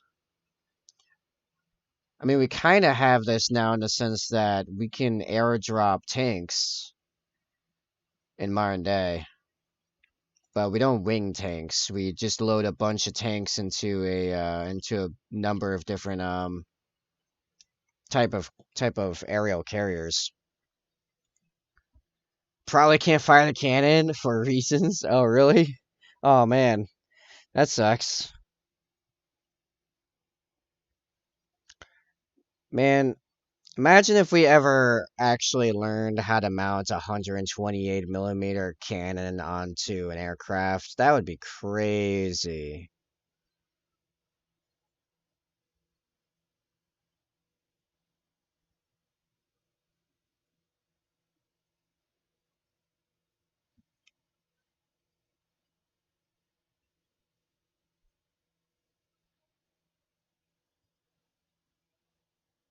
I got some brown on the eye. You know what? Maybe I can pull that off actually.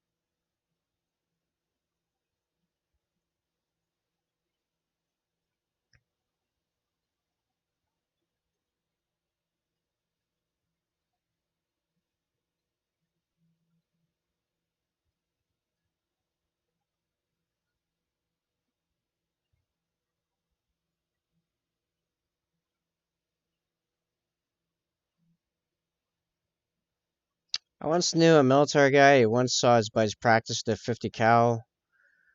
One guy moved his arm slightly and dislocated his shoulder after the recoil. Yeah,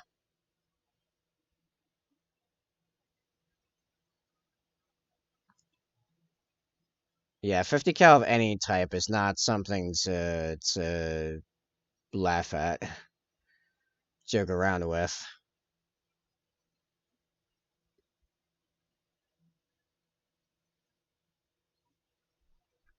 Human body is impressive, but we can't take a lot of abuse. Not on that scale, no. Definitely not.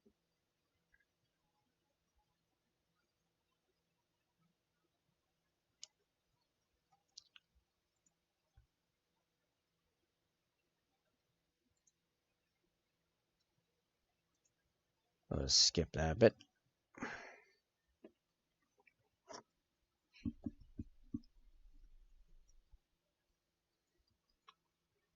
Oh, nice. Nearly dinner time. I am totally ready for food.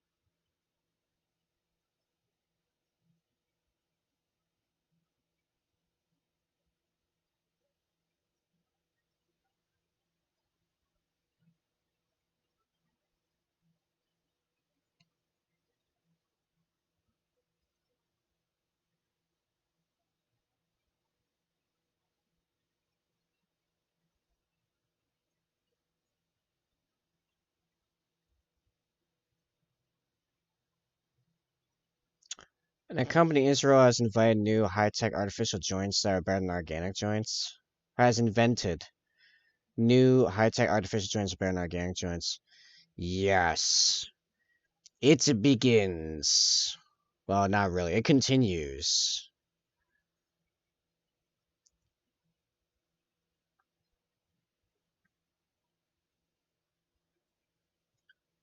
Deus Ex Human Revolution, anyone? I really recently started replaying that game. Well, replaying. I mean, I played it years ago, like half of it. I never finished. Then recently I found out I actually do own the second one. I must have gotten a bargain bin at some point and forgot, and I was like, "Oh, I'm gonna boot these up and start playing it again."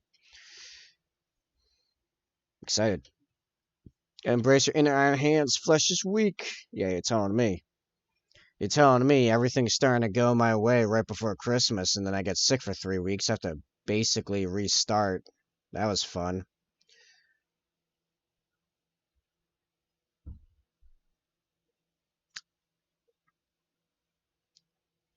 Still a bunch of regulars from those times that haven't really popped back up again. I just lost a bunch of people.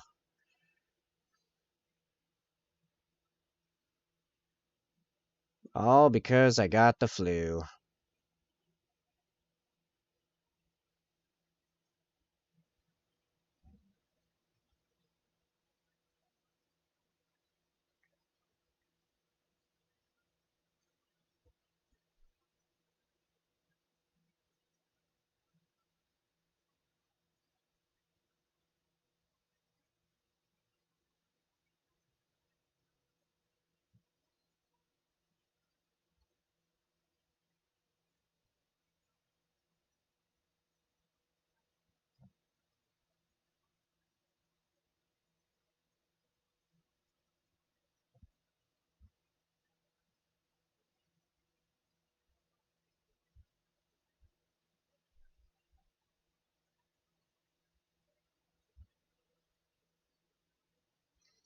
I thought I just tried a few of my joints. Oh no, don't do that.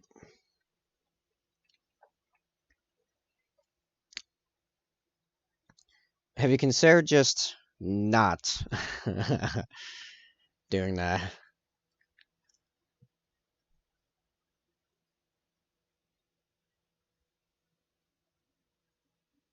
Left knee, left shoulder, and partially lumbar spine. What's up with your left side?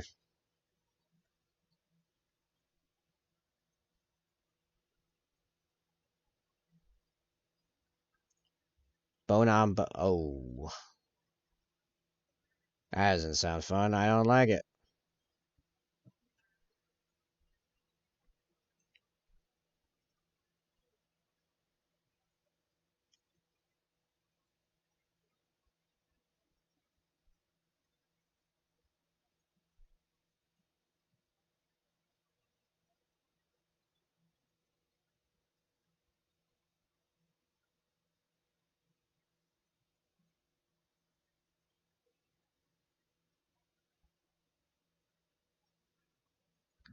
Okay, I think he's base coat.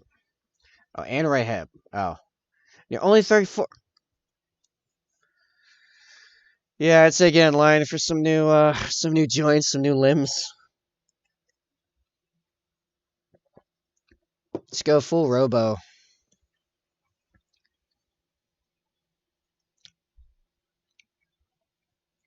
Biggest thing holding me back is the loss of feeling. I like being able to feel things.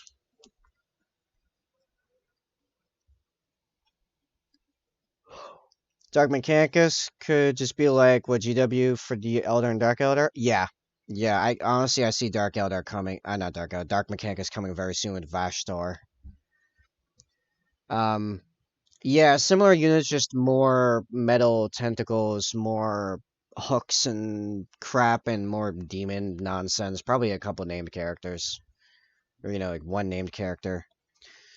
And then they can summon like Vashtor's crap, if I had to guess. Like maybe maybe we'll get some Soul Forge specific demons. Kind of how like the cults, chaos legions can summon their specific stuff, and it all is very um complementary.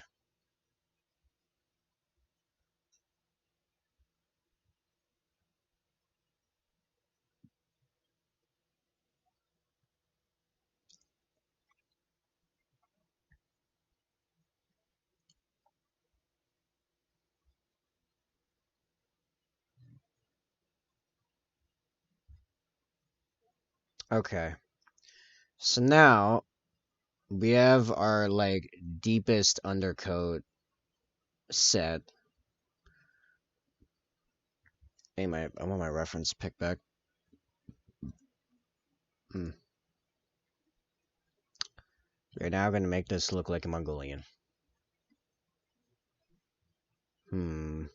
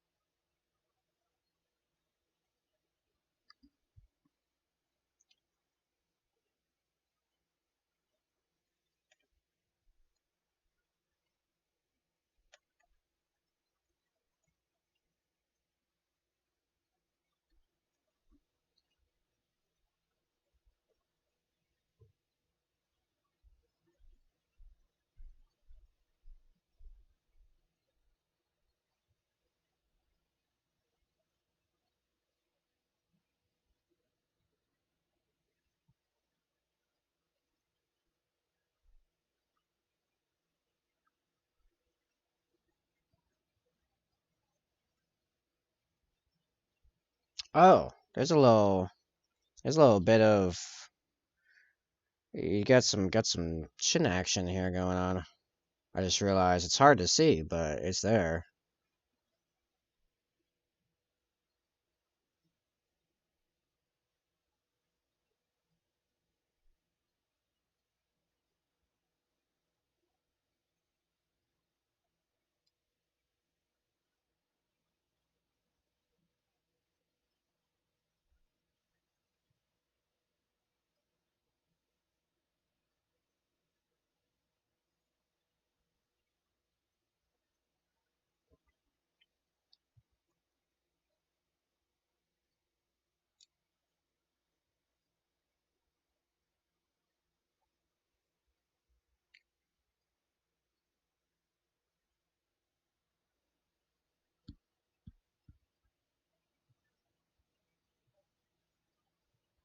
Wait.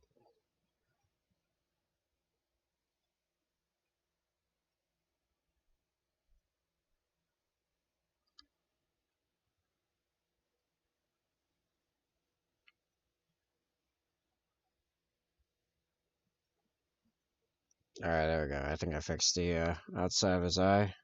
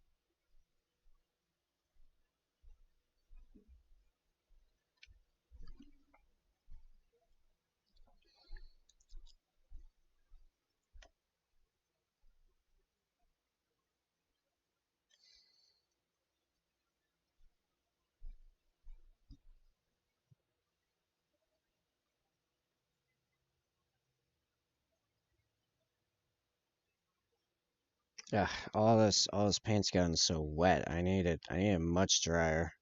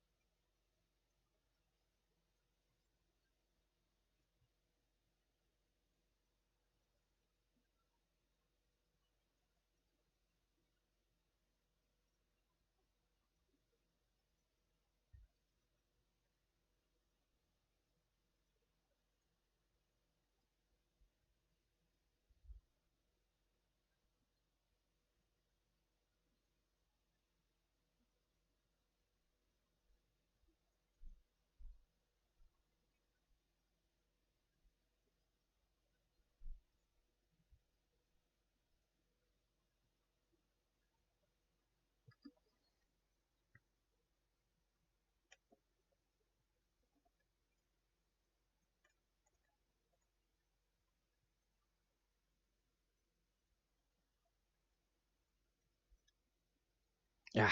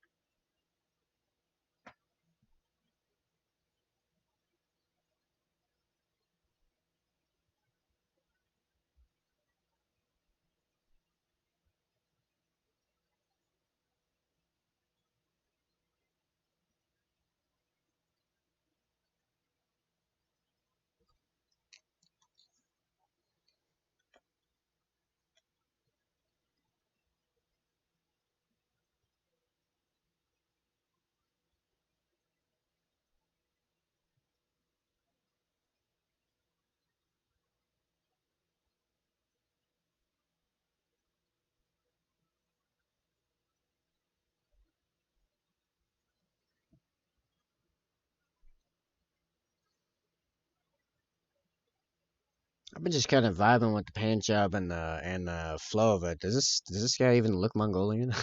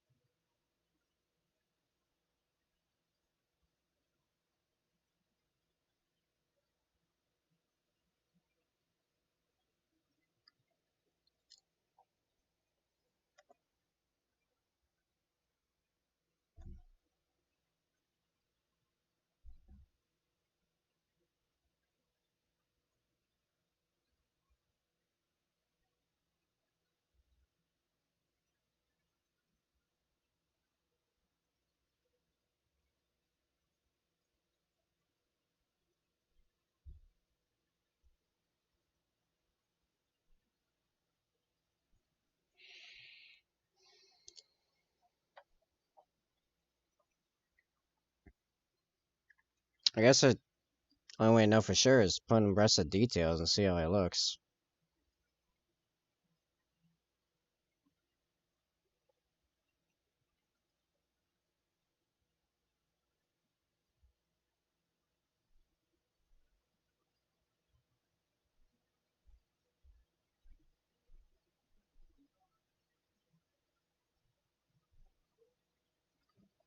Okay, I just basically put black over the entire eye there.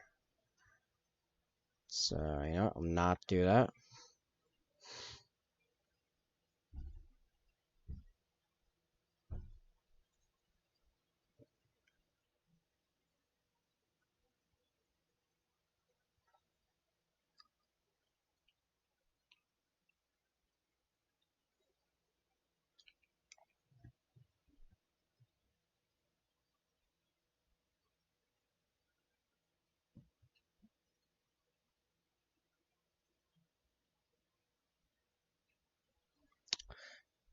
Ah, the brush is too wet.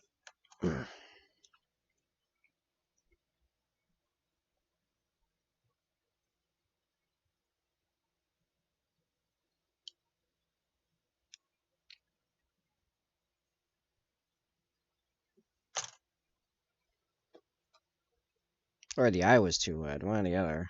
Possibly both. Let me try again.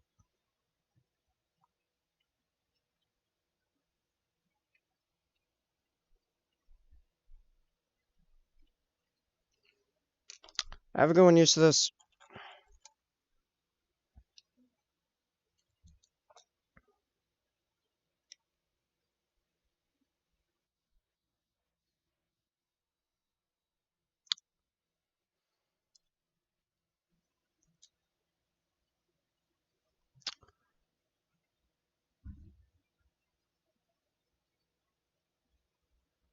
Alright, let me try to get this totally dry, and then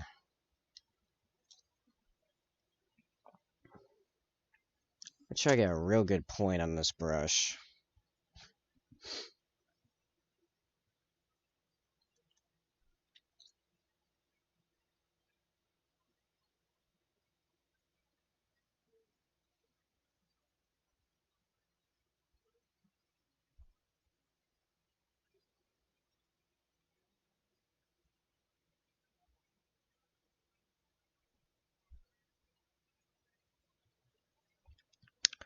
Alright.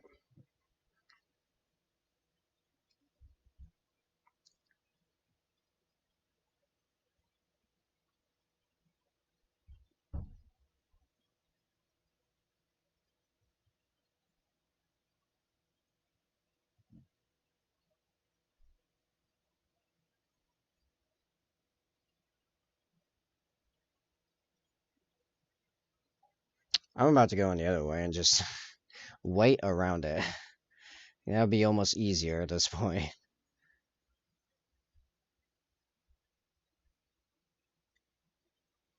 I'm way right here. Also, I keep hearing a bunch of sounds from upstairs. I'm assuming dinner's probably ready with it being almost 6:30. So I'll be going on meal break in a couple. And when I get back, we'll be finishing this. It looks like he has this snake eye. Actually, that looks pretty good. Actually, I think we just did the eyes. I think the eyes are good. Yeah. I gotta wait on the brush. Let's hit the scar. It's not a white scar without a facial scar.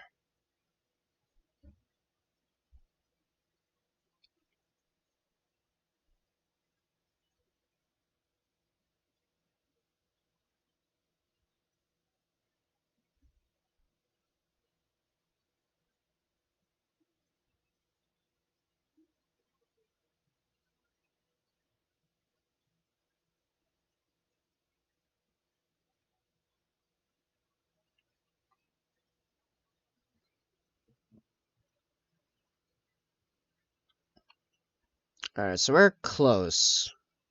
Not a whole lot left here. A little bit more blending on the skin. I'm gonna look up some pictures while I'm eating and see what we got. But yeah, I will turn in about 20 minutes or so. Unless it turns out dinner is not ready yet, in which case I'll be back in like 2. Yeah, 20 30 minutes for me to eat, and then we're back to doing the Khan's face. We are stupendously close to being done.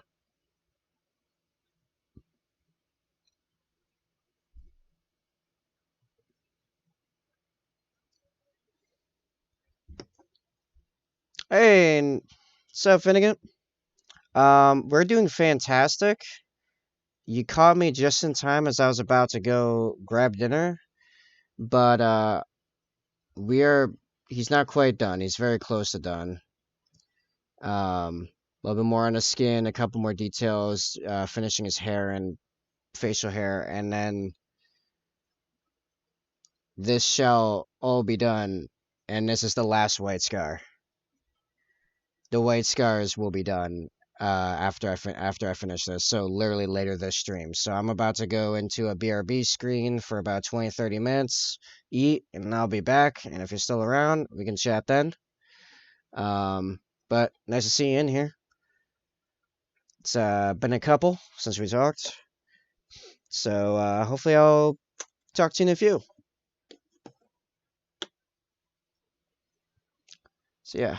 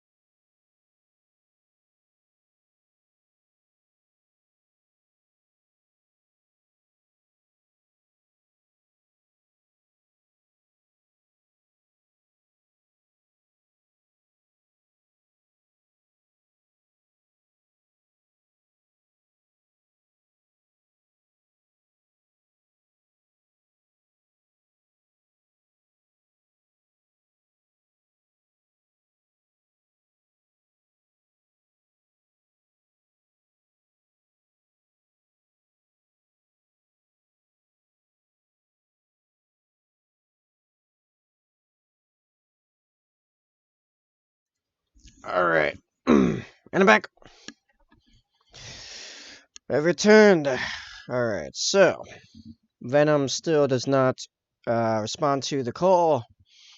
Blood for the Blood Lily. Is that a specific thing? And I did read your thing about your schedule. Cool deal. I would actually recommend beginning to stream more often yourself on Saturdays, as the getting seems to be good. Also, Finnegan, if you're there, I am back.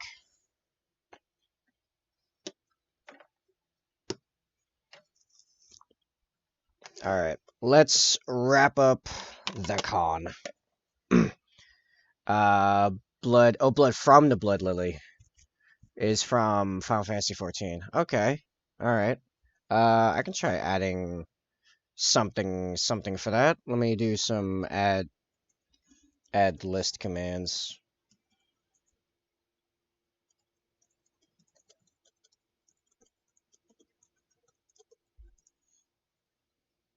Blood for the Blood, gotcha. Alright, so there's the Blood for Blood God from earlier, and then Blood for the Blood Lily command. Alright. It's on the list.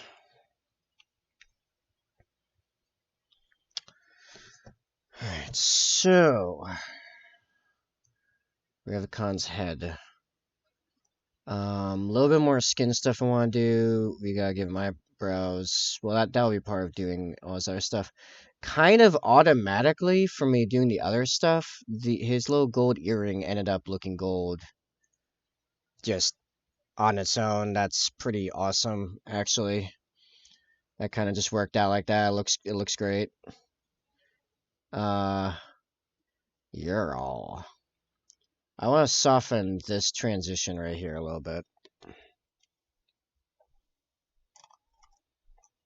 I don't know what we're listening to, but it ain't bad.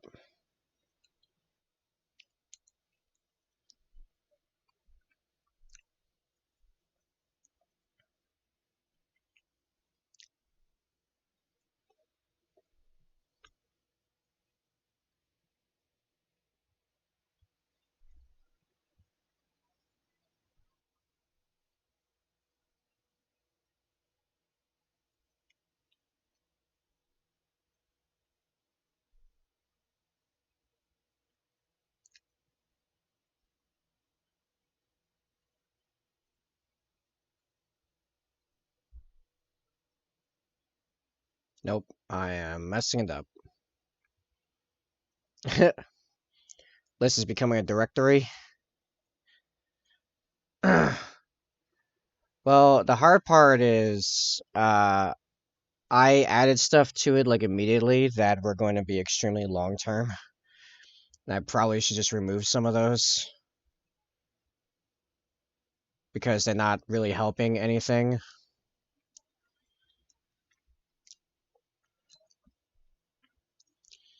Like, add new product types to merch. That has been sitting in my brain already without the need for a reminder for like 8 months. Like before I even started streaming, because a lot of that merch actually existed before I started streaming, uh, and yeah, so that doesn't really need to be on that list. So yeah, I need to pare down that list and figure out the priorities and stuff.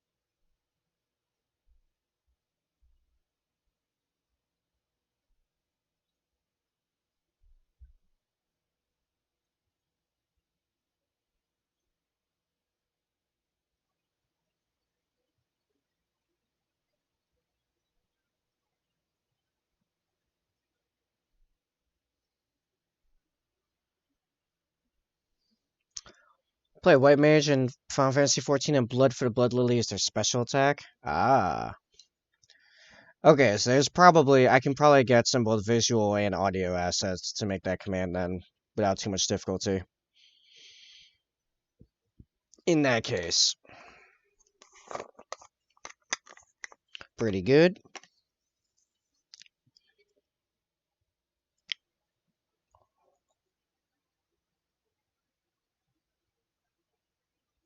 I'm gonna do eyebrows again.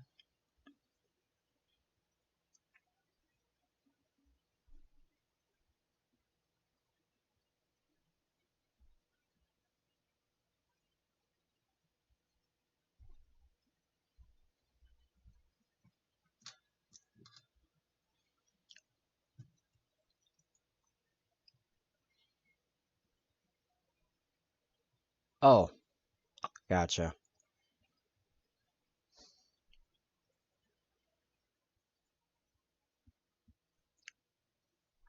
I had forgotten the song started with that intro.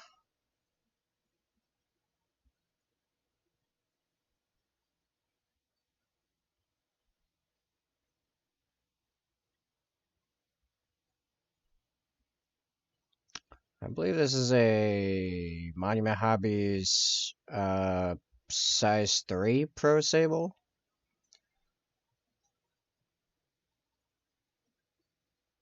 Yeah, I'm due for new brushes, so I keep going up in size so I can get the tips.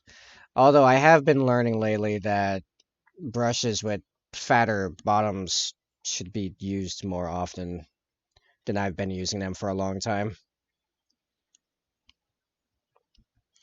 Yeah, because currently it's the brush with the best tip.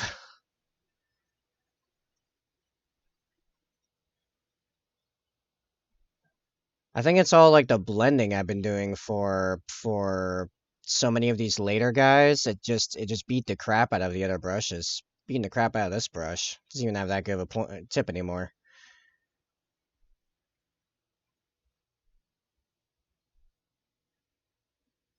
Soon I'll grab well, I actually soon I have to start watching to see when more brushes come available because there's a consistent short supply with these in particular.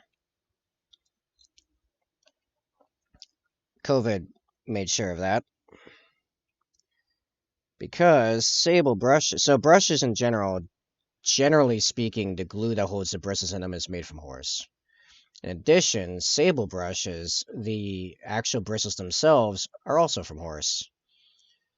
So the COVID was not kind to horse, to really the entire production line, really. Every aspect got hit pretty bad. So now it's like last time I got a full set, which I think was early 2022. I had to have a tab for their shop open and just refresh it. Just ahead, man. Um,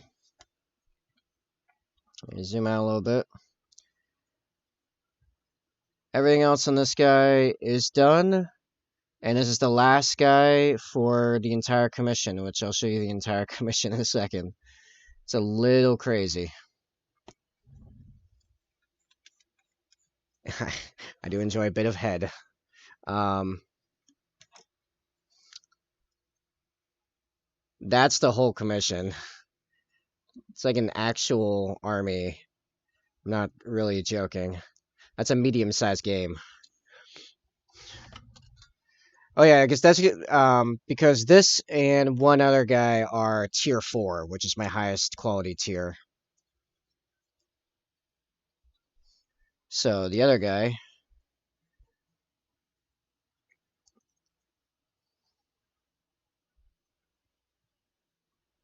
this guy took me about a month to paint because well, I redid all the gold like 3 times because it was my uh largest foray into non-metallic metal by like a long shot.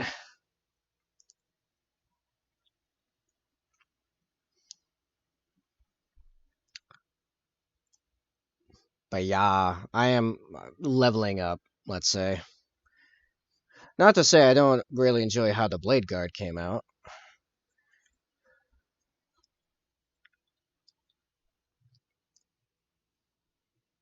These guys were quite fun. Particularly those lightning bolts. Those were annoying, but came out great.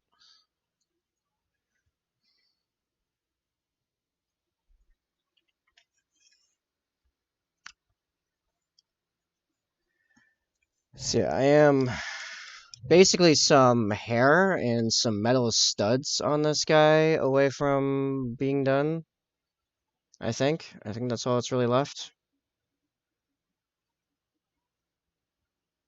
Yeah. Why do I feel like there's a tiny bit of like yellow in his eye? That's just a camera being weird? Oh, it almost looks like there's some yellow in there. That's weird.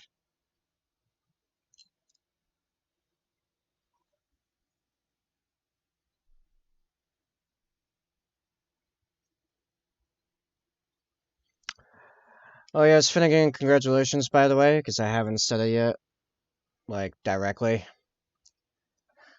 Oh, the green again? Yes. In fact, I'll get all the green, because there's three of them. See if I can hold them correctly this time. Unlike several other unsuccessful attempts. Oh, I need to zoom out. Eh, that should be good.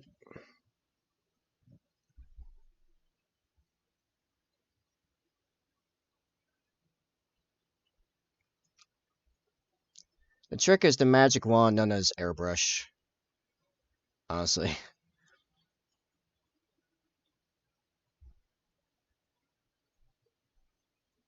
They don't actually glow. That is an optical illusion. Though white armor as a foundation definitely makes it easy to make it look like they're glowing. Affecting the foreground casting the glow like that. Yeah, I had a lot of fun with that. What's crazy that those are the most eye-catching bits, and in total the swords were about 15 minutes, while the shields were the first one took me 10 hours as I learned it, and then the other two took me 5 and 6 hours apiece for just the shield. And then the sword is like 10 minutes. The miniature painting's hilarious that way. Kill me.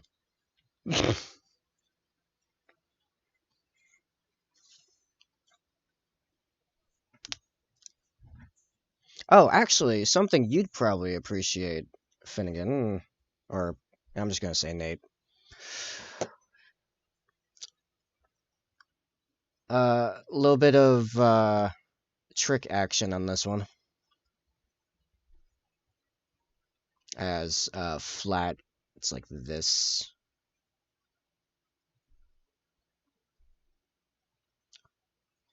That was actually particularly fun to make that brick of material.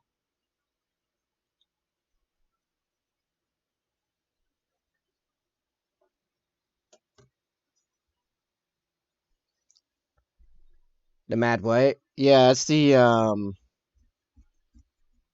what do you call it? The main thing with the white scars. Let me get a light over there and see how far I can pull you to get in close. Eh. They're all like that. Well, except for the chaplain, he's supposed to be black.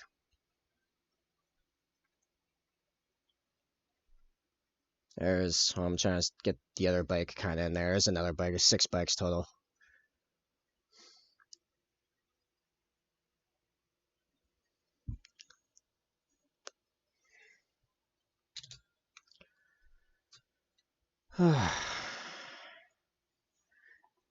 When I finish this guy, I mean, Monday I have a couple hours of varnishing ahead of me and pictures, but as for tonight, I plan on finishing this guy's head and then painting some of my own Raven Guard. So in calendar time, 22 months. I was given this contract and these miniatures in April 2021.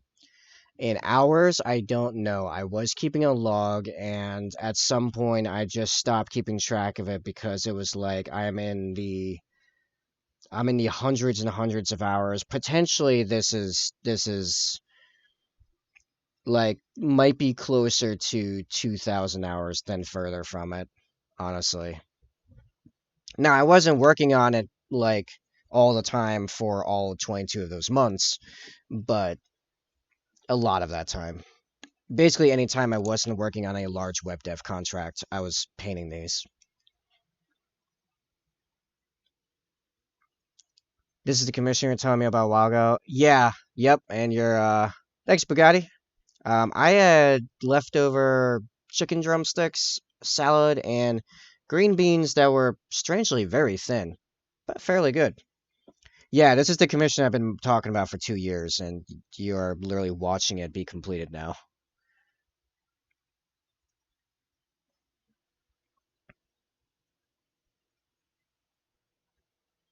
So, ironically, that would probably look somewhat similar to that layer, but I need to be able to control it precisely to make it match. Not yet. Almost. Unless you just finished something. What'd you finish? Potato.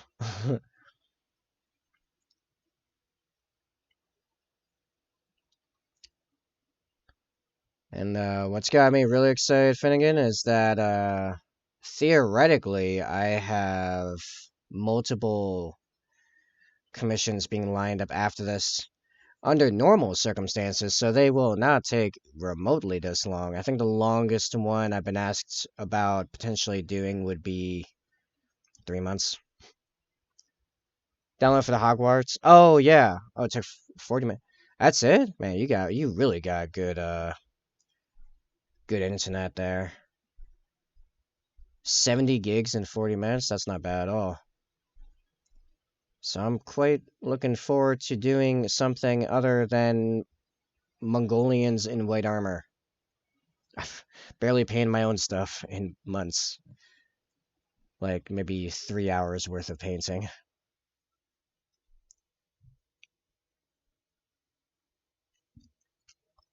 Maybe some lemon parmesan drumsticks. Oh, nice.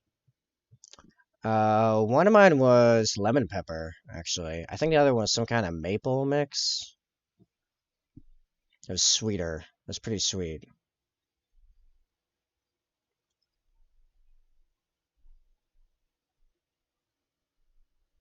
I gotta zoom in more. You guys can't quite see what I'm doing. Fortunately, facial recognition should pop in pretty consistently. Let's see. I need to work my way up the hair color. Open a new drive to download it. Fair.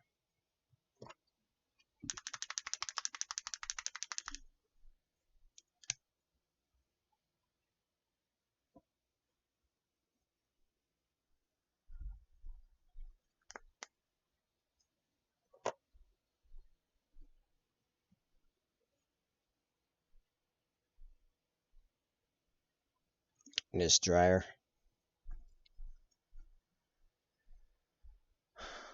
What custodians 40k models can play in horse? I think basically all of them, except maybe that new champion guy. And I think they get a couple more guys in Horus Heresy. But yeah, I think of all the armies in 40k, they're probably changed the least between 30k to 40k. In fact, you have to go through Forge World to get their tanks or the Ares bomber. Caladius grav tanks. I think you also have to go through Forge World to get their dreadnoughts too. So basically all their armored support. Except maybe a Contemptor. I think you can get Contemptor on GW shop. Yeah, at least that's my understanding. Again, I don't have any of the new Horus Heresy rule books or army books, so I don't know that for certain, but that's what I know, what I believe. I know it definitely used to be that way.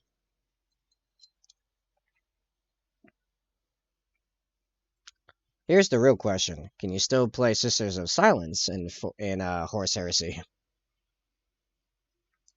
Probably. The answer is probably.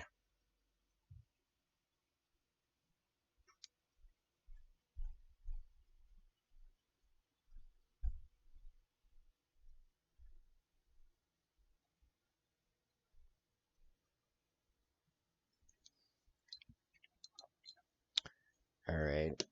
And I'm gonna skip Dawnstone, jump straight to Administratum Gray, and then I'm gonna null oil a fair bit of them to pull it all together. And I'll use a lot of these same colors to do the his service studs during the most manliest of Mandalore. No, there was just a silence on the front lines in Siege of Terra. There's actually a whole section of one of the books is her narrating her experience of it. Oh yeah, it's also a pretty awesome Mechanicus. What's her name? Or their name? Skitari. Were they called Skitari back then? I think so.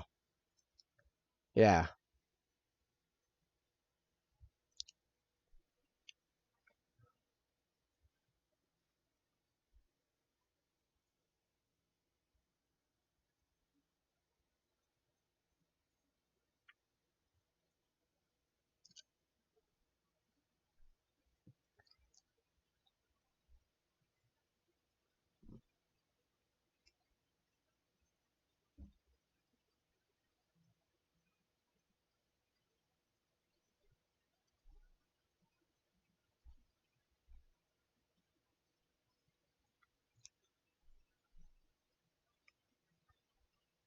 Yeah, there was a named Skitari yeah, blah.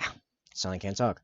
Named Skitari chick in one of the later ones. The latest one, not the Throne of Terror one, the Eternity Gate one. Oh, a bunch of them could prevent the entire thing. Lorgar could prevent the entire thing. Magnus could prevent the entire thing. Uh,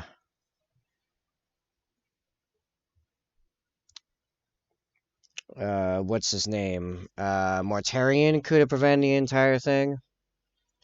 Wanna know how? Horus could have showed up and been like, "Hey, I'm gonna rebel," and Mortarion could have just killed him. But he had Typhus messing with him, so or Typhon back then.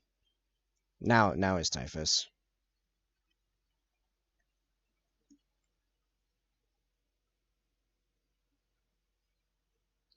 Oh, to be fair, I don't know if Mortarion would have pulled off killing Horus.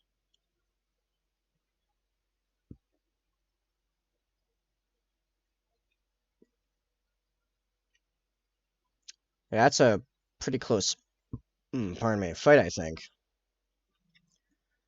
Emperor, if he didn't have so many authors. Yo, truth. Truth. It's like completely different. He's constantly a bunch of different people. I mean, there's some very loose logic here and there for some things, like the Angron situation. Like, yeah, the Angron move was dumb, but at the same time, when you think about it as the Emperor seeing them as tools, and he found out that his empathy tool was now a blood-raged madman by all definitions.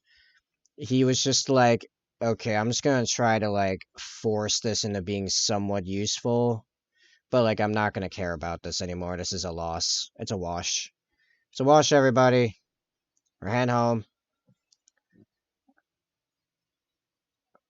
No, he doesn't have a mixed personality disorder. His order is mixed personality. Remember, theoretically, he's made out of thousands of the most powerful human shamans slash psychers from the age of antiquity.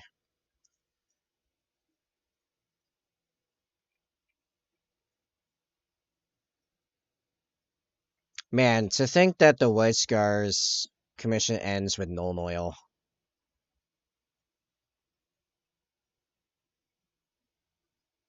Oh wait, no, I'm not done. Never mind. Scratch that. I still gotta do the studs. Studs.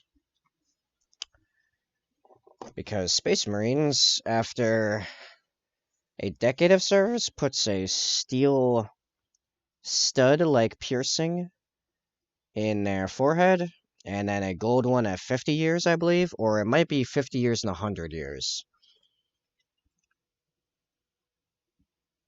Any event, actually, let me check the reference issue. Does he have does the con here have gold studs, or is it just two silver ones? They show him with two silver studs. All right. I don't actually know the full length of the con service, so I'm gonna go with the silver as it's the more likely.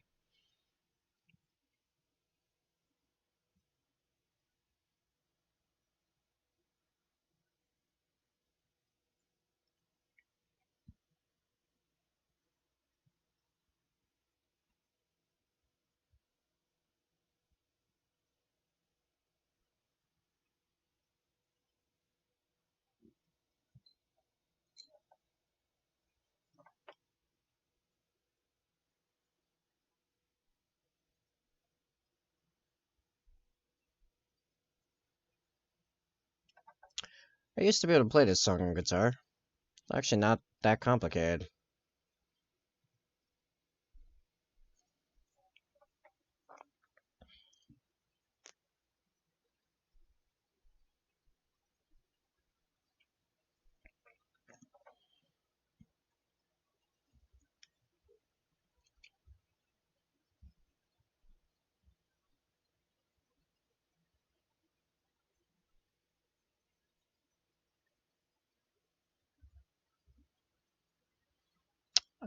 You know what? We'll see how that looks when it dries and see if it needs a white dot or not.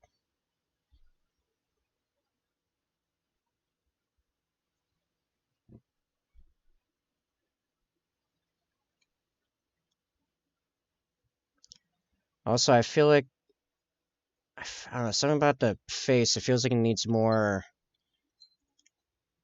definition. Hold on.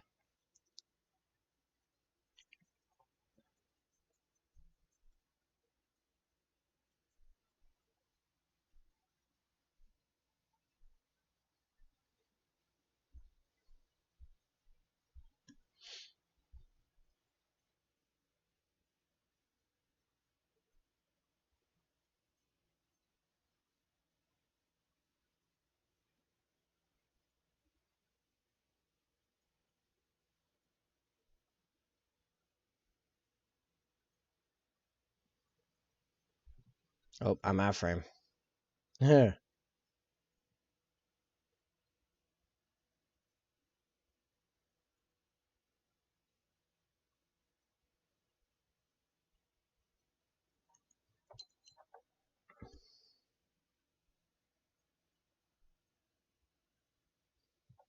Oh, that's too much water. Abort, abort.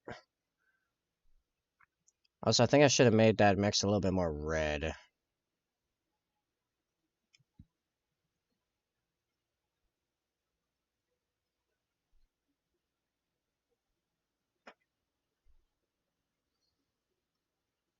Yeah, slightly more red.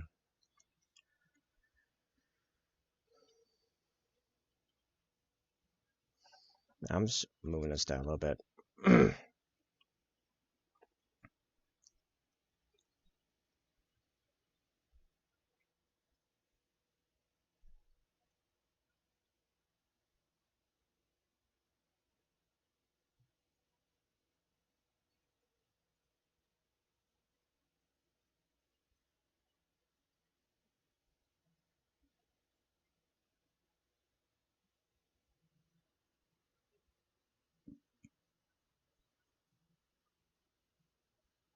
Okay. You know what? Mouse does look fairly good. I am still feeling like I don't know. The scar needs to be defined more. It's more contrast,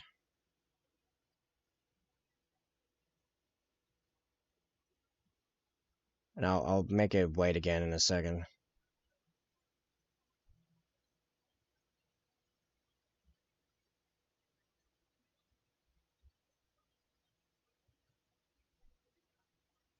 Oh, that's too much.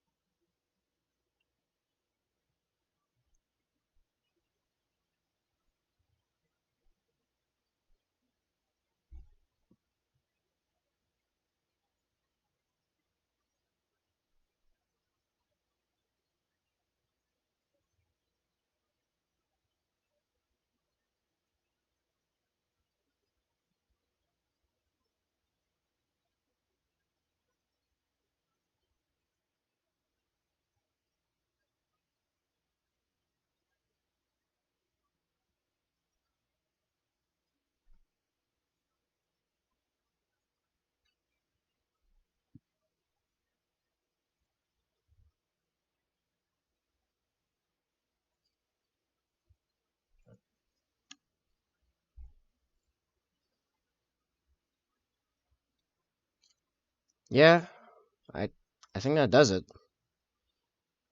Like, I mean, I guess I could put a little bit up here because he's supposed to be metal, and I'll just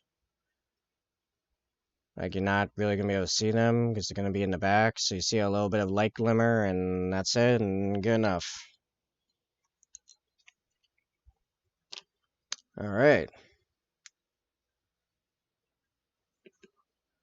Let's make sure it still dry fits into its slot in there,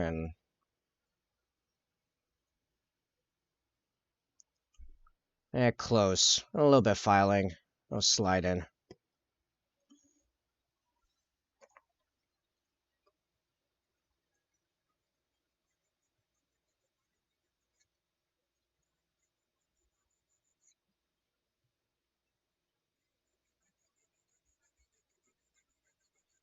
Oh yeah, that's a bunch of paint on it from me re-priming it and base coating it. That makes sense.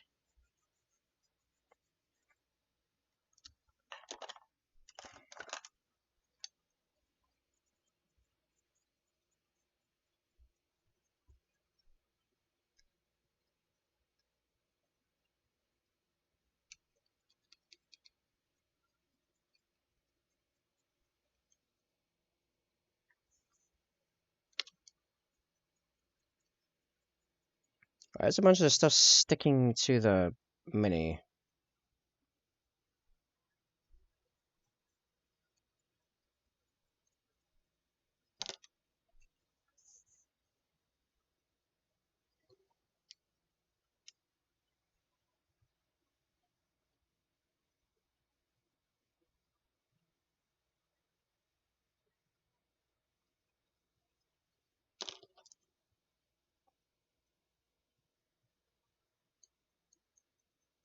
Oh, give me a second.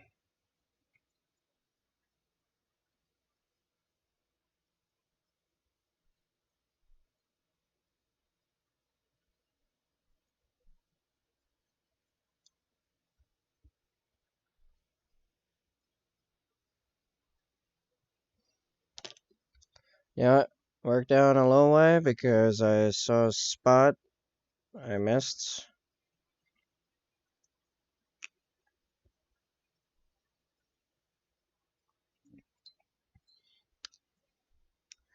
As usually how this goes, I try to put it together and some kind of nonsense happens. Okay. I can fix it after it's in there. Let's try to dry fit again.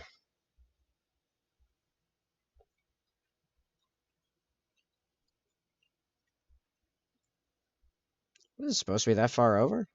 Oh, there we go. Alright. Just gotta glue it in.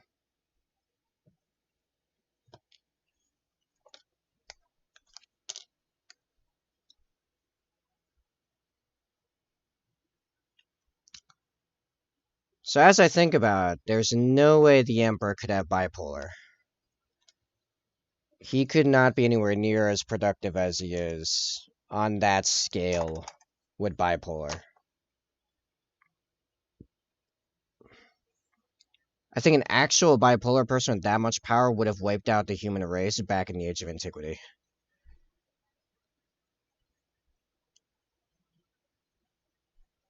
Because bipolar is like pretty crazy.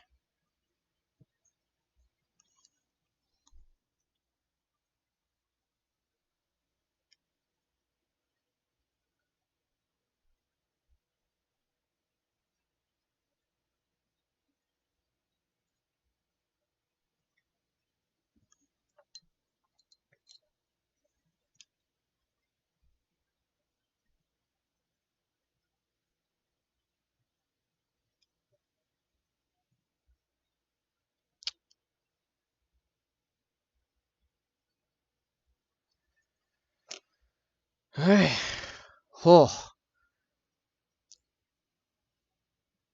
he's finished.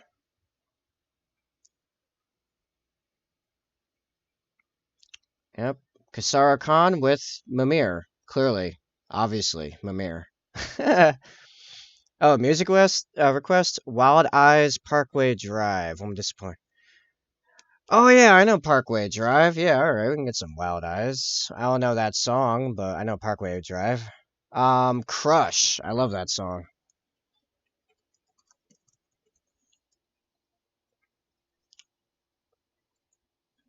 Yeah, it came up as one of the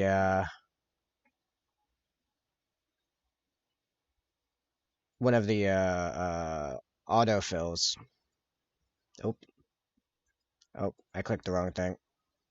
And there we go. And here we go. Haha.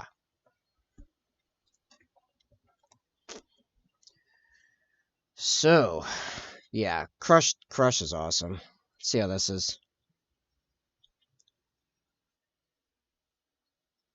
So he's not done. I guess now I can, just realize this is a little tilted. I can pay whatever I want now, because I have no current commission. Till someone throws some money at CFC.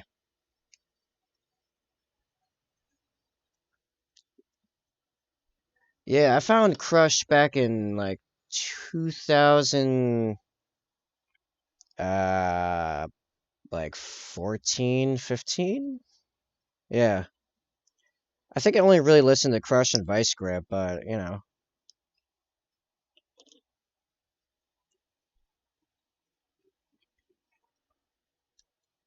Alright, so, there's my Infiltrator Sergeant, currently.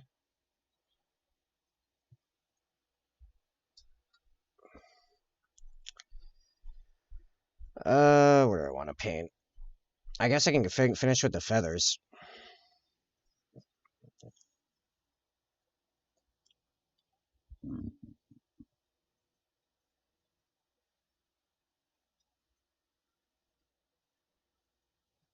Actually, now that the red scar's done, I'm gonna change the stream title here.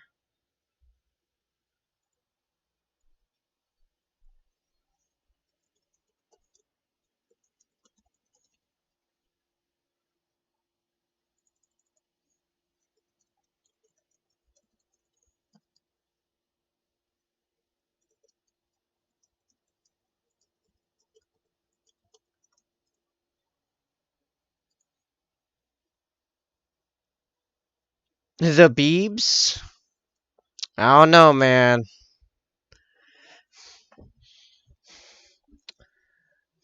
That might stretch my brand image. I'm joking. What song specifically? Although, if it messes up my YouTube music algorithm, I'm gonna be annoyed. Just listening to some Two Steps from Hell and then Bieber comes on. What? This doesn't match anything.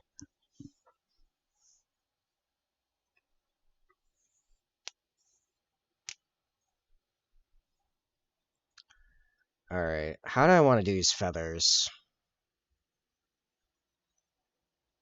I had an idea for this previously, and now I don't remember what it was. Uh,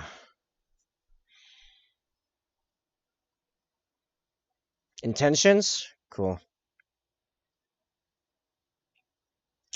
Thanks for the follow, Aram Sky. Uh, where was I thought? Sorry. Man, jumping from one paint project to completely different one like this. Alright, so I remember I wanted to do dry brush, wash. Sup, potato? I see you. You are still here. I appreciate that. Hanging out for basically the whole stream.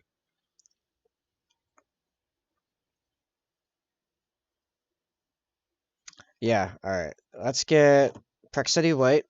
And yeah, intentions by the Beebster for about, 3 to 4 minutes of torture. Then we can move on with our normally scheduled programming.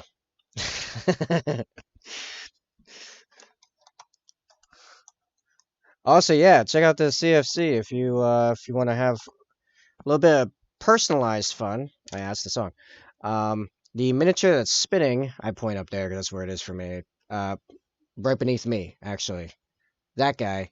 You guys paint that. Using the info in the chat with the CFC thing and the CFC price command and yeah.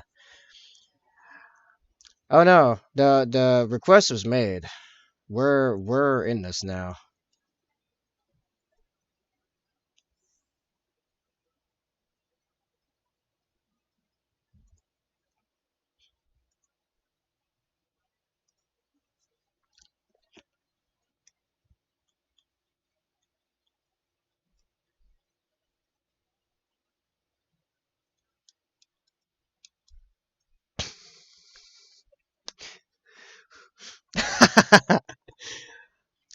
Gonna assume that's M.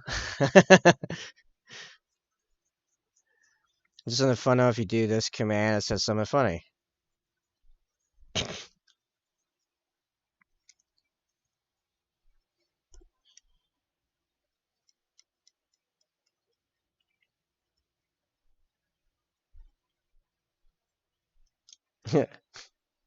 Sup, M? How are you? I hope you're enjoying the stream, even though this probably isn't really your thing.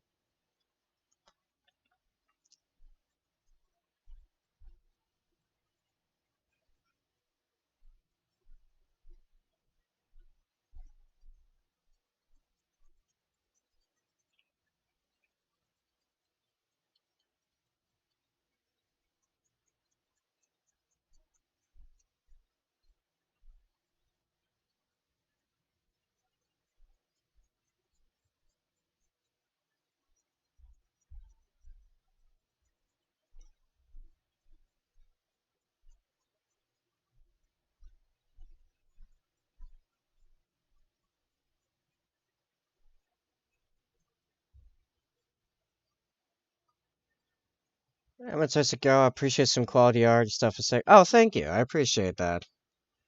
I try. Sometimes too hard. I try. Where's my 3? Oh, it's on the table in front of me. Not the best. We actually, within the stream, have seen the best. Still buried in the Discord somewhere. That guy's stuff is bonkers. Uh, where is that? I kind of want to show that off. That was, man, I was in finished, I think, a little ways back.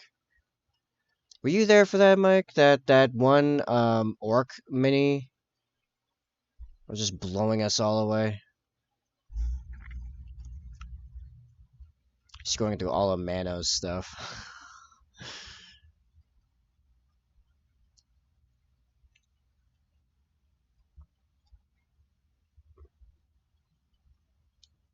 Was it not in finished? Oh wait, that's right. He was working on that at the time. That wasn't even done yet, which blew my mind.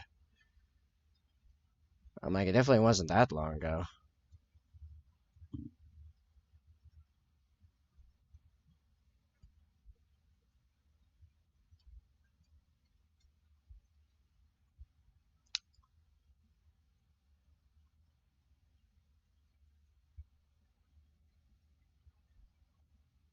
You know, I thought I saw it recently. I can't find it again. Nope. Just an endless stream of Mano's extremely yellow orcs. Very, very yellow. Like, good. Why does he use so much yellow? All right, I'm over it. I can't find it. Anyway, not the best. I like to say I'm good. Where's my thing? Ah. Oh no, I'm good. Just hold me now. Caskets and a solid hit. Okay. Is it an appropriate palate cleanser? Let's see. What was it? Caskets. Hold me now. Um, I'm mostly like busting on Beaver hard because it's easy. That wasn't like as bad as I was expecting.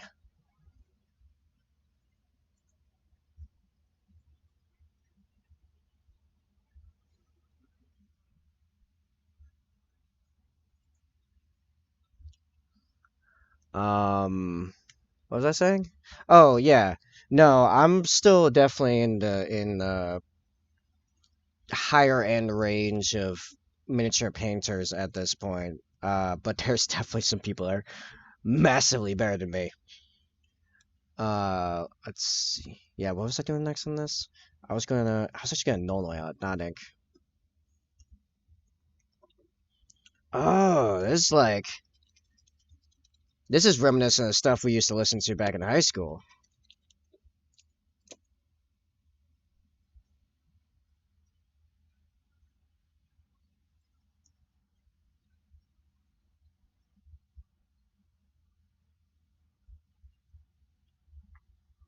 Which actually these days I mostly listen to covers of stuff we used to listen to back in high school.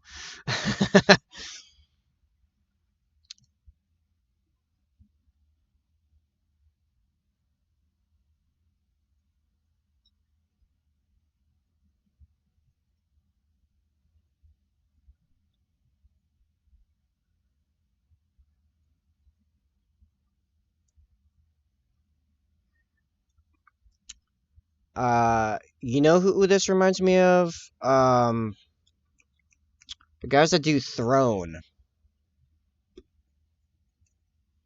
What's their name? Eh. Oh, who does Throne? Every scar builds my throne. That song. It reminds me of those guys. Alright. I feel like I need to well, I mean, first off, after Node Oil dries, I need to brush off all the dry brush crap. Yeah, bring me the horizon, right. Yeah, those people. I feel like some of the stuff I need to pick out more. Like the pouches are a lot more subtle than I thought they would be. What color scheme was I going for them again? I'm trying to remember what I was trying to do the other night at like 3 a.m. I don't remember what I was going for.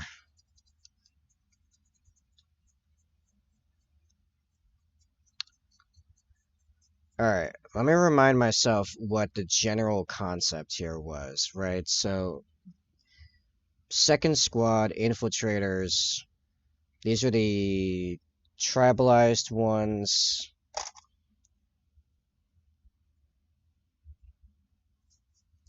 Combination of more stealthy but also more feral looking.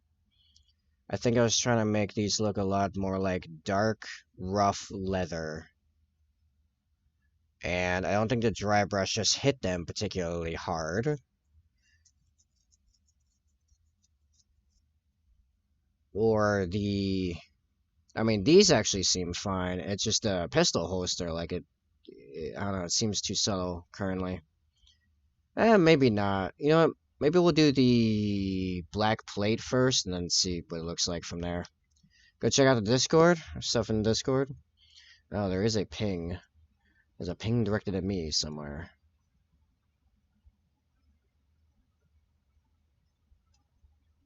Oh no, those are good. No, we had a guy that does that goes into like the international painting competitions. I don't remember if it was Golden Demon or one of the other ones, but he had a work in progress piece put into the Discord like months ago, and it was just like insanely good. And I feel like I saw it the other day,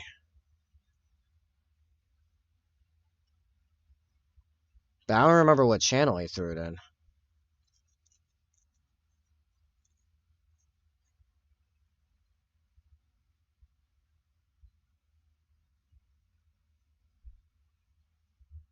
Yeah, it's way up there somewhere.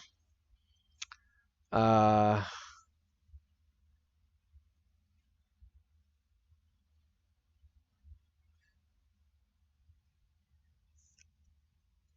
oh, I had a song in mind a second ago I wanted to throw up, and I don't remember what it was.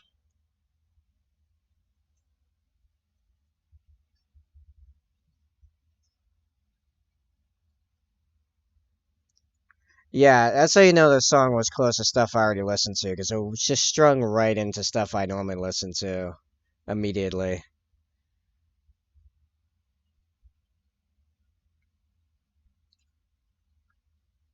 Oh, yeah, yeah, Nate, new singer, been loving lately. This is Diamante. Their stuff's like really good.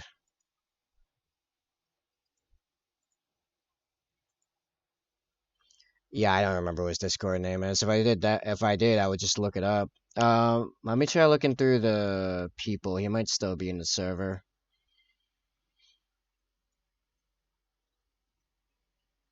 Hmm.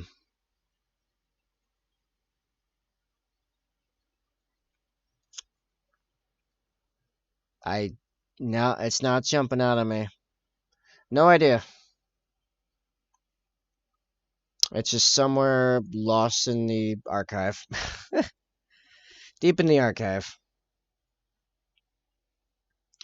Uh oh, you know what? I should pick out this bit here.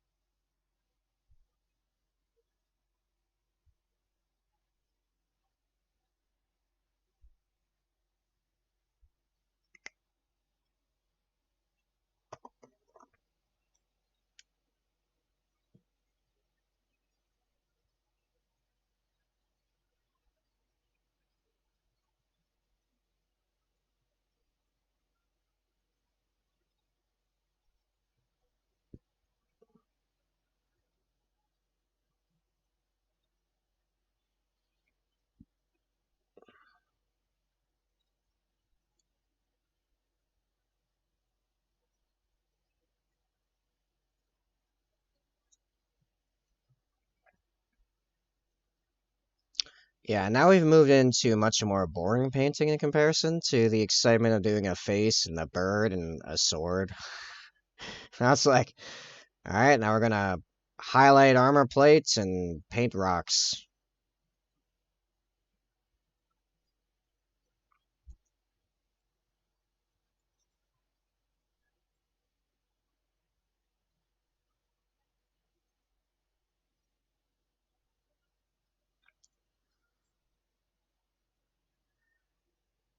Oh, maybe.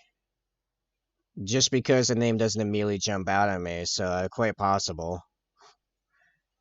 Why, did you find an extremely good orc paint job under Saber Bro?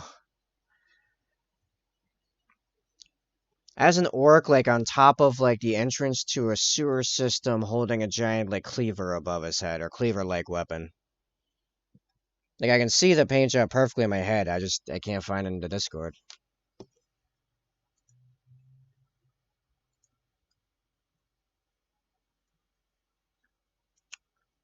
No, that's a Phobos librarian. No, it's very clearly like a giant orc. What you tagged was a space marine. A space marine. I actually have that guy. Uh, right up there, actually. One of my older paint jobs. Actually, it's probably right when I started getting good.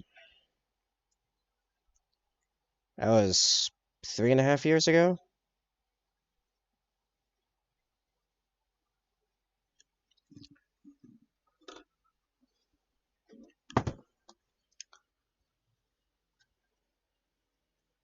I think this might have been before you even came in, Mike.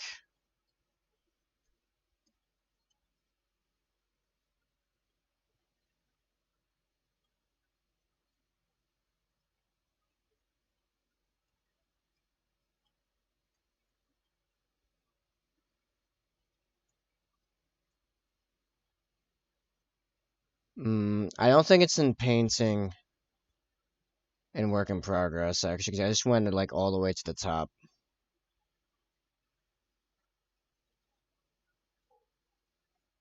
I mean, there's some den of imagination picks in there that definitely show how much higher my skill could go, but that seems a little unfair because they're some of the best painters in the world. It's also like a large studio. It's like they have like 20 artists under their roof. Yeah, I don't know where it is. Weird. Anyway, back to painting.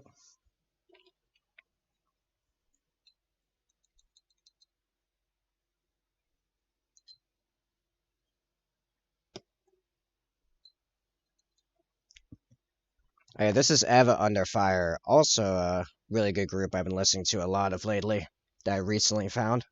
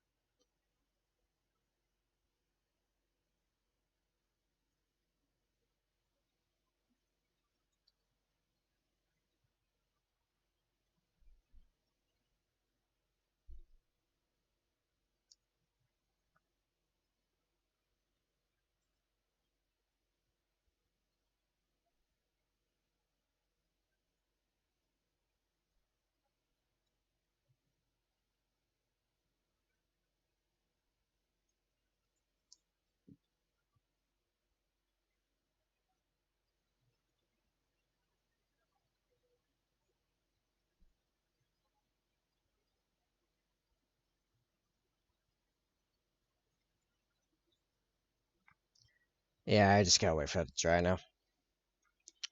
The feather's all dry. Very close to.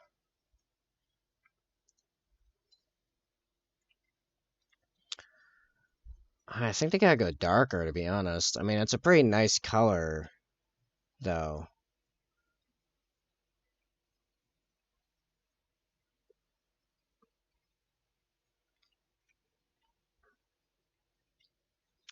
I was then gonna hit them with probably more Cantor blue for some picked out highlights. Hmm. Oh, you know what I might do is actually do Lothern blue and then hit him with another coat of Null Oil. That could be good. Let's try that. Why not? I'm now on my guys. I get to experiment.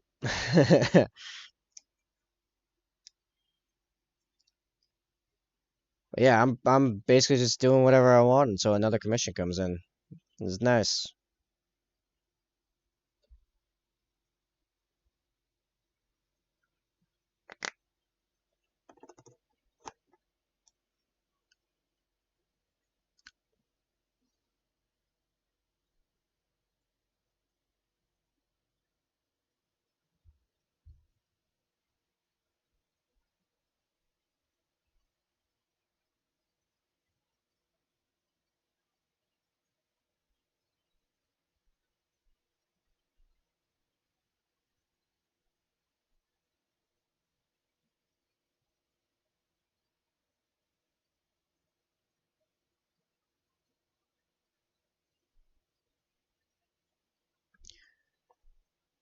Yeah, wedding cake topper if you're interested.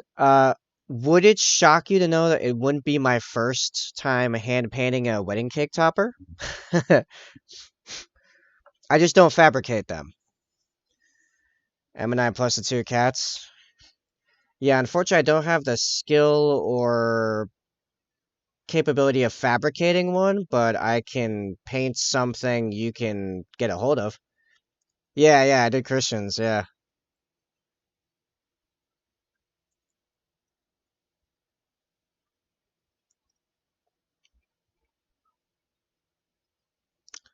If you can find something you like and then want it effectively painted to be customized, or just not be like a silhouette in the case of Christians, yeah, I can do that. I mean, I got a whole year to do it? No problemo.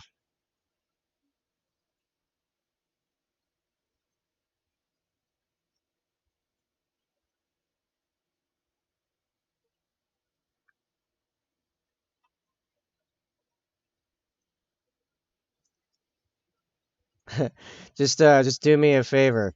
Get get a cake that uh seems like it's worthy of the cake topper. Because not gonna lie, I went like ham on Christian's cake topper, and then it went on a super simplistic cake, and I'm like, wow, this cake topper like looks like 7 times better than the cake. This just looks weird now.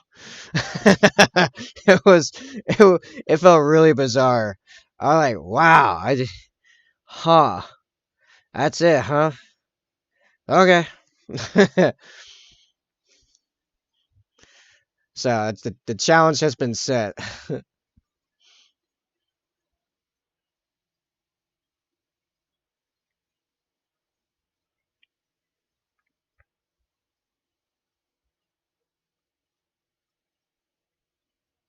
Yeah.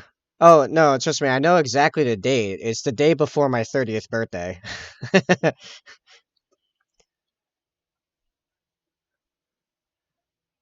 Sure, that works. You guys have me on Facebook. You know how to get a hold of me.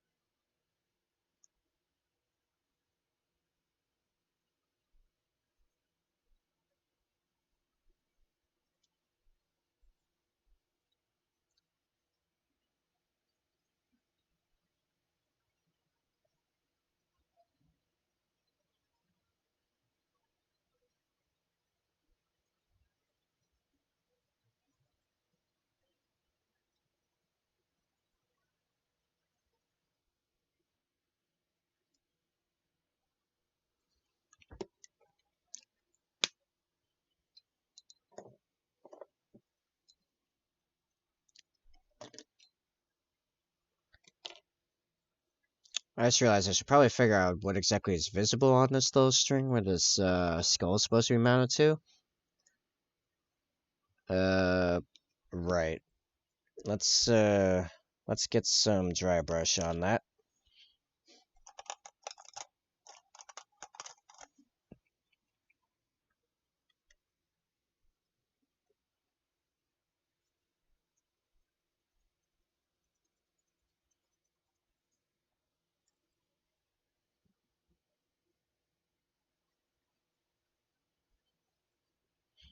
Oh, actually, I think it was supposed to have Tyrant Skull and Prec City White, not Rakarth Flesh and Pallid Witch Flesh.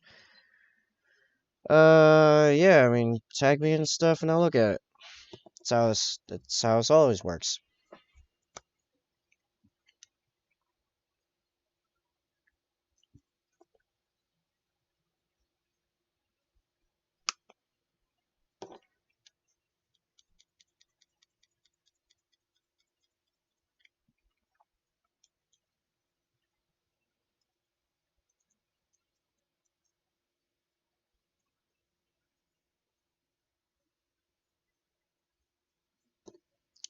I mean, if I could get the paint on the brush, anyway.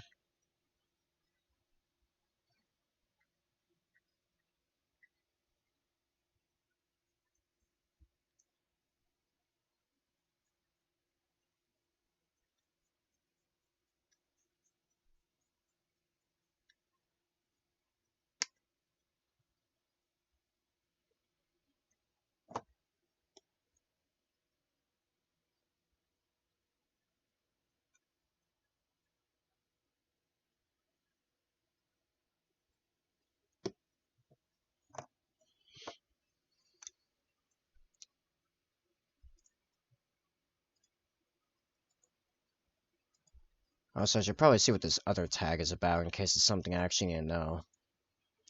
Uh,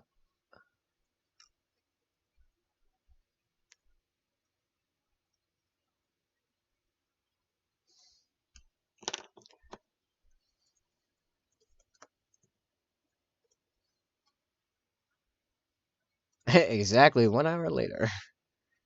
Um,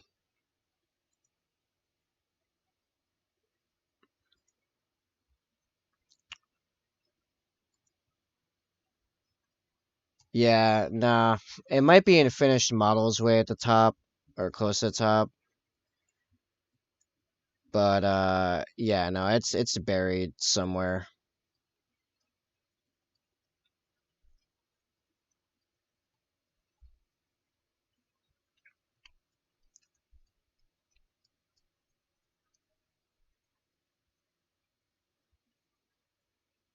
Oh, wait, no, that's the top of finish. Somehow I got there, like, really fast and passed a bunch of stuff. Alright, maybe?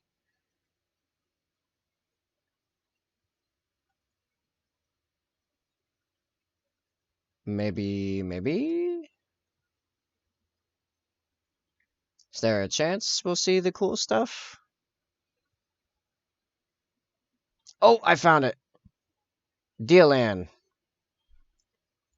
Dealan is his name, and we shall view his gorgeous work in just a second.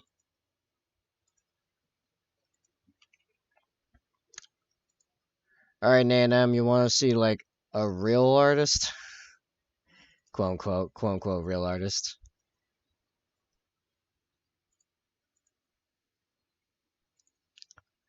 This guy, yo.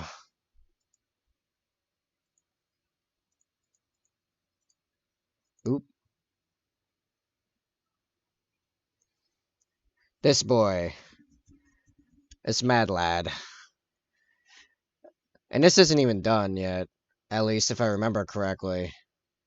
The guy was still refining this a bit. Yeah, right? He was doing this for a competition.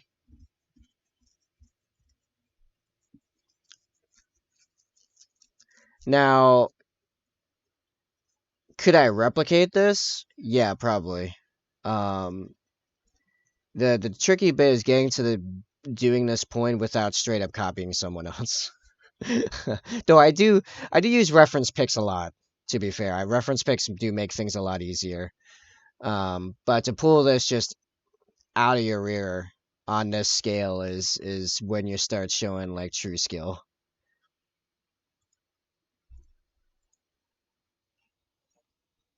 What if he just cake top? I mean, that guy was pretty well oriented to be a cake topper, just like that, you know.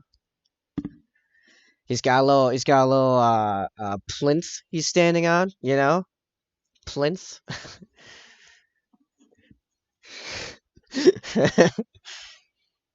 Really, here's the thing: any commission artist for miniatures can do amazing cake toppers because that's all a cake topper really is. It's just one of our miniatures, except made nice and not trying to kill someone or already killed someone or both.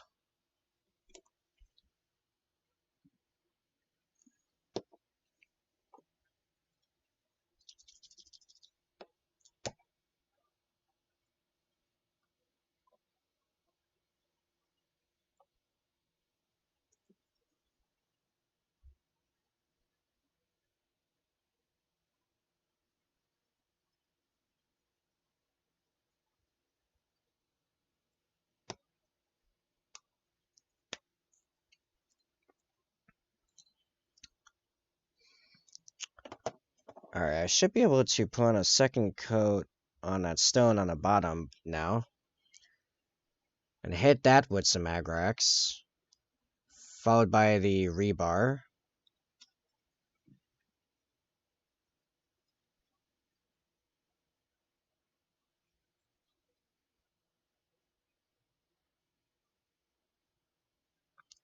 And then I think all that stuff is a whole bunch of highlighting, which I don't think I'm going to do double layer highlighting on this guy. I think I'm just going to do the Dawnstone. I do need to definitely pick this out more, I think. Yeah, I think I'm still going to wait till after I do the highlighting.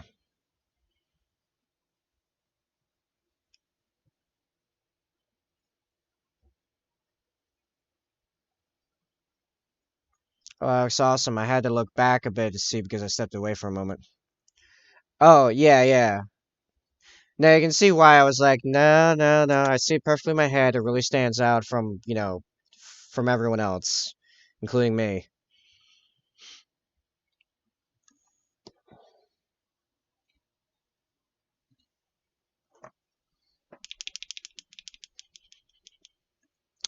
I'm getting pinged again? Oh, from Lavely. Well, what's Lavely doing this early? Wow, Lively is on early. Sorry, another streamer that I watch on occasion. Depending on what she's playing.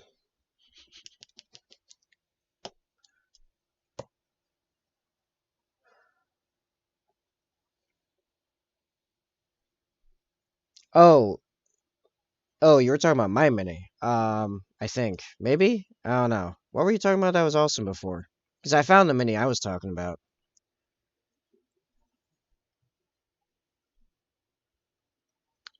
Oh, yeah, this song's so good. I don't remember who does it, but it's Surface Pressure.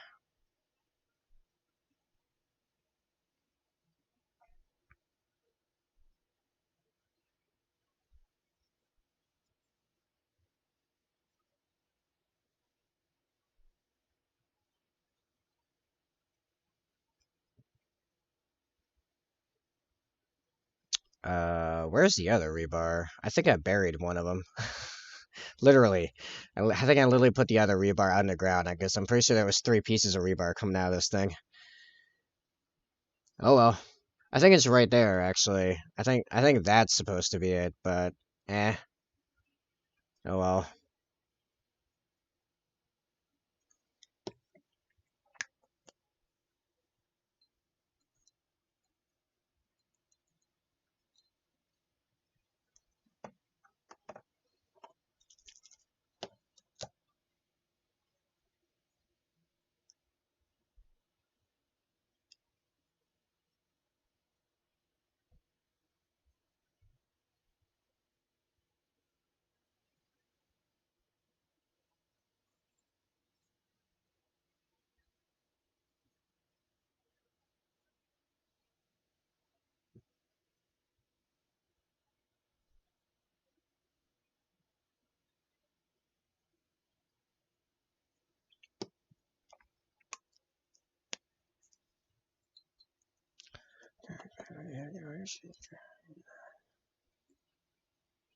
Okay.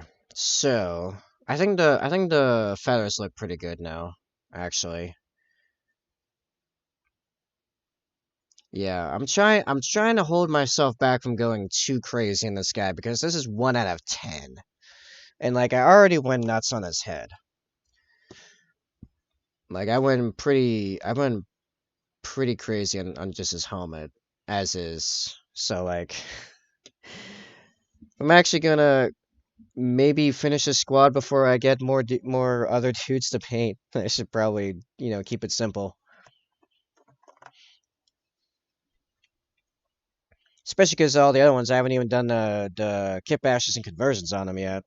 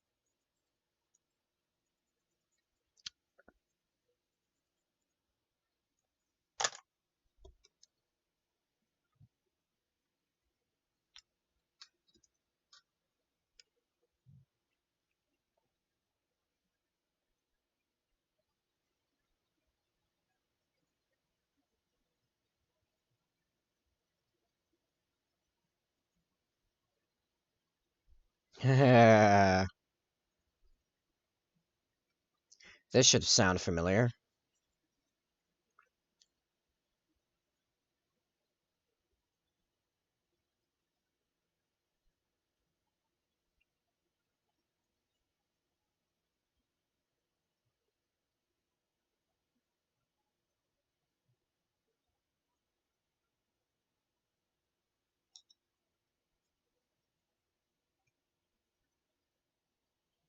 Yeah, even though it's a cover, you knew it instantly. Yeah.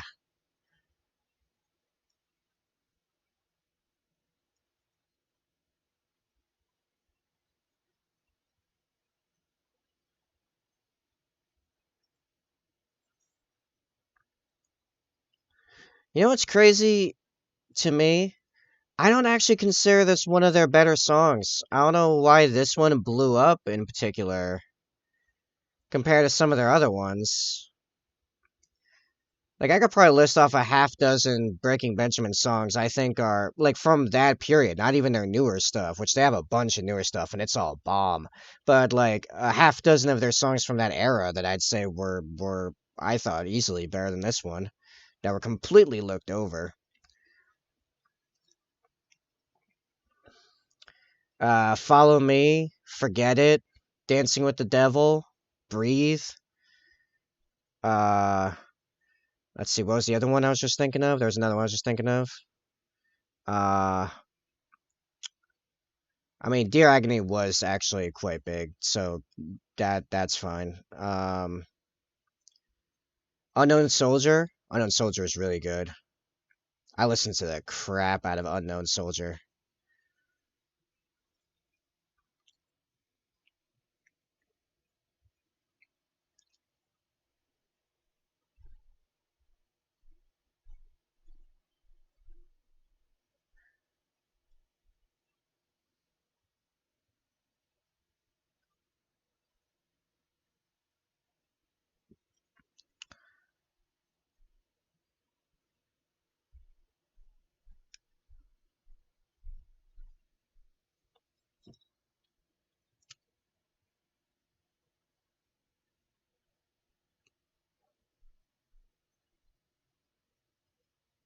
Man, I thought of doing volume painting for all these guys, and I was like, man, you know what? I'd like this squad to be done this year.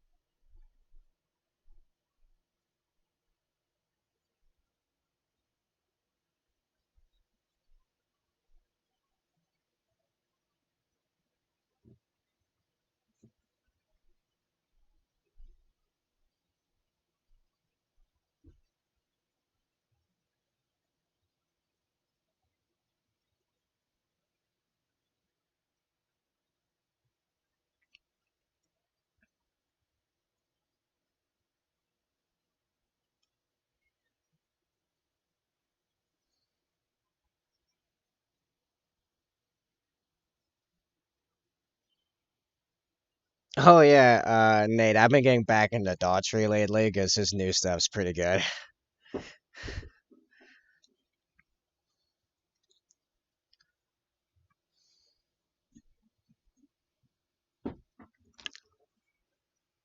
There's a lot of banging I'm hearing.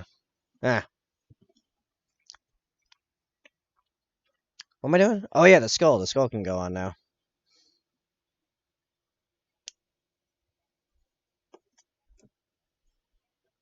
All right, let's see if I built this kind of right. This makes sense.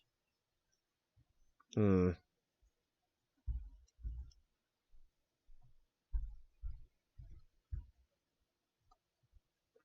Uh. Hmm. Maybe if I cut off part of. So this is what I'm messing with right now is what's called a conversion where I've modified the miniature. It's like all like this belt of feathers and this little thing I'm trying to attach the skull to. That's stuff I added, I made, and now I'm trying to figure out how I want to add oop, the skull. So like hang off his belt, kinda. I kinda didn't take into account how large a skull is.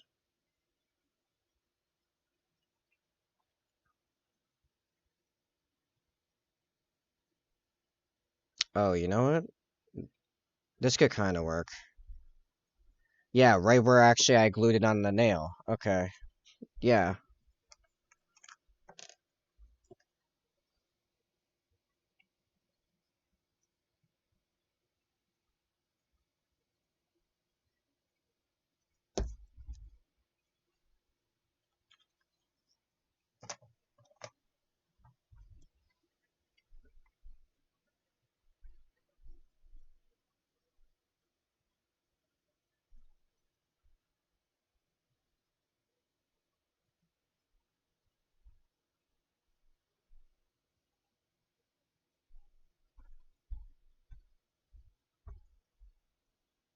Hmm.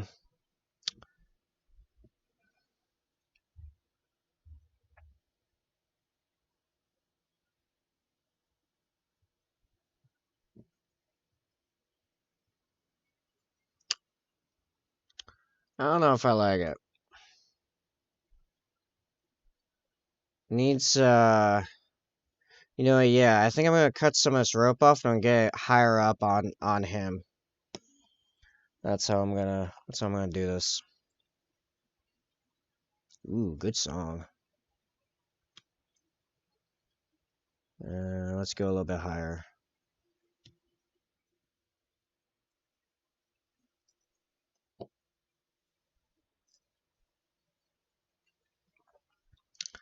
Now if we stick this right up in his crotch, basically.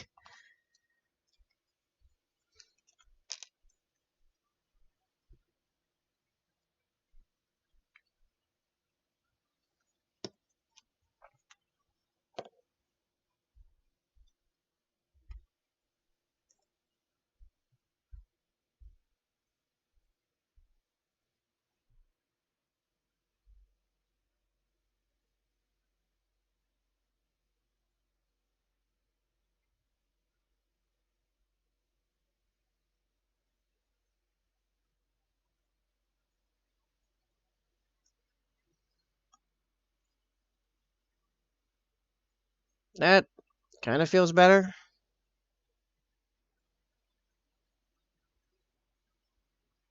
I think that works better. Maybe higher up. Less hang, more like this. Yeah, I need more glue.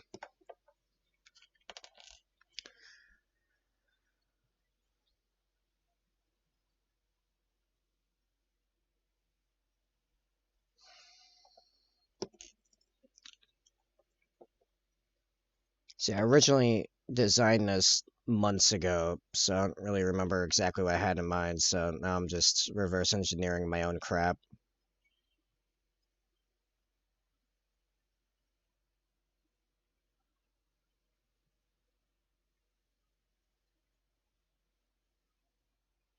Oh, that feels like a good fit. It still feels like it's sticking out a bunch, though.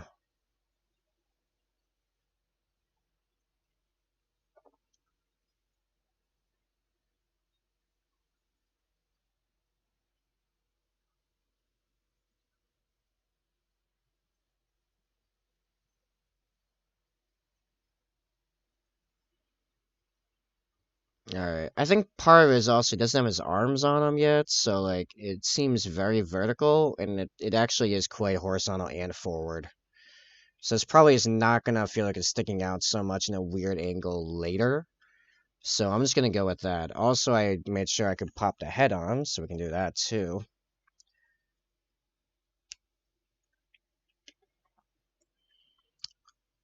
It's to be roughly in this direction. Yeah. His arm is. Oop.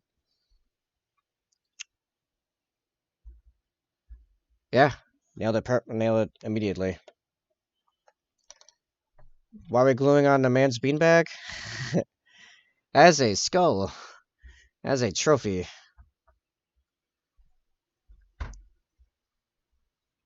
That was a bad person at one point, and now he serves as a reminder of what happens when you forsake the Emperor's light.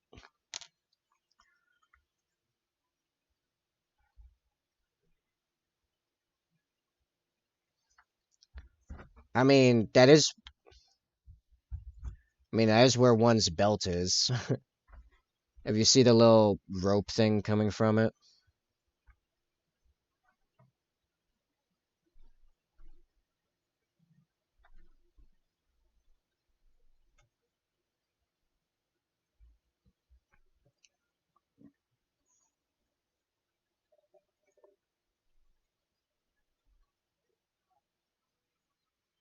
Yeah, that's aligned right. Sweet.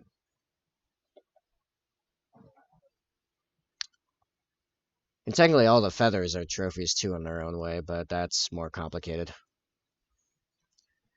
All right. Oh, what happened to the knee? I think that was the glue. All right.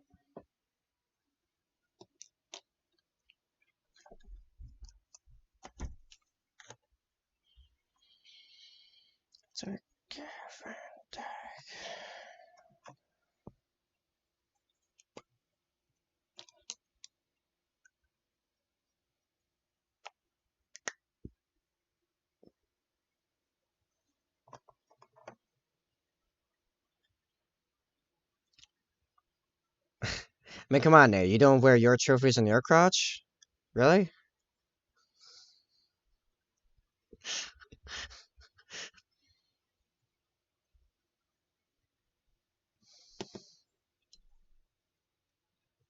Oh, thanks, Chief.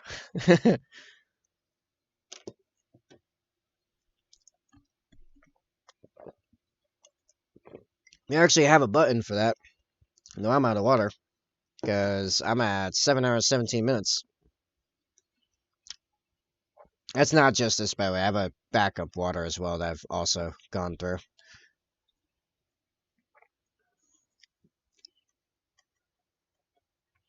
Yes, we have quite the list of buttons and sound alerts and commands. We got a lot of commands. Command. We'll get you the list of commands.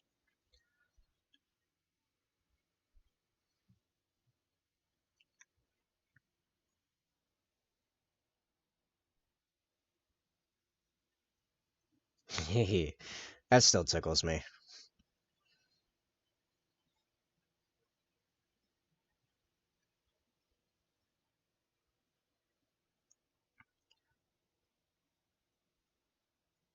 Some nice fingernails you hear me too.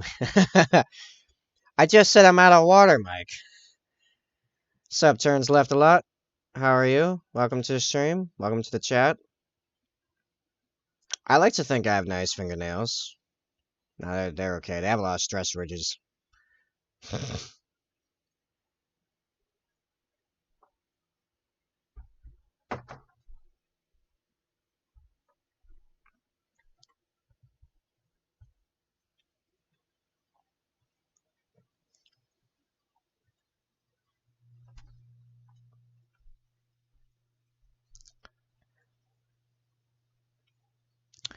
That's Jake, isn't it? That just hit me. I just figured that out. What's up, man?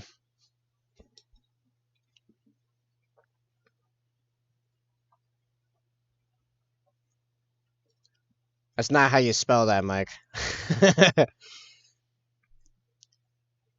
Try again, Tater.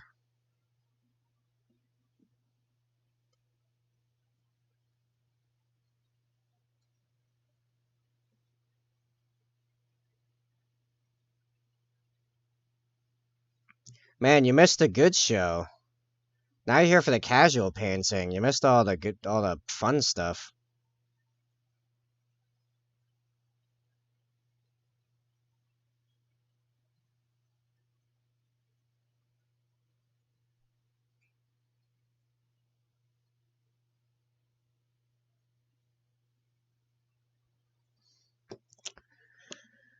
Earlier, I finished painting this guy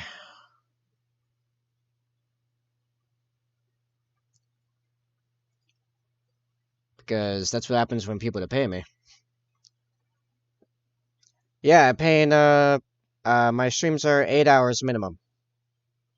I've gone up to 11 and a half before, or just under 11 and a half. 11 hours, 22 minutes, I believe, was my longest stream. Because I insisted that model was getting done that day. Like I wasn't taking no for an answer on that. Yeah, and this ends a 2 year long painting commission. Not just this. It not get done? Which model was it? No, no, I don't think you were there for that one. That was I'm pretty sure that was finishing this guy. I think I was finishing this guy, yeah. Yeah, because it was at 11 hours, and I was like, am I really gonna paint like a travel design on his helmet like they're supposed to have? Am I really doing this at 11 hours in? Like, oh man. You were there for this guy? Then you know I finished him. This guy was done when I finished that stream. Listen, I have the VODs, okay? I can go find the records. It's probably already on YouTube.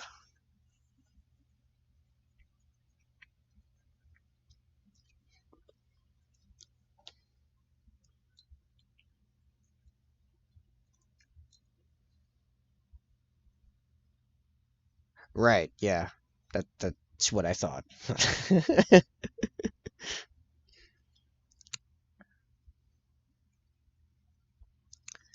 He's got the receipts. I got the receipts, man. I got the receipts.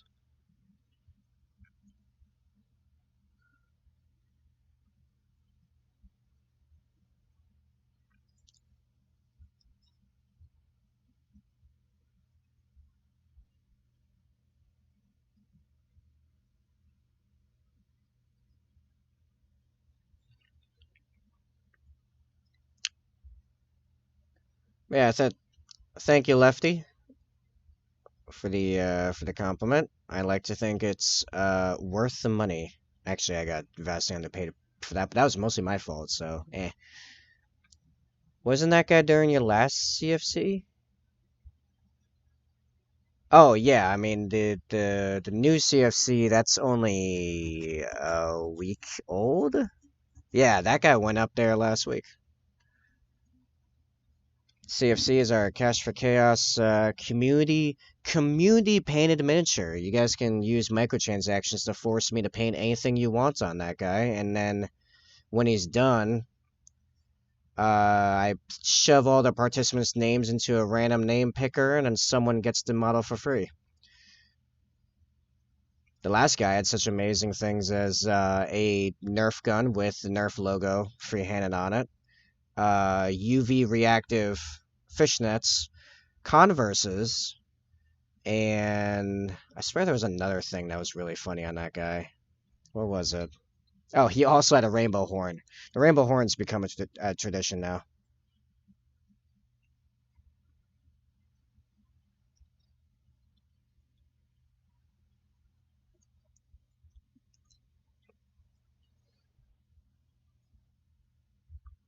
All right, I gotta fix that with actual paint, I guess. I suppose.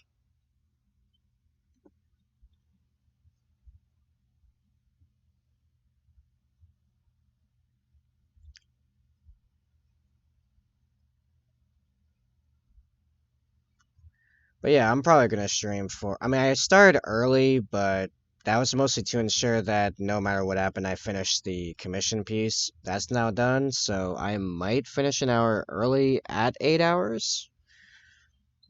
We'll see how it goes. We'll see how I'm feeling in 35 minutes.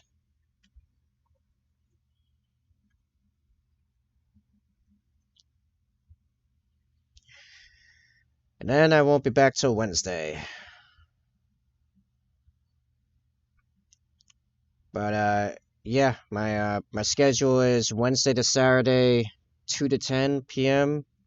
is like the average span and relative location. It's on like permanent flex time, but you know that's the basics.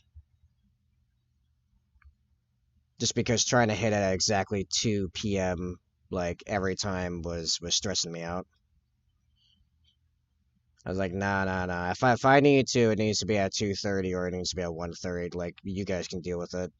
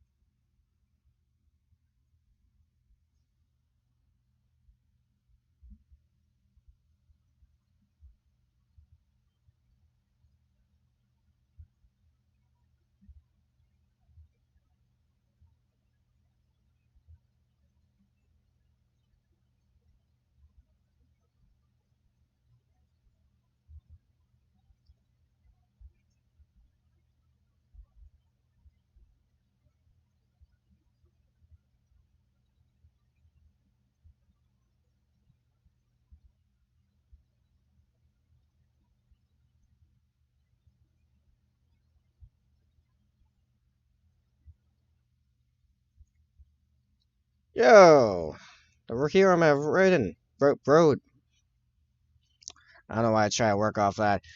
Sup, Condor? Thank you for the raid. Welcome to the stream. That's Condor 21.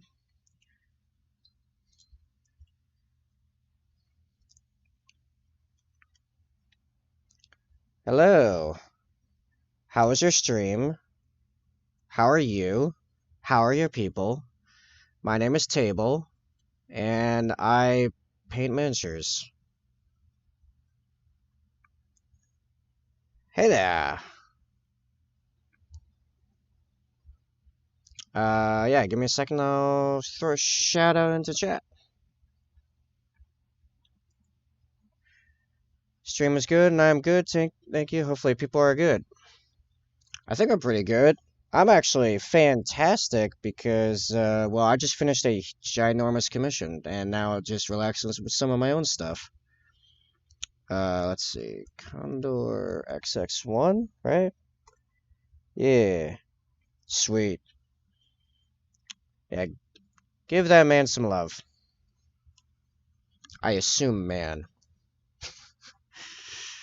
Yeah. Let me put it this way. The last guy of that was done today. I am just a little thrilled. Can't you tell?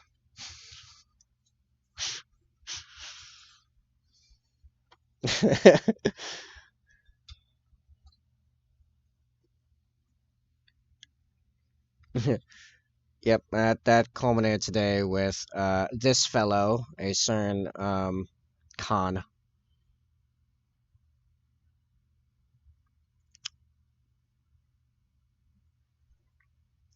which I can't wait to give this guy some pictures later. Ah, that's what I was looking for. Something I was like, ooh, white scars. Interesting. Always good to see. Nice. Oh, thank you. I'm assuming the title didn't actually update because I had swapped that around a few hours ago. But whatever. Thank you kindly. So yeah, now we're just I'm chilling painting some Raven Guard infiltrators because I actually play Raven Guard. Particularly tribalized Raven Guard. Oh, I did update. Oh, that's weird. Oh, Twitch is bizarre. But yeah, I play a very angry tribal Raven Guard, so that's paying some more of that right now.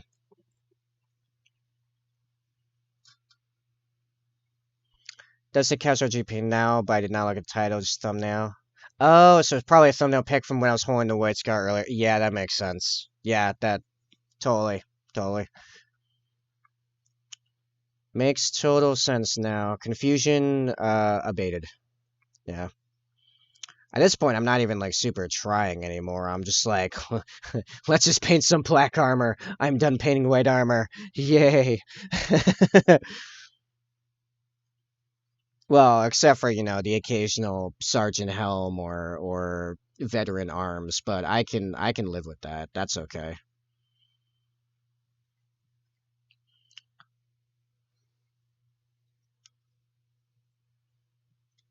Oh man, I just realized I wish I had some ice cream to celebrate later, but I don't have any ice cream currently. However, I am ending early. I might have time to go out and get some if my mom's gotten back with the car yet. Nice.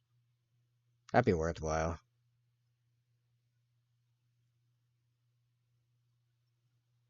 Huh, my whole army is black army also. I hate it due to the amount of highlighting it needs to look good, but I also did not want to paint white due to the paint itself. Oh, what do you play, man? Cookies and cream ice cream? Actually, I is usually to go to Ben and Jerry's now that I can't find the. This is true. By my experience, anyway. Oh, thanks for the cheer, man. Um, paints, huh? Head out. Beautiful work as always. Have a good rest of the night. Thanks, man. Have a good one. I'll talk to you later. Keep me updated uh on the cake topper. Wow, yeah, it has been 7.5 hours I've been painting today. English is failing me. Mount chapter created as 20 years ago. Wow, Iron Hand successor, black armor, blue shoulder, gold trim. Oh, cool. Well, dude, man, awesome. As a kid 20 years ago. Okay, that makes more sense. Like your id created the chapter for you. Get some Freudian in here. Oh, and have a good night, M, as well. As I figure you're back there, silently watching, lurking.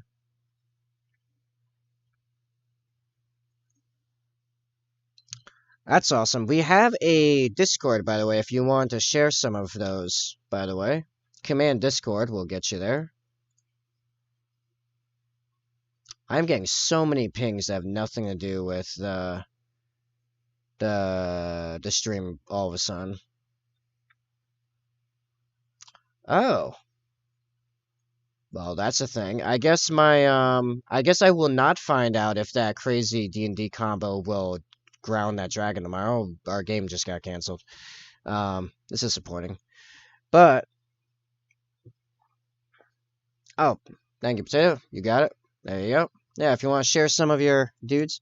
Yeah, I know. We'll have to wait at least another week to find out if my Warforged Bard can ground a dragon by becoming the Iron Giant on its back. Okay, all right. So here's the combo. I have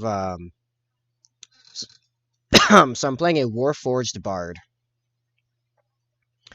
Uh, and he's cast his spells by painting himself. Actually, his name is Palette.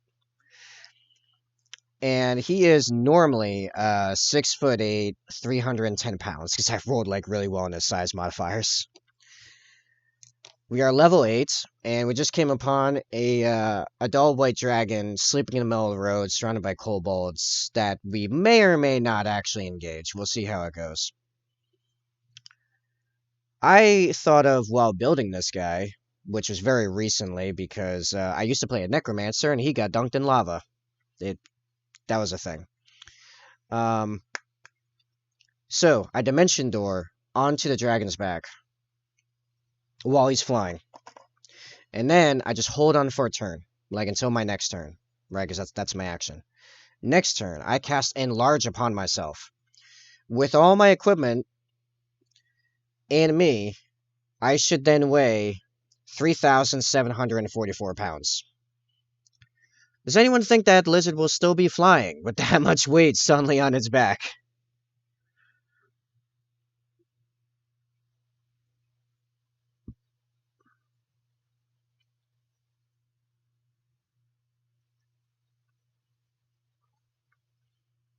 Like I looked this up. That's as heavy as a medium-sized car. Like that's a four-door. It may just squish the dragon. The potato's not wrong.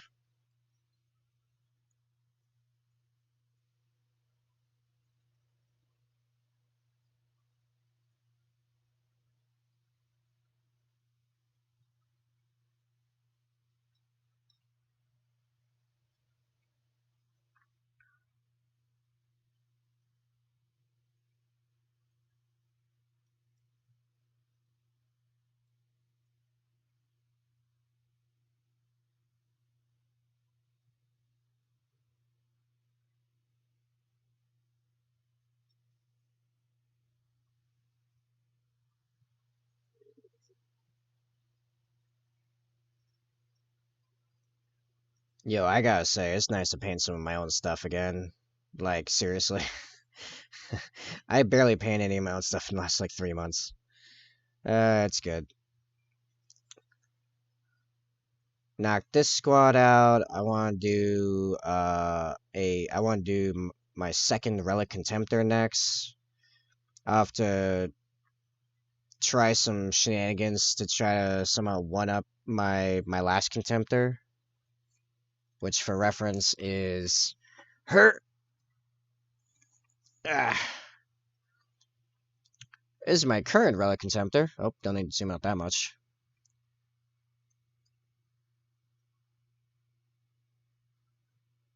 And like that-ish. Yeah. And this guy is fully magnetized, and those are real chains.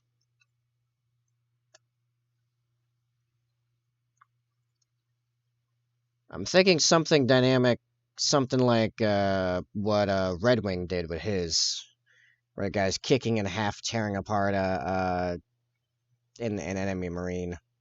But I have a bunch of Necron bits sitting around. I think that'd be good, especially because Necrons are. Oh, son of a magnet fail.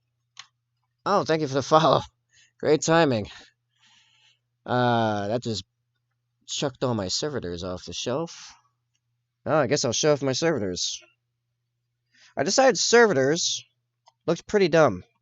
Like, I don't like the model. Thanks for the follow, Condor. I appreciate that. I thought servitors, the model looked pretty dumb. And Raven Guard, yeah, I mean, they deserve attention, honestly. Raven Guard move fast and are stealthy, right? So, like, their tech marines would be too. So I was like, you know what? I can do better. I can do better than these. I'm actually going to grab the underside of my thing for a tray so I can show all four of them easily.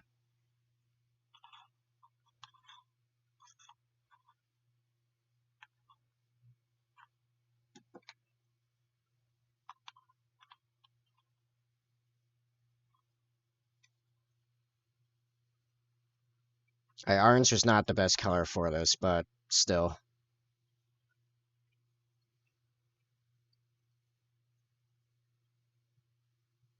Nope, I gotta do a better base. Here we go. These, however, lot more better build for stealth and aggression. And the meltas are actually magnetized. I can swap them out for plasmas to replace with plasma cannons or bolters. Yeah, right? I thought so. I see them as being part of a recently rediscovered tribe of Kievar, a tribe like a tribal people in the Kievarian forests, and some have been taken in and made into Space Marines, and that's why some of my Raven Guard are tribalized. And then others were uplifted in this way. They're not true servitors; they're actually just cybernetically enhanced tribal people that work with the Tech Marine. They even have I don't know why they have cog shaped necklaces in AOS, but they have cog shaped necklaces. So I was like, awesome. Those turn white and black for to show like the Adeptus Mechanicus, right? It was perfect. Yeah, right. Those guys took me 2 months to make. Lots of green stuff. Like most of them are like 40% green stuff. And they're combined with the Corvus Cabal from AOS Warcry and Adeptus Mechanicus Rust Stalkers, Sakaran Rust Stalkers slash Sakaran Raiders. Happy Clancy, yeah, exactly. I was like, it's a sign. They were meant to be Raven Guard servitors. Absolutely. Holy crap, we are 3 followers away from hitting 150. We jumped up today. I think we started with like 142, 143.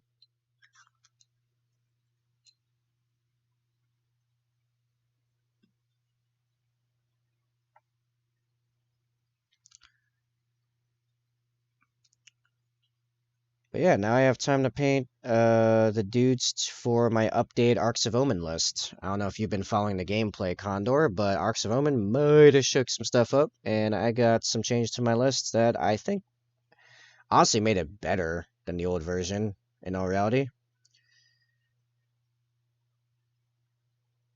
And I need 20 infiltrators for it, so gotta paint another 10. Let's see, for reference, the list is Shrike, Primaris Tech Marine, 20 infiltrators, and squads of 5 with infiltrator comms array. Then you have Apothecary, Firstborn Apothecary, 2 Relic Contemptors with Volkites and missiles, then 3 squads of 3 Eradicators with heavy melter rifles, and then a Relic Sikaran Venator with las cannons. Oh, and 10 Hellblasters with assault plasma incinerators. Incinerators 3 AM install. Check out tomorrow. Cool deal.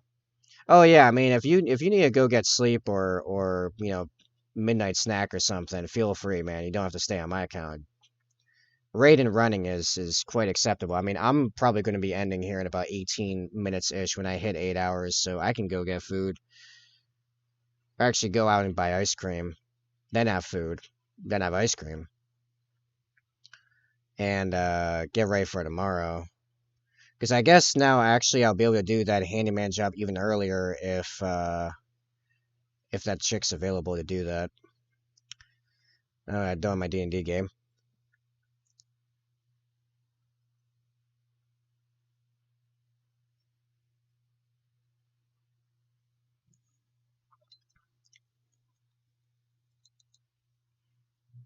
Honestly, I would actually rather go in and do that job earlier. I don't want to be doing uh installing cameras at 2 a.m. again. Not that that's likely, but that's what happened last time. Um, so for reference for the new people, I used to be an electrician. I installed security cams, fire alarms, corporate intranet, whatever. And recently, I hadn't done that in years. And then recently, one of the people I knew from back then reached out to me and asked me if I could finish up a camera job for them. And it went kind of nuts. This sounds awesome. I just quote finished using literally 3 blade guards tonight. Work on 3 outriders and Dominus LT. An ironclad dread. Ooh, chaplain dread. Oh, from Legends. Uh, Predator and 3 Land Spears. I'm trying to get done before 24th of February. Wow.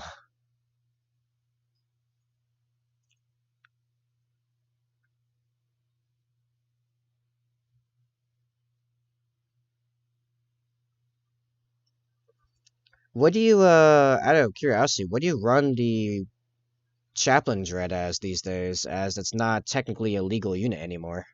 Yeah, I need luck. Um, Mike, can you hit the Jimbo soundbite for me? I think that is most appropriate right now.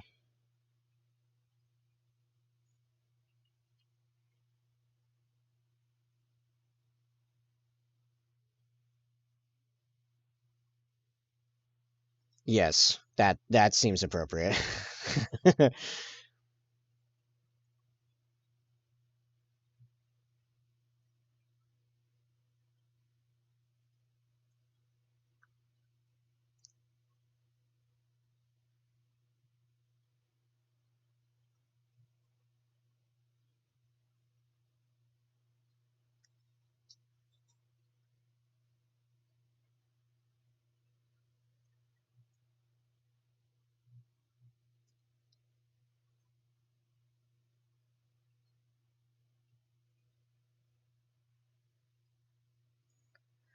And I really only play with a friend of mine, so we allow legacy units and some other discrepancies between us, such as my permanent capping with chainsword, for example. Oh, okay, fair enough.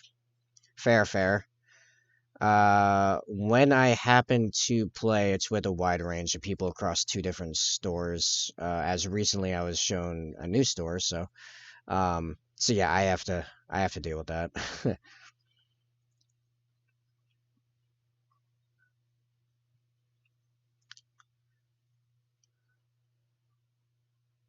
But yeah, that's cool though. Honestly, then you can make some of the units make sense. Like, why did we suddenly lose a bunch of the company command on bikes? That doesn't make any sense.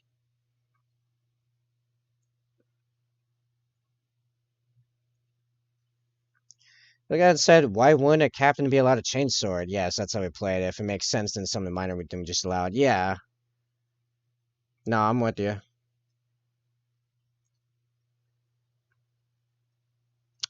You know what doesn't make sense to me? Assault intercessors don't make sense to me. I'm just gonna throw that out there. I don't think they make sense. You know why? Why wouldn't you just give all your intercessors a chainsword? The sergeant can carry a chainsword and a rifle just fine.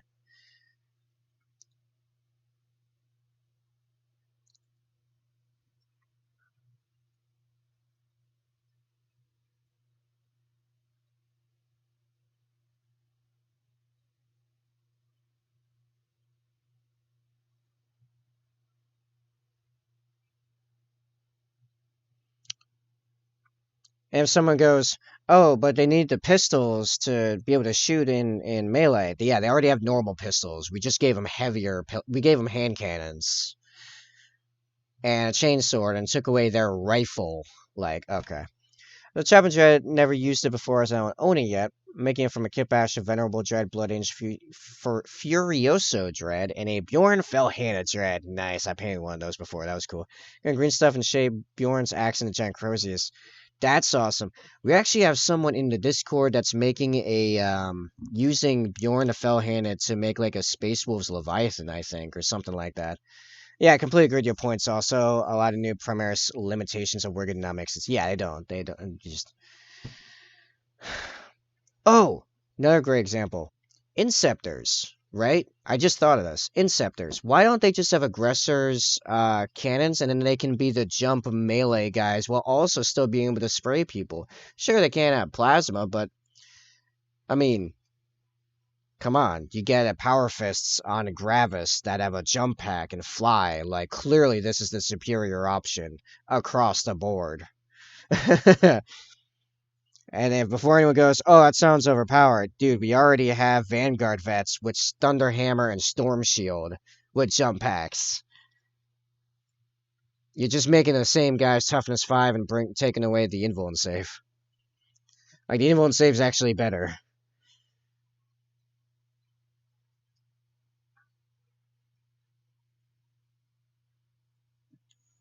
Yeah, I also find that they've given the melee strength to heavy walkings like Gravity, like giving guns to jump packings to intercept and suppress, like literally so backwards. Yeah, dude, seriously, aggressors with an autocannon? Imagine big Gravis guys with an autocannon. Like, dude, that'd be so awesome.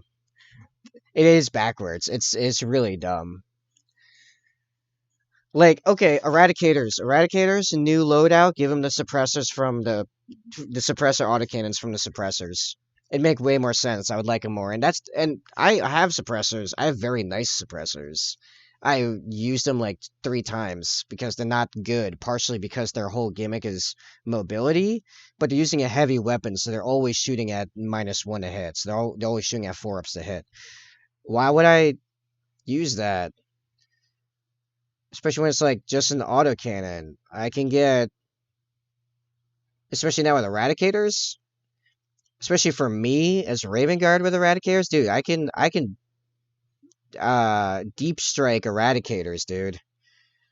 Like, why would I use suppressors? Yep, makes no sense. Use them twice, just park them on backline. Yeah, that's what I did a couple of times I used them. And it sucks because their model's really cool, and I got really cool smoke trails and got a really cool paint job out of them. But yeah, like Raven. Here's the thing. You know who does heavy firepower best? It's actually Raven Guard. Why? Because we can get our heavy firepower anywhere we want. Eradicators next to the enemy's super character or Lord of War or really anything you want gone, boom, done. Heavy melta rifles and multi meltas in like point blank range. Have fun. Like,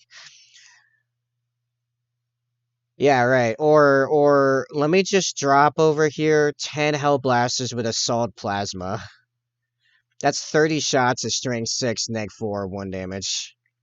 Or if I really need them dead, I can overcharge for a strength 7, neg 4, 2 damage. 30 shots. Like, my brother in Christ, your model is dead. Like, I don't think I've really shot anything with those guys and have it not immediately die. That's why I have so much heavy firepower, and that's being supported by now 2 Contemptus Volkites, and in case you don't know what it is, the Relic Sakaran Venator, my piece de resistance of my collection currently.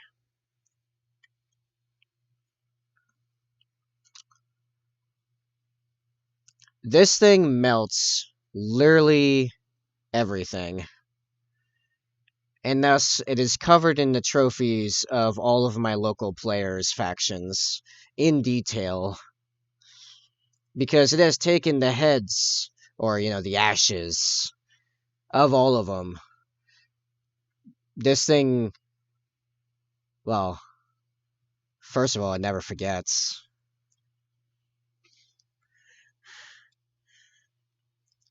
Might normally fail me badly and then get killed. Oh, it's just massed firepower because I have so many giant guns. So let me explain what that thing does, right? So already it's on a Sakaran. So it's on a toughness 7, 2-up save, like was it like a 12-inch move or something insane like that? It's super fast, or like 9-inch move. But you don't move it. Never move it. Place it exactly where you want with the best firing line possible and keep it right there. Why? Because it gets plus. Nope. Sorry, it does not get +1. You can give it a +1 ahead from the Tech Marine. So hitting on 2s with that cannon, that's heavy 3, 48 inches, strength 12, neg 3, d6 damage, or if it doesn't move, flat 6 damage. That thing reliably puts out 18 points of damage with its main gun alone. And it has 2 las cans and a heavy bolter, and currently also has a storm bolter and a hunter killer missile. Like, it that thing turns and looks at a thing, and the thing explodes. It's gone. It's done. Necromancer? Yeah, it's like the Necromancer build, basically. It chooses this one thing, and that one thing absolutely freaking dies. There's no question about it.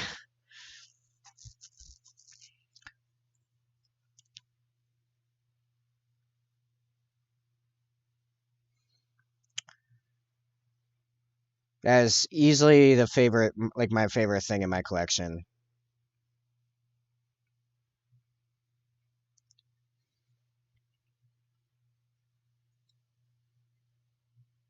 What still needs to be highlighted on this dude? I think I'm. Oh, there's a little bit of chest here. How does that tank? Yes, yes, yep. It has one shot Redemptors, Leviathans, uh, the Drukhari Raiders, um, Necron Ghost Arcs. It has annihilated. It annihilated a Drukhari character once, like one of their lord dudes, one of their head dudes, like the Cabal leader or something like that. I don't remember. I don't remember a lot of Drukhari units' names, to be honest. One of their leaders took that cannon like nearly point blank in my last tournament. That was pretty funny.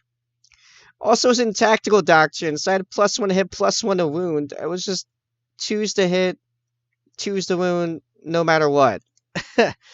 Archon. I think it was an Archon. Yeah, it was an Archon. Then he had the gladiator chick that he described as a living cruise missile, and that was true. And her and Strike killed each other. It was amazing. Her and her and Strike dueled, and it was mutually assured yeah, Lilith Hesperax, yeah, mutually assured destruction. It was amazing. It was the most perfect thing. I was like, we were both so happy that they both killed each other in the middle of this chess clock tournament. Man, that was good. That was a great tournament. I came out of that with 3 wins with Raven Guard. It was crazy. Like 3-0. Came in third place. Against Drukhari, Necrons, and Space Wolves. Decisive victories against all of them. I think my lowest game was like 74 points or something like that. Like the new Raven Guard secondary is really good. And I don't know, something about Raven Guard gun list just it works. It achieves its goal, which actually is just keep my infiltrators alive. That's all it is. Just keep them alive on the objectives. Just all this firepower is just dedicated to annihilating anything that gets close to the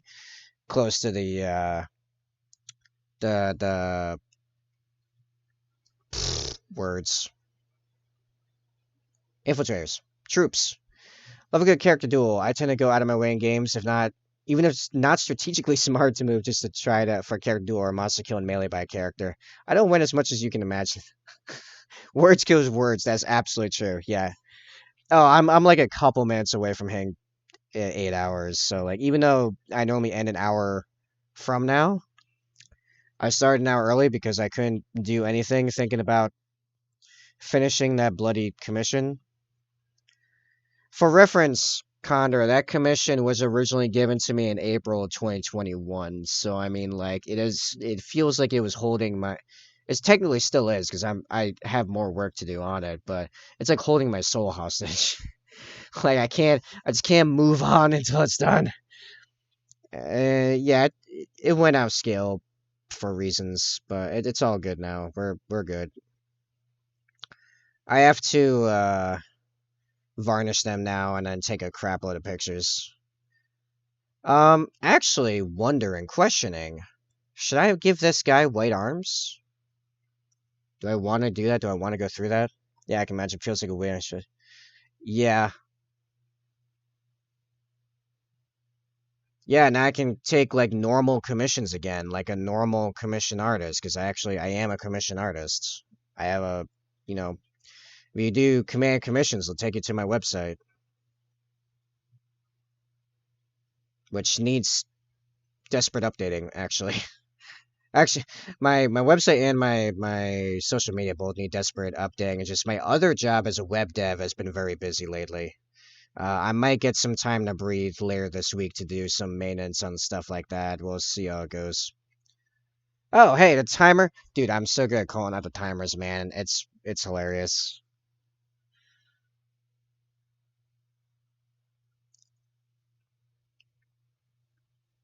I don't know why I'm highlighting the armor so early. Normally I do this last, but screw it. Screw it, man.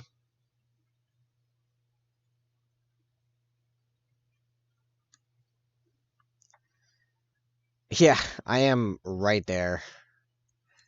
I am right there.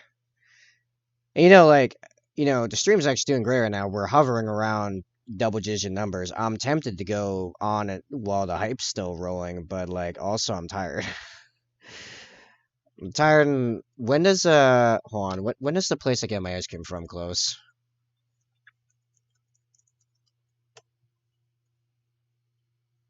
Uh, yeah, that's true. Closes at 10. I got 45 minutes. Okay, yeah, actually I do. If I'm gonna get ice cream tonight, I actually have to go pretty soon. I just think dilemma ended too, but overall I knew bedtime was priority. Yeah, that's fair. Um, I actually am a late night person. I have not even had dinner yet, like my proper dinner. I usually have that sometime between 10:30 and 11. Uh, so like, right, it's just I started now early, like I said.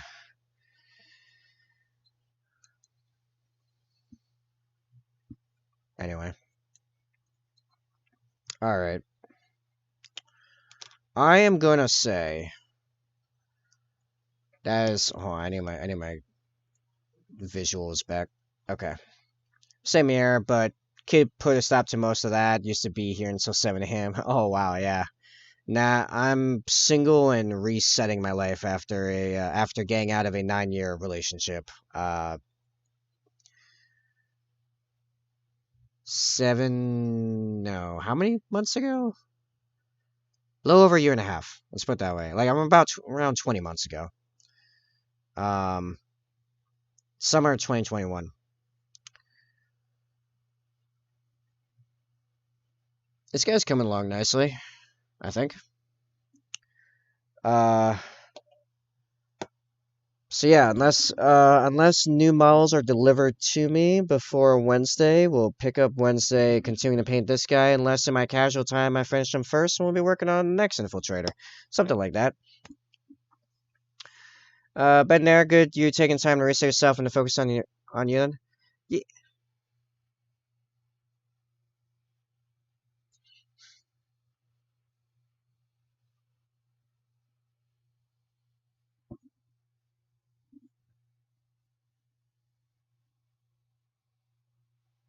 Okay, as I was saying. Oh, the reset was as much for my wallet as for me. Like, it was like an almost entire financial reset as well. I had to move back in with my parents. I'm currently in my parents' bedroom. No, sorry, not bedroom, basement. Because I was thinking about how their bedroom's immediately above me. Um, and yeah, just rebuilding my businesses and stuff, which they already took a giant hit from COVID, but then also like moving out of my ex's place. Yeah, it was a whole thing. So, but no, I'm doing much better now. Business is rolling. I'm under a bunch of demand right now, actually. Stuff's really, really kicking into high gear, and I'm just trying to keep up. So, things are good. I'm good. I finished the White Scars. Good lord, it still doesn't feel real. Uh, I'm back to painting Raven Guard until someone stops me. And I'll be back Wednesday with wherever I'm at then, and we're gonna keep going with that. And with the CFC, CFC is honestly really cool.